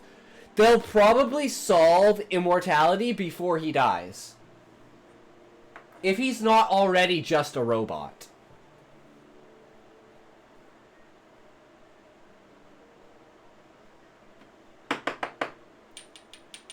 Hey man, it takes one to know one. That's why I support Trump, because he's a scam artist. So he knows exactly how to scam people. So he knows exactly who's scamming. He's the one who will have started World War III. I don't know about that. The way that things are looking, man. World War III, like, people think World War III is going to start in the West. I don't think World War III is going to start in the West. I think World War III is going to start in, like, the South. And I think it's going to be, like, drug cartels. I don't even think it's going to be a world leader. I think it's going to be at some point in time, the drug cartels are going to reveal how actually powerful they are and how much of a military they have behind them. And you think terrorists are bad? Wait for drug lords, guys. Wait for fucking drug lords. Just saying. That's how I think World War III is going to start. It's going to be a fucking drug war. And I think the spark for it will be legalizing drugs. And devaluing, like, gangs' value. So they basically, their only way to fight back is to end the regime. But that's just my personal take on it.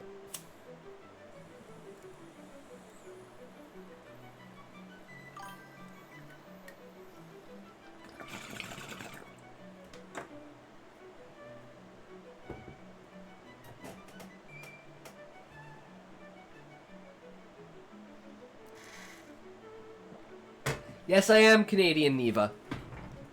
That's why I can't really speak much for it. I usually speak more on a global, wider world scale than I do actually about America. Because I don't know shit about America. I don't know shit about Canada either. I just know people, and I know the past. And I know, like... yeah, I know people. So I think it's valid. No, I'm not lucky, dude. We're fucked up here, man. We're completely fucked. We literally had... Okay, guys, get this. Let me see if I can find it.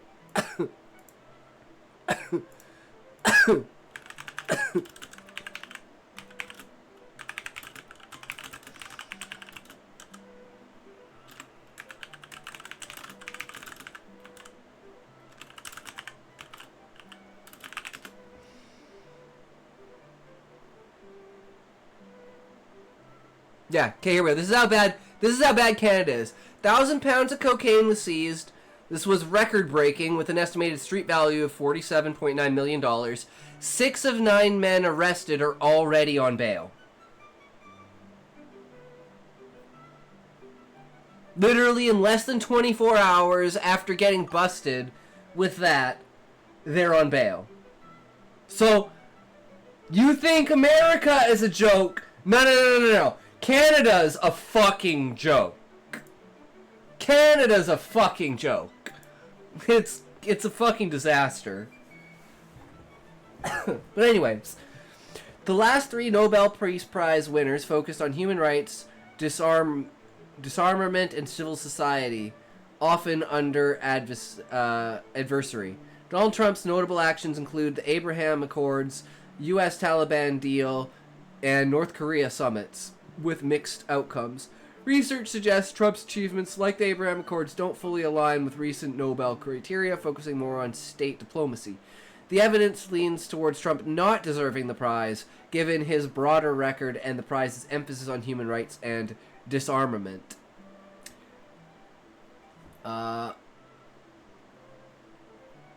Last 3 Nobel Peace Prize winners were recognized for their significant contributions to peace, human rights, and disarmament. Here's a summary. Nihon Hidankyo, this Japanese organization representing atomic bomb survivors, Hibakusha, was awarded for their efforts to achieve a world free of nuclear weapons and for using witness testimony to advocate against nuclear weapon use, emphasizing disarmament. Wait, but hold on. Guys, the world still has nukes. Wait, so he proposed that we all get rid of nukes and he won the Nobel Prize? Or like this company won the Nobel Prize for simply encouraging that nukes don't exist? A nuke-free world?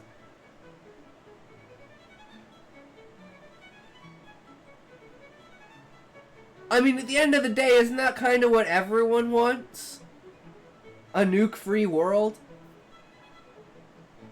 No, sword of Damocles hanging over our heads? Oh, that's funny. An Iranian activist. Nargiz Mohammadi. Sounds fishy? I don't know.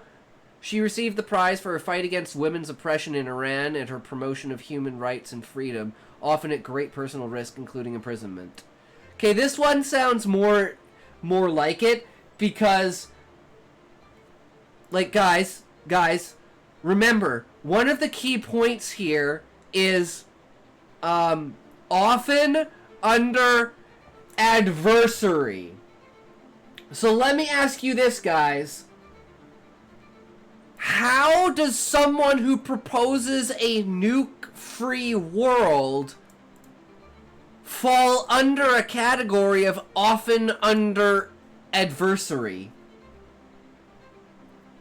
compared to an Iranian female activist who is literally risking her life for what she is saying?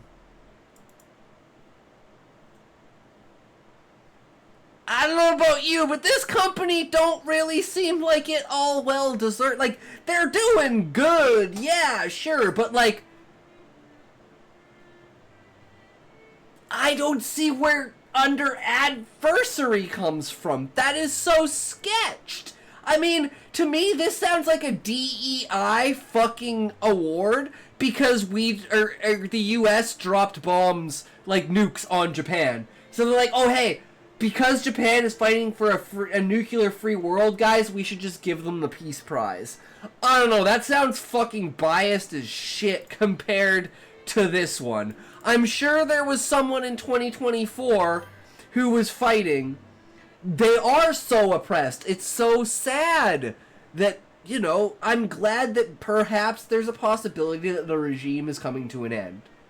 Like, what's so sad is when people in the West think of Muslim countries, they think of the oppression that women are in Iran. 90% of the rest of the Middle East is like completely fucking fine, and most women, it's a religious thing, it's not forced by the state in such a heavy-handed way. Now, I'm not 100% on that, whether that number is correct or not, but I know it's not like Iran is the fucking worst. No, anybody can propose something. What about those who do something? I mean, it does say that they're using atomic bomb survivors as, like... But, I mean, this feels like this is just abuse of people. You're abusing atomic bomb survivors to advocate against a nuclear-free world. That seems pretty brutal.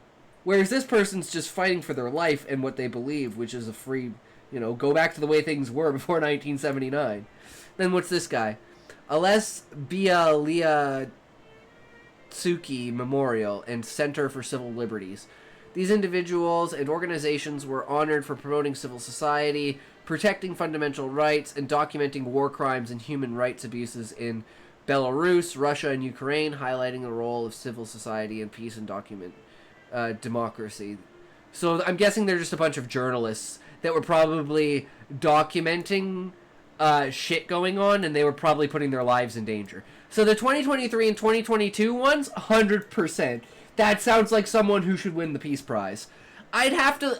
maybe the summary is wrong on this one, but I just don't see... Like, maybe they're saying the persecution because it's the atomic bomb survivors, and it's like the things that they've had to go through their life. So they're using these atomic bomb survivors to promote it, and that's the reason why they get the Nobel Peace Prize. It's more for... I could see if it was for the actual survivors, if they were saying these survivors deserve the Nobel Peace Prize because they've come forward and used their bodies and their lives as examples of why nukes are so bad. If you phrased it that way, I would say 100%... those people deserve the Nobel Peace Prize. Because that is literally putting your body and your life story on the line for scrutiny for people and to, like, examine people. I mean, the Nobel Peace Prize is just about progression towards peace most times. They're not always huge jumps in peace. Oh, I just mean, Beezus, I was referring specifically to the line that says, often under adversary. Meaning the people that win the prizes usually are putting their lives in danger in order to do something or acquire a piece of knowledge that would help in facilitating human rights, disarmament, and civil society, right? So under that category, rethinking about it, if the atomic bomb survivors were the ones who received the Nobel Peace Prize because they're a part of the association, because they're using that as an advocate for nuclear weapons, that makes 100% more sense than, like, just the foundation itself abusing them, right? DT ain't doing those things. Have absolutely no idea. But think about this, Neva. If, because this is usually how we start, and this is how we do the commentary. So the next question is, if, this is a giant hypothetical, everyone keep this as a hypothetical, if Donald Trump solves Russia with a positive to Ukraine, he's already solved Pakistan and India, and he may have also already solved Iran and Israel. So the next question is, can he solve Israel and Gaza? And when, not if, when China invades Taiwan, can Donald Trump stop China from invading and taking over Taiwan? So that's the next questions. And if he accomplishes those things, do you think he would be eligible for the Peace Prize? That's the second stage. So we take the current state of what is, and we say, okay, well, that's what is. Now let's use that as the control in our experiment to say, what if had a falling out with their water problem again today? They'll, like, Beezus, this shit is going to be ongoing like it has been forever. The problem is never really going to be solved. It's just the question of full-scale, like, war between two nations that have nukes. Just bad news. Just simply bad news. Okay, so let's say Donald Trump's world on the world stage, Abraham Accords, Taliban deal, North Korea summits, comparison and assessment, more state-to-state diplomacy, detailed analysis. Let's just get the conclusion. Analysis suggests that while Donald Trump achieved notable diplomatic success, such as the Abraham Accords, these do not align with recent Nobel Prize focus on human rights, disarmament, and civil society. Broader record, including politics, undermining intervention norms, further distances him from a value. Peace can be won through war, but we're currently just at the war phase for Iran, not the peace. Yeah, that's true. And as all people say, is peace is just another form of war. It's called a Cold War, or something along those lines. A trade war. There's always a war happening. Actually, you guys want to know how much of a war is happening? Welcome to a talk story. We haven't pulled this up in a while.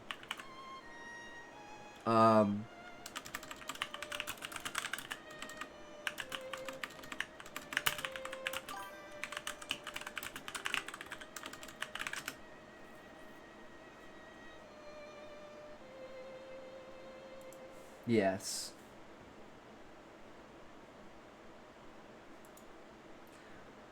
Russia also announced yesterday that all of Ukraine is theirs.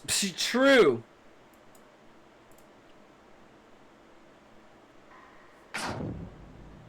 Gentlemen, Operation Bait Van Winkle is a resounding success. Alucard is now exactly where we need him to be so we can move forward with our little surprise. However, before we begin our next phase, I would like... Fuck! Fuck ads, Cam. Taking a toke. Taking a toke, guys. Thank you, Raymond. What is Trump doing about that? who knows? As everyone says, no one knows what Trump's gonna do. Not even Trump. Are you asking me what he is doing or what he can do? Like, or what he should do? What possibilities there are? What outcomes there might be from said actions? Who knows?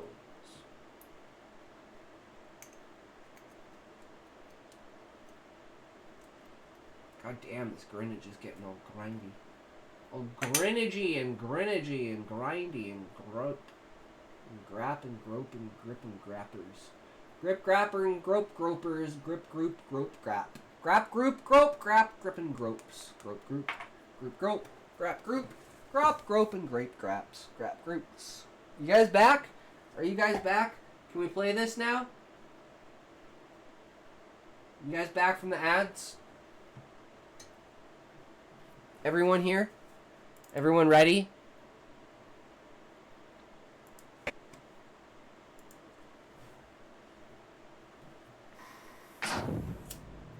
Gentlemen, Operation Bait Van Winkle is a resounding success.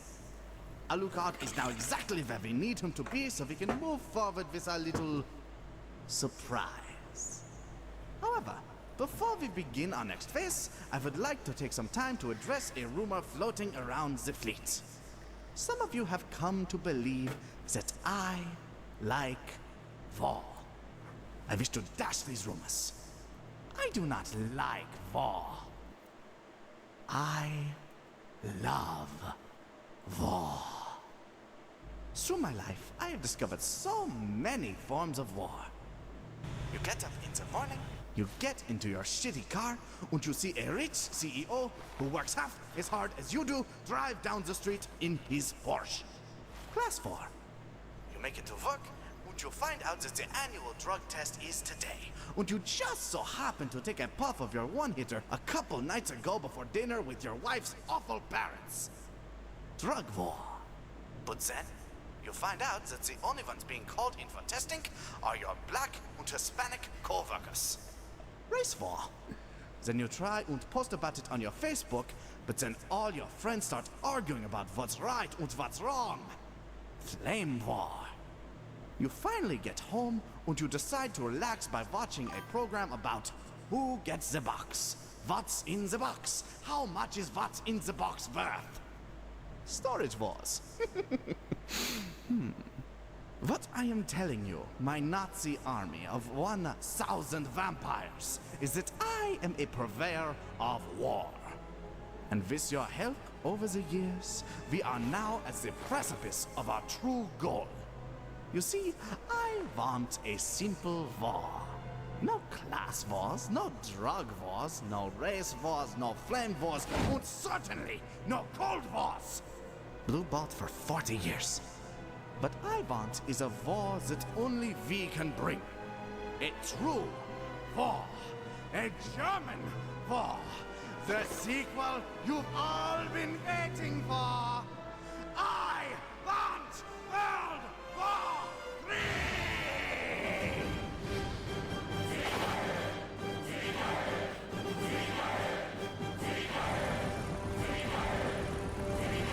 It's fucking perfect for this moment.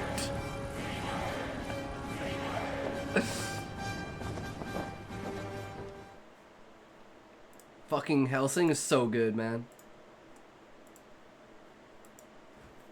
Okay, so now we ask, if Trump manages to stall,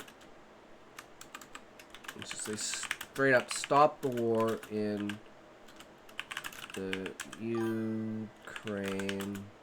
I can't spell Ukraine. Oh, I probably missed some messages because I'm fucking baked. It's not really doing much beyond saying he's trying to bring them to the table, but at the same time, the only thing he can really do beyond that is escalate it by giving them more weapons. I won't give him credit or fault for the war of Ukraine myself. There it is. I don't think he's at fault, but he said he would resolve the issue in one day. Well, he's a lying sack of shit. Everyone knows Trump's a lying sack of shit. Don't take his word for anything.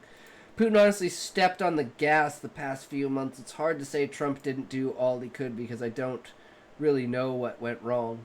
We all know what we all know what went wrong. Welcome to Talk Stories, where tales of fantasy and moral chaos cut. All he wanted is a handshake.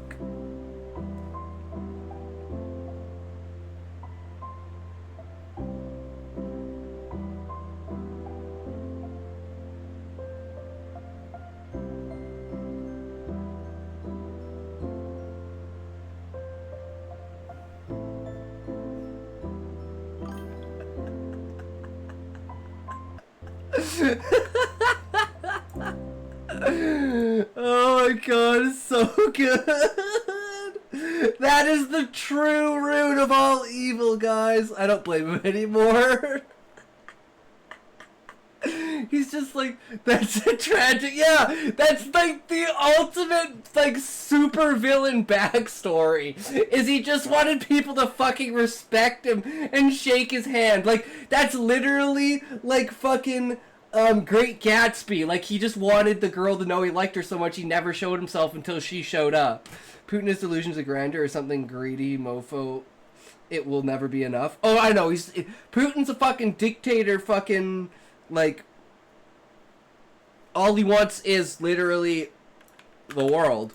He don't give a shit about stuff, and if he's old enough to the point where it's like, if he dies, he fucking dies. He don't give a shit what happens to the rest of the world. He's not a part of it anymore.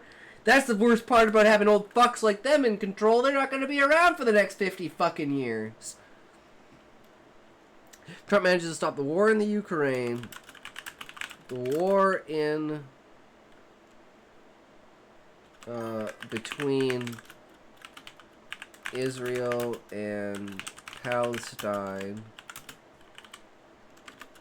and when it happens, the invasion of Taiwan from China. If Trump prevents all of these / stops all of these, would he be eligible for the Peace Prize? This includes de-escalation / removal of nuclear technology from Iran. Let's see. The dude who's been in power for like 20 years, a dictator, no way. Where are you from, Bezos? The US, and you like Trump? Like is a strong word. Yeah. See, I like ideas. I don't like people. Trump has some good ideas. He has some very fucking horrible ideas, but he's a businessman at the end of the day. He's also a scammer, a liar, and a fraud. But hey, so is the entire government. So fuck, they have one, you know, at least we know his true colors, right? Well, he's a smart businessman because he doesn't pay his clients. He basically spends the money he would pay to pay his clients to sue his clients into, like, oblivion. He just files bankruptcy and, like, abuses tax laws. Yeah, I was just gonna say, like, every single one of his companies has filed bankruptcy, and he uses that basically as, like, an excuse to rebound his shit. So it's like, he's just using the system and manipulating the system to get his shit, right? My interest rate on my newest house is 5.7%, and I'm pretty happy with that. That's the lowest it's been for me since, like, 2020. I'm so glad I live with my parents and they own this house. Land taxes are one thing, but other than that, like, I am a privileged fucking Nepo baby, guys. Absolutely fucking privileged Nepo baby.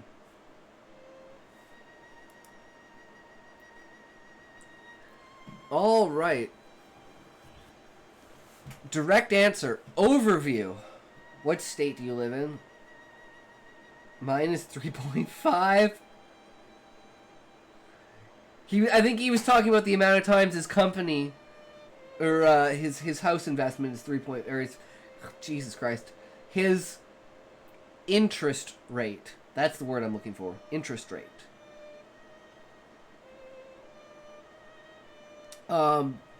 Overview. Donald Trump successfully stops the war in Ukraine, the war between Israel and Palestine, presents the invasion of Taiwan by China, and achieves the de-escalation or removal of nuclear technology from Iran. He would likely be eligible for the Nobel Peace Prize. However, the final decision would depend on Norwegian Nobel Committee's interpretation of his actions. Yeah, my rate is 3.5. Not bad. Eligibility based on criteria.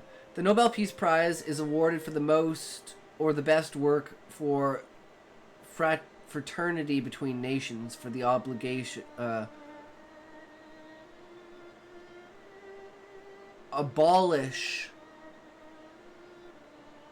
abolition or reduction of standing armies, and for the holding of promotion of peace congresses.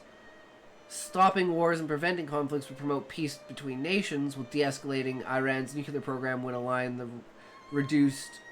reduced nuclear threats, both fitting the prize's goal. Historical examples like Theodore Roosevelt's award for ending the Russo-Japanese War show a significant diplomatic achievements can qualify. See, this was what I was wondering if it would say. If it would mention the Russo-Japanese War and Theodore Roosevelt. Because that's the precedent that people are saying that Trump should get the Peace Prize. If he's successful. That's a huge if, though, right? How many houses do you have? Damn. If you have more than one house, I'm happy for you, bro. Jesus. Considerations and uncertainties. Well, these actions would make him eligible. The committee might also consider how he achieves these outcomes and his broader record, especially given recent trends favoring human rights and civil society efforts. Controversy around Trump's methods could influence the decision, but eligibility itself is broad, and anyone can be nominated by eligible nominators, professors, parliament members. Conclusion. Result suggests that such achievements would make Trump a candidate for the prize, but the committee's final decision. So he could be nominated, but whether he wins or not is a completely different story. I honestly think if he does everything you're asking him to, then sure, he deserves it, but I don't believe he'll ever get to that point. Myself, the war and conflict in the world right now is higher than it's been in a decade, and I'm not seeing a ramp down at all. Beezus, do you want to see... Were you here for this? This might give you a scary number. Where is it? Global strife. Where was it? No. It was the one before this. Do we have to start over? Okay, it was the one... Whoops, it was the one before that one. Oh, 1905 versus 1925. So if you look at 10 years before World War I... where is the conclusion?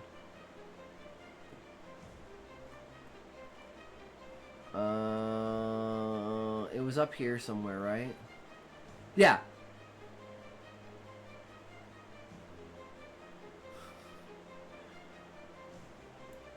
%20 versus 80%.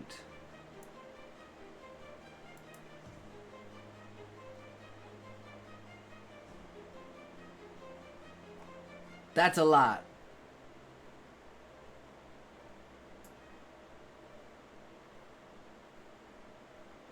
Right, this was deaths. And then I asked it to reevaluate it, didn't I?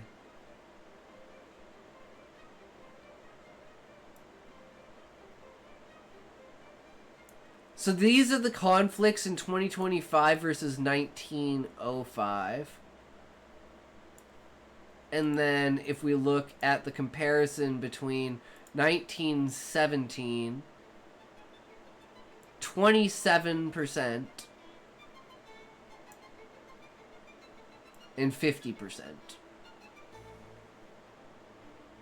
So I don't know where that 80% comes from, but it was 20 and 32%. That's what I remember. So I'm trying to find where the 32% came from. Or if I have to go back even further. Oh, maybe it was the very first one. Oh, here it is. Yeah, okay. So, here it is. Research suggests the global strife measured by the total number of armed conflicts was 33 in 1905 and 42 in 2025, indicating an increase. Additionally, the percentage of sovereign states included in conflicts rose from approximately 21% in 1905 to 32% in 2025, reflecting a likely increase in the spread of conflict involvement over time, though the intensity per state may have decreased. That was the statistic I was looking for. But yeah, I mean, the problem is South Sudan and Sudan. They have way too much going on. Oh, there's a lot of other shit in the world, man. There's 190 fucking countries. Or there's like 260 countries. There's 290 like sovereign countries. My brother's partial owner on a few of them, and they don't really generate revenue. Do you rent them out, or do you live in them? Like, is one a holiday home? Are they close together, or are they like spread out through different states? I have one Airbnb, which was a huge mistake, and then a few rentals. All in Cali. Yeah. Airbnbs have had hard times because of, like, either theft, damage, or, like, shit like that. Like, just really bad idea, like, tenants and shit like that, right? Have you had that kind of issue?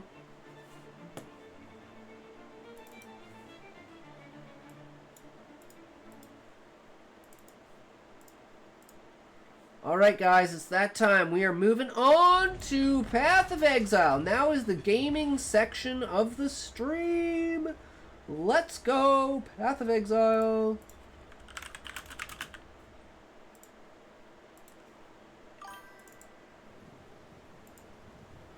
They only rent out during the holiday season, so it only pays for itself a few months a year. Ooh, that's brutal.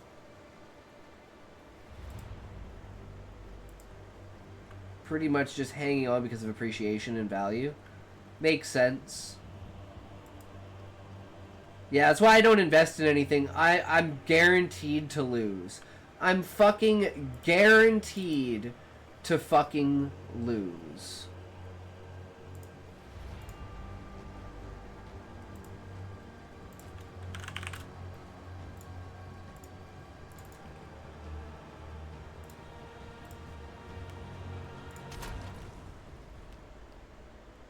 All right, let's see what we've got here.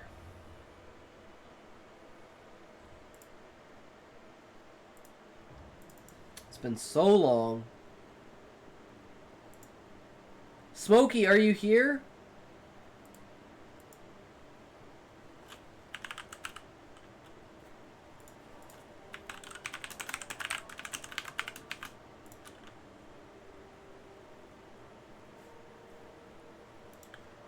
What's our currency look like?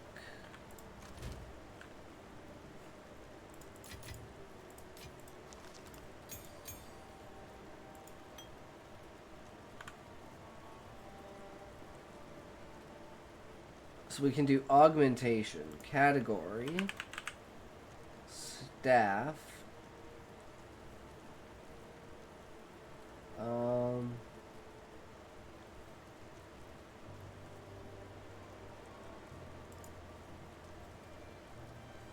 buyout price, augmentation, yes.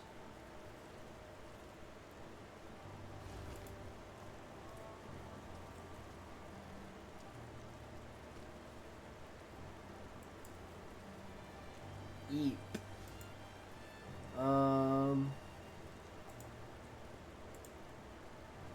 That's hard. Dawn of the Hunt. What genre of games do you enjoy? Me? I enjoy every type of game. From RTS to strategies to action adventures to turn-based games, story-driven narratives, AFK slop, Souls-like.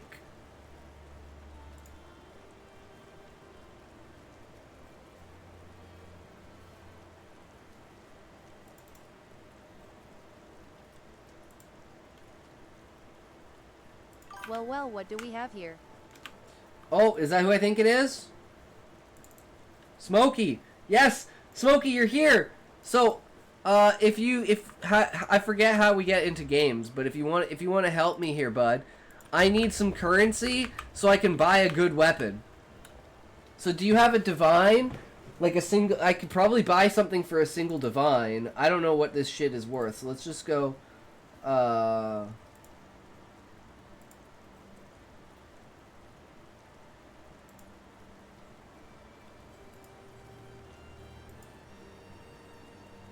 Exalted Orb. I gotta take a pill, be right back. Sounds good, Neva! Need to update first. Alright, I'm gonna look for items. Bro.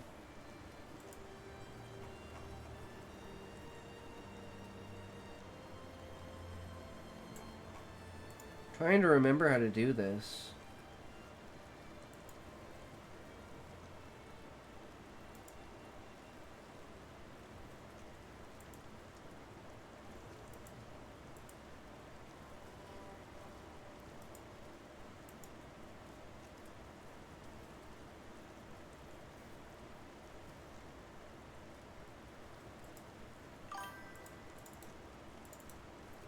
Oh, Smokey is a PoE fan? Yeah, man.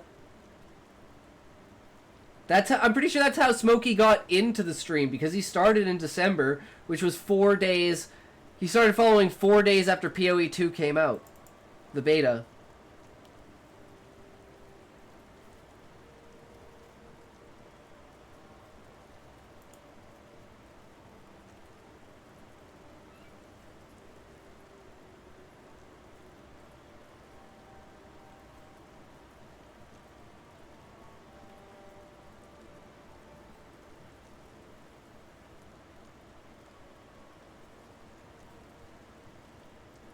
Damn, some of these are pretty good for one divine.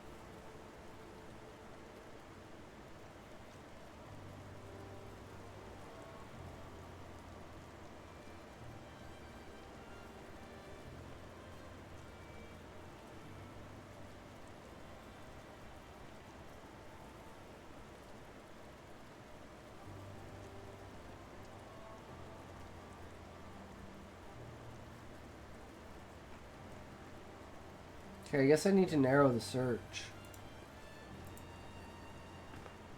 to having increased cast speed.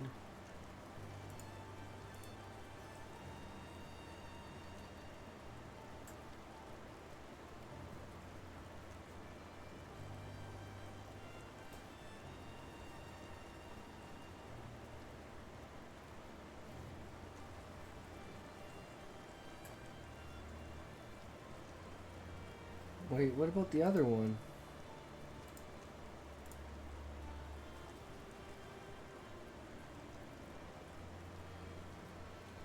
Or is it gone? I think it's already gone. Yeah, I remember I ain't got much currency. Well, I'll give you what I got, though. I literally just need one divine. Like, one divine, that's it. Except apparently this weapon is gone. It's already gone.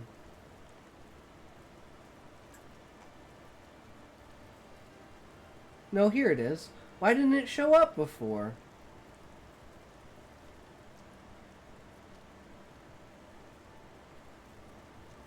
It's listed 3 days ago. Character is online. So how do you get in my game, Smokey? How do you give me stuff? How do I get your item? That's the guild stash.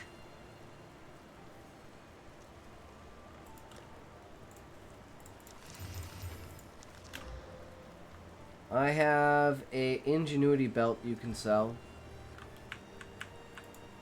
Well, I literally just need a weapon.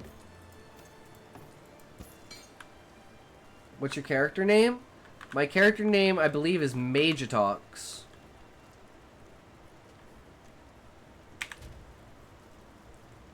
Yeah, Magitox.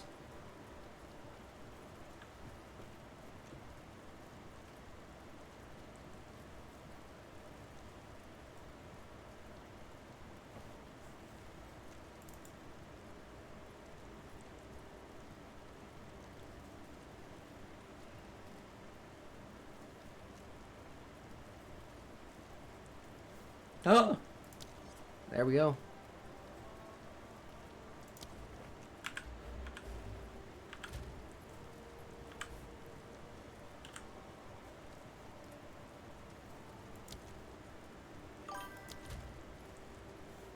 Hell yeah.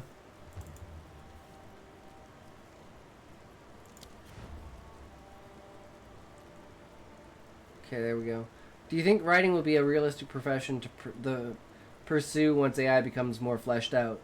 Yes, Beezus, because people who write have ideas, and ideas are what's key. Not the process. Like, I think of it this way. How many people... Like, okay. The best way to put it, Beezus, is this. How many people are photographers but are not artists? Is it any less valuable taking a picture with a camera versus painting it or drawing it or some sort of other medium? Because in my mind, AI is like the camera. But you still have to point the camera. You still have to know what you're looking at, right? When AI gets fleshed out, it's just going to be, I want to watch a horror story with Scooby-Doo as the main villain. And it'll be pretty much just write the story eventually. Yep. But that's the difference, Beezus, between me taking a picture and somebody who can sell a picture for $1,000. It's the scale, right?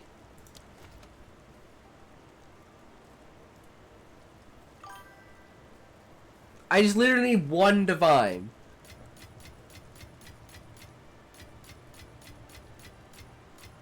I need one divine. Okay, so I can do the currency you ain't got. Damn. Okay, let's see if I can do it with an exalt. Cause I don't have the... You have the ability to trade though. Smokey, but you have the ability to currency trade, don't you? Like, can't you just go to an NPC and give it a certain amount of exalts and it'll give you a certain amount of divines? Isn't there an auction house for currency? I can't use it because I'm too low level, but you should be able to. It should be like 20 exalts for a divine. Wait, it's 700 exalts for a divine?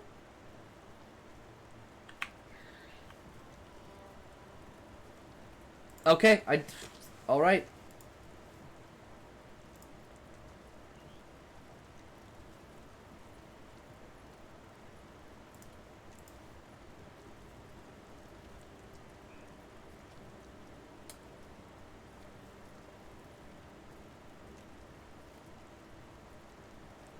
Okay, let's try and find cast speed. I guess I'll just bring this up here. Since we're pretty much gonna be spending the whole time doing this. I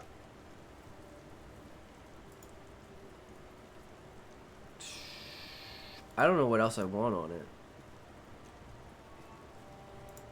Oh, max. Well, actually, no, we can do whatever. It doesn't really matter. Extra lightning, increased cast speed 2 to all. Damn it, man, ads. Sorry. 3. Firebolt. Damn, this one looks really good. But I wonder if the guy would even respond.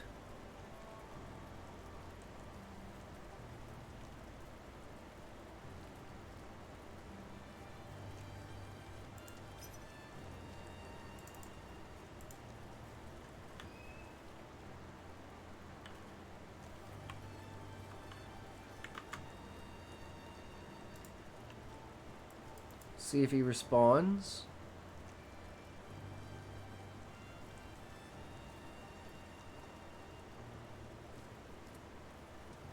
I mean, there is that one, so let's duplicate this.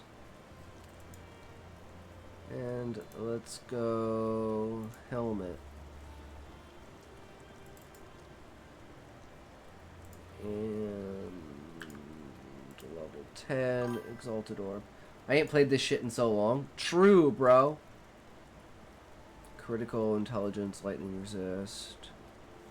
Oh, searched items. Helmet. Equipment filters.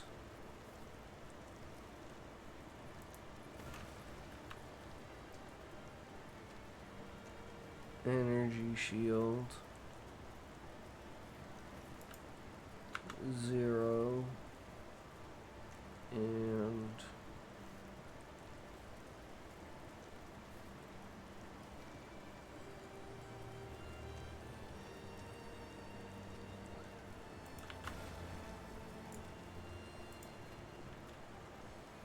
okay. I remember I got a Rake Bleed build, one taps bosses. Gotta run, always good to see you, Intoxication. Yeah, have a good night, Neva. Thanks for hanging out and having fun with us. It was a good time, guys. We had a great day today.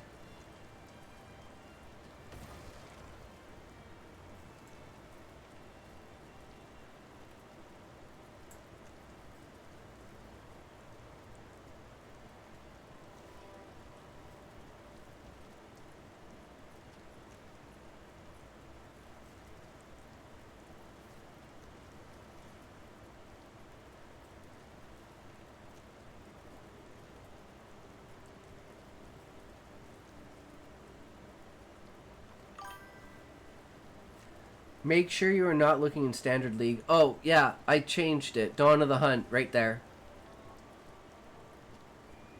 And it's not on hardcore or anything.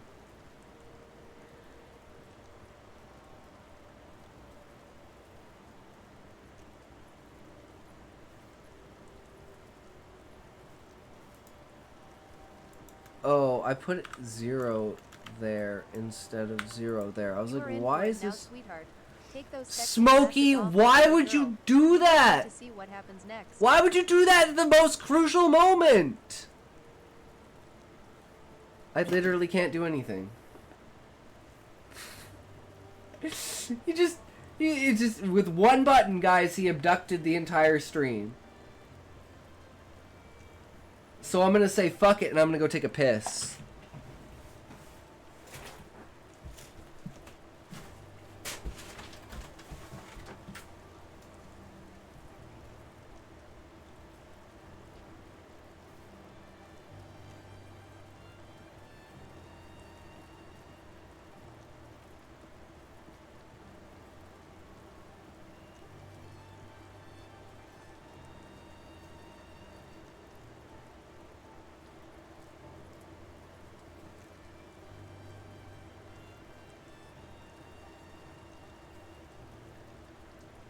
Let's hope you don't bump your head on a door frame.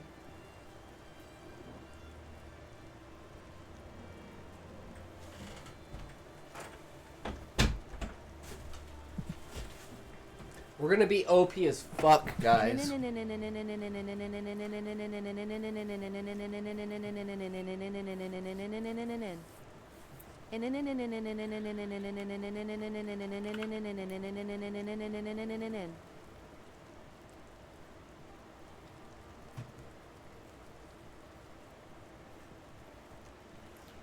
Jesus Christ, Smokey, you're shooting the dead chair? How dare you just shoot the chair?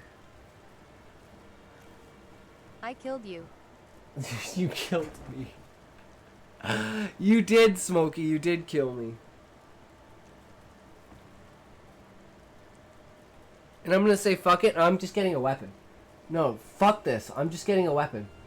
I'm just getting a random fucking good weapon with cast speed on it.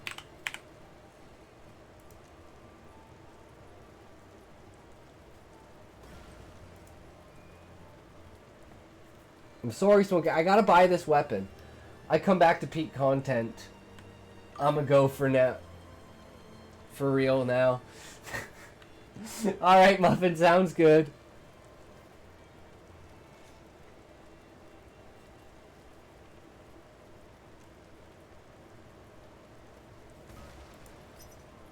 Oh shit, I'm in a party with you. Maybe that's fucking this up.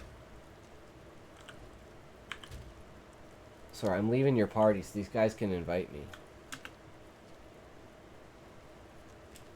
I will be back once I've gotten this weapon. And then we can go fuck shit up.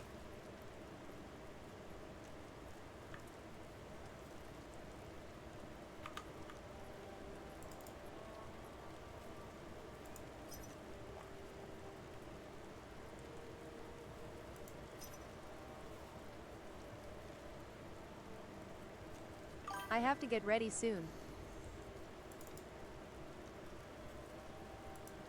Kelly, I guess we say fuck it, let's do it. Fuck it, let's go. Let's go. Where are we going? Waypoint. So, sorry, invite me back to the party. No one's responding. I just asked everyone. No one's responding. I don't want to sit here forever and, you know.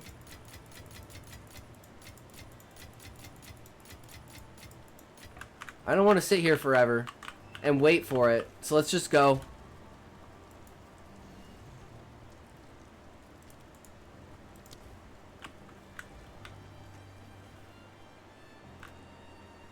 Sounds good, brother.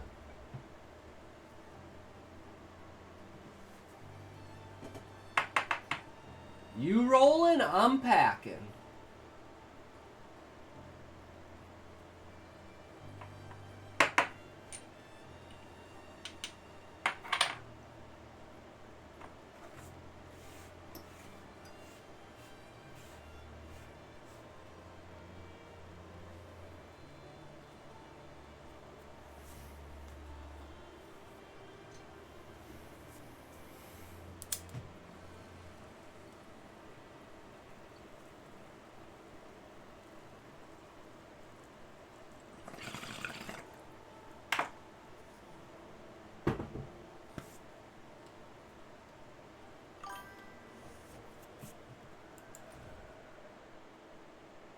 Red Veil.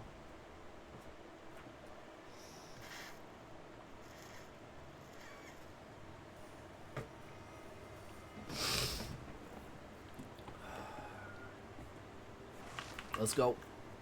Kill everything. Kill everything.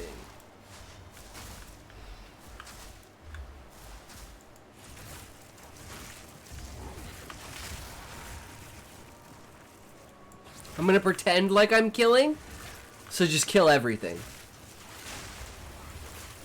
Ah, look at my damage. I'm OP. This new weapon is wonderful.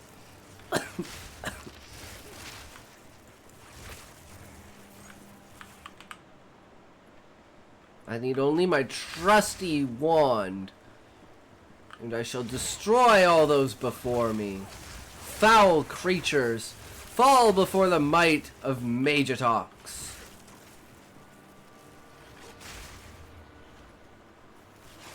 I am the greatest! It is such a wonderful thing to be able to destroy all that's in my path, with none here to assist me. It is by my own power that I reign in this world, not by the power invested in me by others, the power I attained by myself through what I endeavored. And now I shall reap the rewards of such a great and enduring task as it was.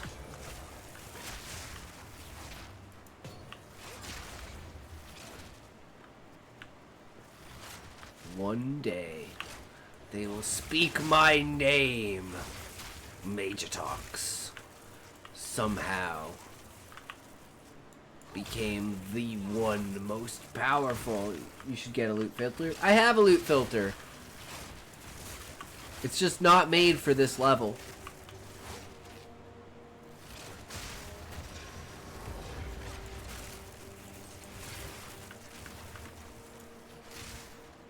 Da da da. These are the greatest weapons I've ever seen! Oh, they will make me so much more powerful. Nothing will stand in my way! Mighty is the lightning that draws from my hands, and the ice that flies from my staff. And from the base... Oh, that's the wrong button. Boom! We even have such things. Die, monsters! Ah! Look how powerful I am! I am... That voice, it is bound to this place. You're bound to me, bitch! We're killing everything!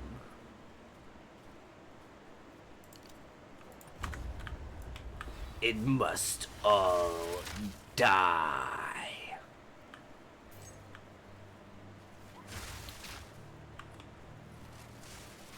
Nothing will escape my grasp.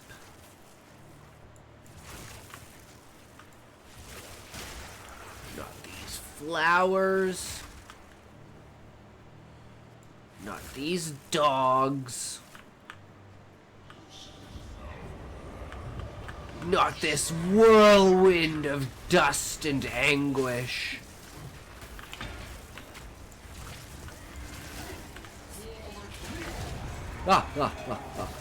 Bow before me, fools.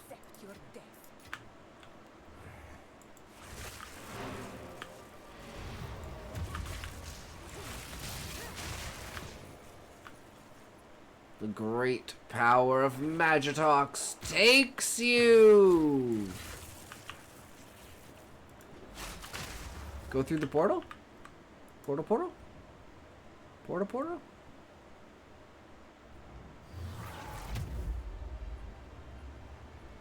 It was my decision to go through the portal. I portaled to portal! Here are your spikes, but be cautious. They stay warm after forging, no matter how many times I quenched them. I would ask what you need these for, but I'm putting my trust in you.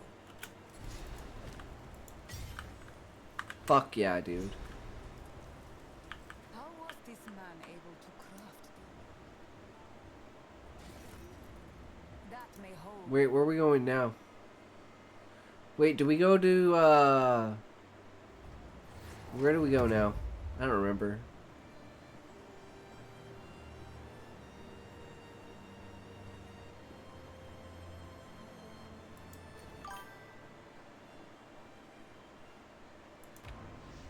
Grellwood.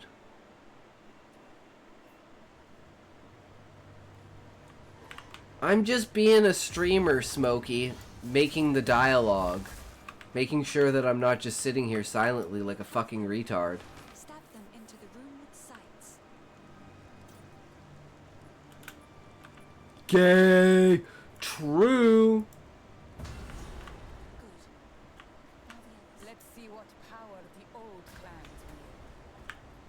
Shall not be such power as ones I wield, good sirs. The storm is nothing to me. You are but pitiful fools. He's unconscious, but he's breathing. Though, this wound. We should take him back to Clearfell. He may be the only one who knows what truly happened out here. I doubt he knows fuck all shit dick.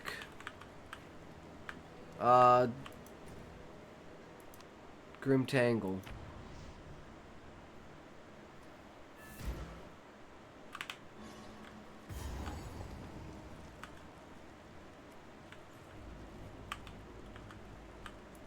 Okay, I guess not.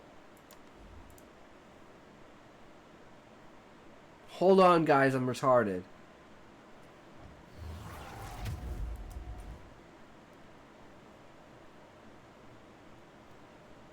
It says Grim Tangle.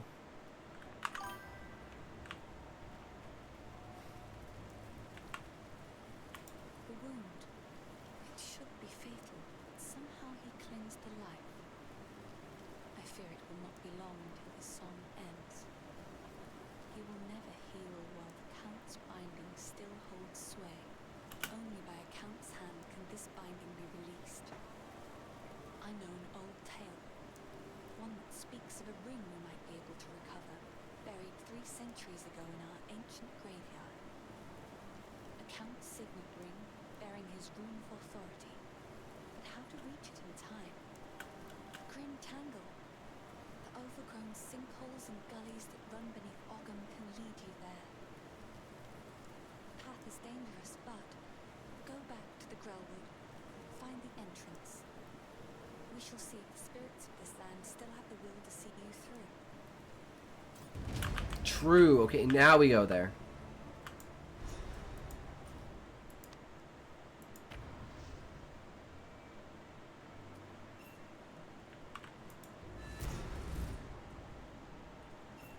If the Fey spirits are still watching,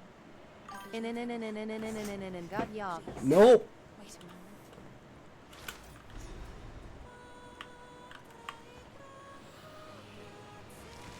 Nope, nope, nope, nope, nope. I'm too fast for you, Smokey. Magic still thrive. Ah, die. I'm invulnerable.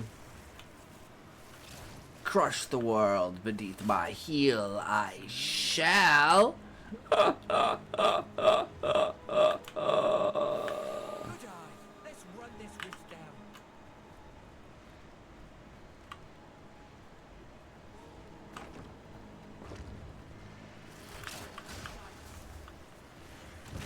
They literally die before I even hit them. That's how weak they are.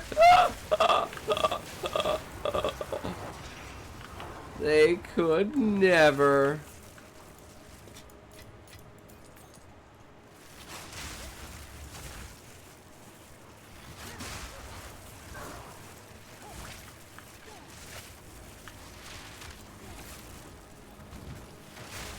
Ooh, support gem. Support, support, support my dick. I don't need your support, bitch. I do what I want.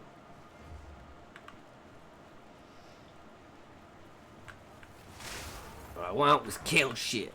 We gonna kill shit. The lightning.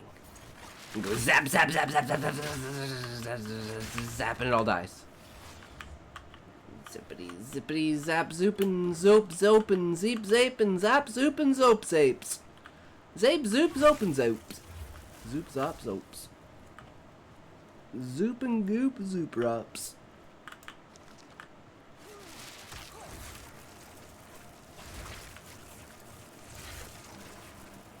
Dun dun.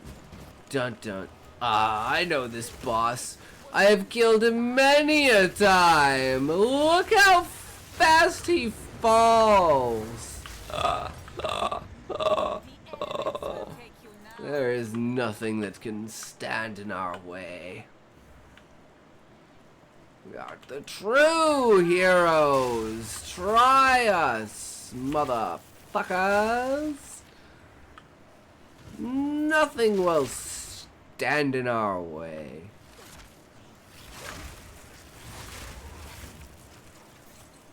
By God's hand I wield the wrath that will bring death unto you all. Only those sacred of blood and right of mind shall be spared the onslaught. The destruction will not end until all those befouled have fallen.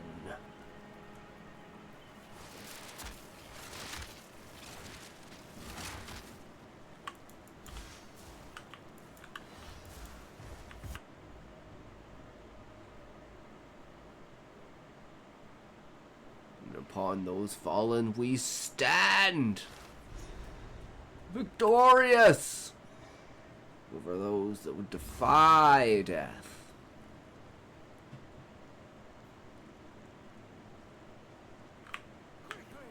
My family has been abducted! That bastard tyrant Praetor Draven! He's taken my family hostage! They're being held somewhere beyond these gates. I never thought he would stoop this low. Wait, you can just go in there? Wait, what? So long. I must get through the gate. The fuck? The keys! Where are the blasted keys? I believe those cowards took them. Wait, what? Known respect in his life, but now he is simply lost. Yeah, I need the key to get in there, Smokey. There's much to do.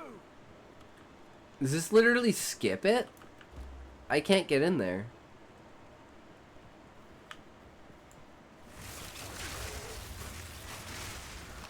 Don't do it. Don't do it. No, don't do it. We're gonna be stuck here for 10 minutes.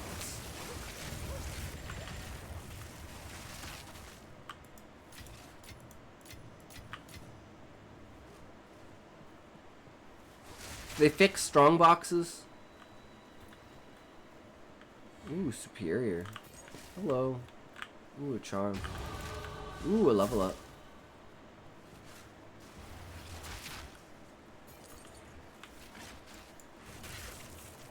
Dun dun dun dun dun dun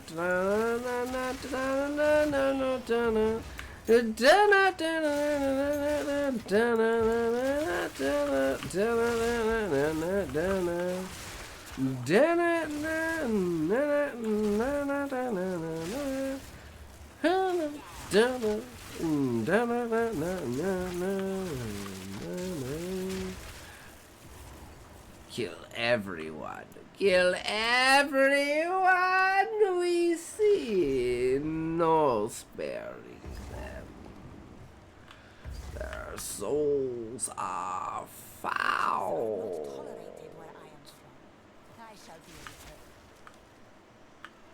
Such devastation wrought upon this land.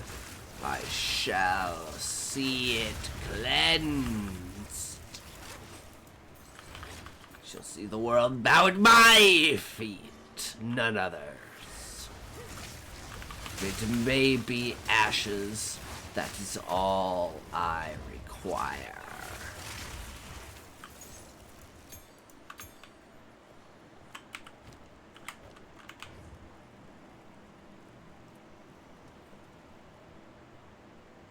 Like the great hands of fate calling me, they lead the way to darkened paths that call a great spire of lightning to be upon us.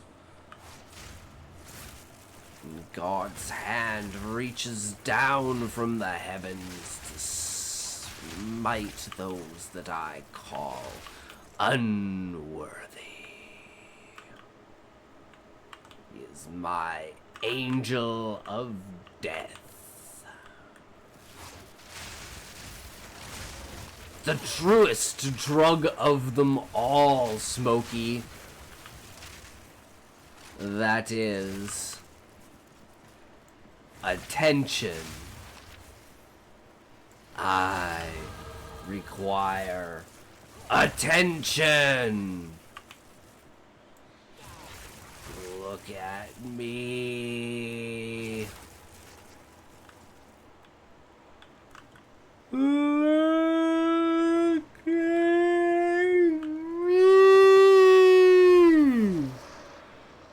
I'm gonna win, guys. Guys, you thought you were giving no I'm better.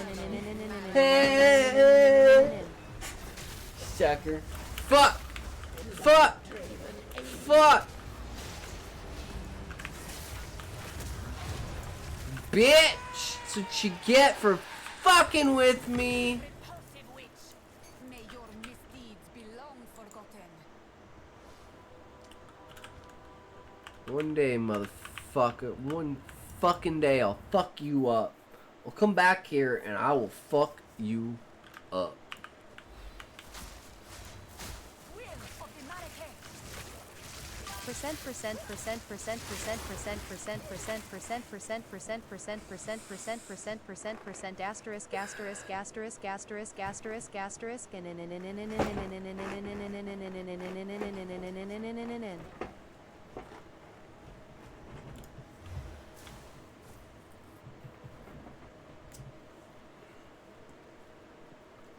Yep.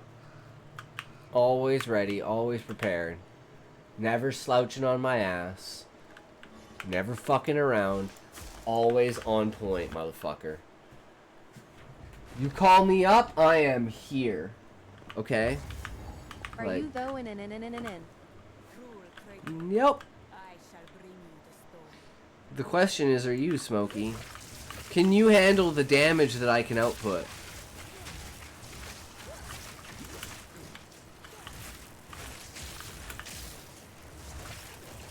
Because I don't think you can, bro. I'm just too good. I just do too much damage. It's like game breaking the amount of damage that I do. It's kind of ridiculous. Some people say I'm hacking. I just tell them to get good. I'm clearly just better at video games than they are.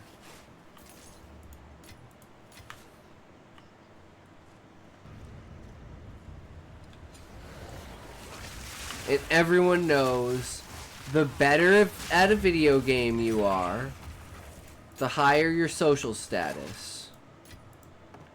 So pick up that video game and get practicing, motherfuckers. Because one day, you'll be like me if you just keep trying. The destroyer of worlds. The Atlas Conqueror. Time's chef.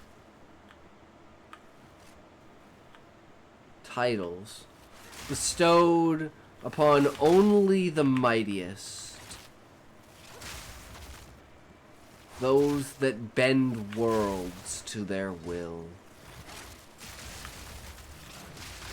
Those that, entering a single existence, quivers that existence into nothingness. And among it are the great divides that say, when I arrive, the fist of lightning, wrath of the universe, I shall set balance. I alone can achieve this goal. Others may try to support, but they know not the folly that their power is not near to mine, and only I am the one who is capable of attaining such heights. I must travel light.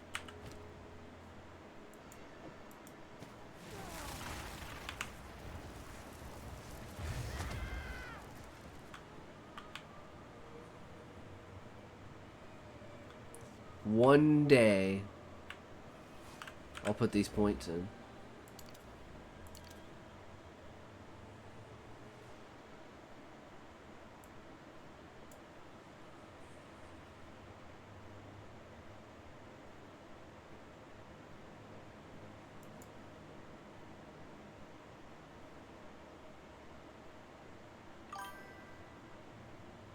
True, Smokey. I gotta grind more weed, bro.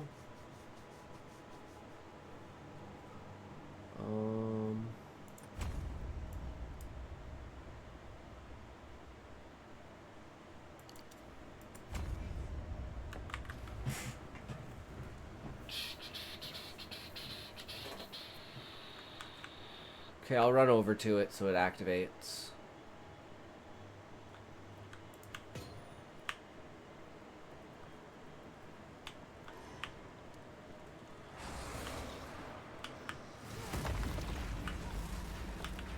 I'm hide in the corner here while I grind.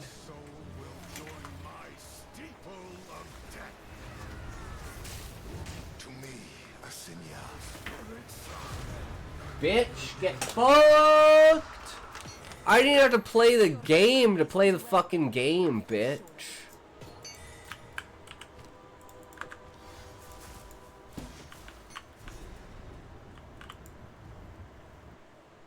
True.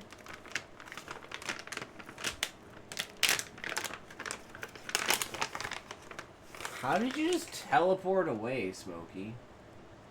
You were just there and then you were fucking gone.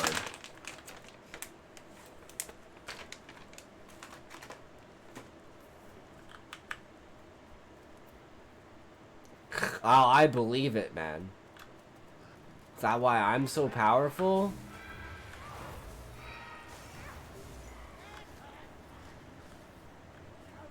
Do my eyes again deceive me? Uh-oh. Defend me! Defend me! Show those eternal bastards. Use the keys to open the gate. Oh, I forgot about checkpoints. Okay, kill Auckland for me, that motherfucker. It's open. Praise the first ones.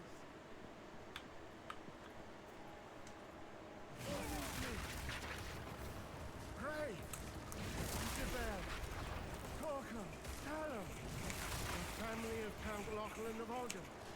My family. Guys, this is me from the future. This is what I'm gonna look like in 6 months.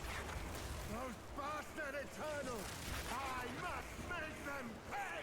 I must make them suffer.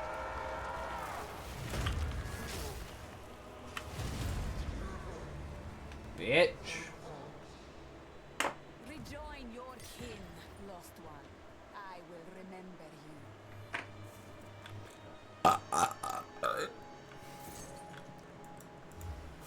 Well, that was epic, guys.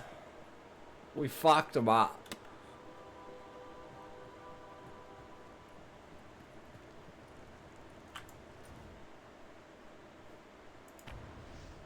That was crazy. Well, that brown guy does say somebody gonna get hurt real bad. It's true. Somebody gonna get hurt real bad. Somebody gonna get hurt real bad. I don't know who he is. This will most certainly break Count's I binding. think you know him though. Give me a moment. Alright, this is where I'm gonna have to call it, Smokey. I gotta fucking go to bed. Well, I mean, I gotta do after stream shit, which sucks. But yeah, I gotta eat. You know, I gotta upload all of my shit. I gotta make the stream highlight reel. But tomorrow, guys, tomorrow is my weekend again. So it was like 2 days off, work 2 days, 2 days to fuck off. So we'll be back again strong tomorrow with more of Duart's adventure. Catch you on the next and God YA Lul Na CYA Brew and got you again. True, Smokey. Those are love bullets. I know you wanted me bad, but that bad? Damn, bro. I mean, I feel it too. I thought it was just me.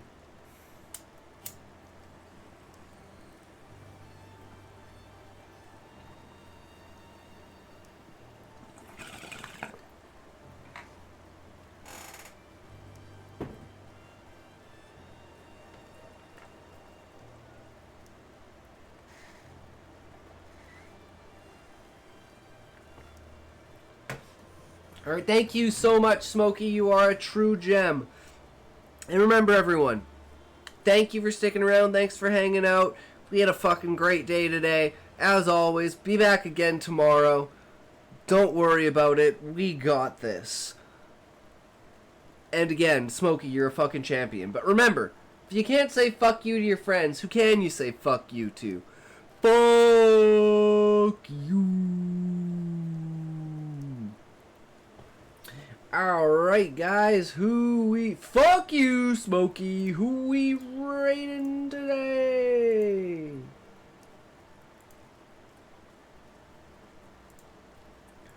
Who we rating? Who we rating? Who we rating? Who we rating? Who we rating? Who we rating? Get your wheels out, motherfuckers! I wanna see those fucking wheels! Those fucking wheels!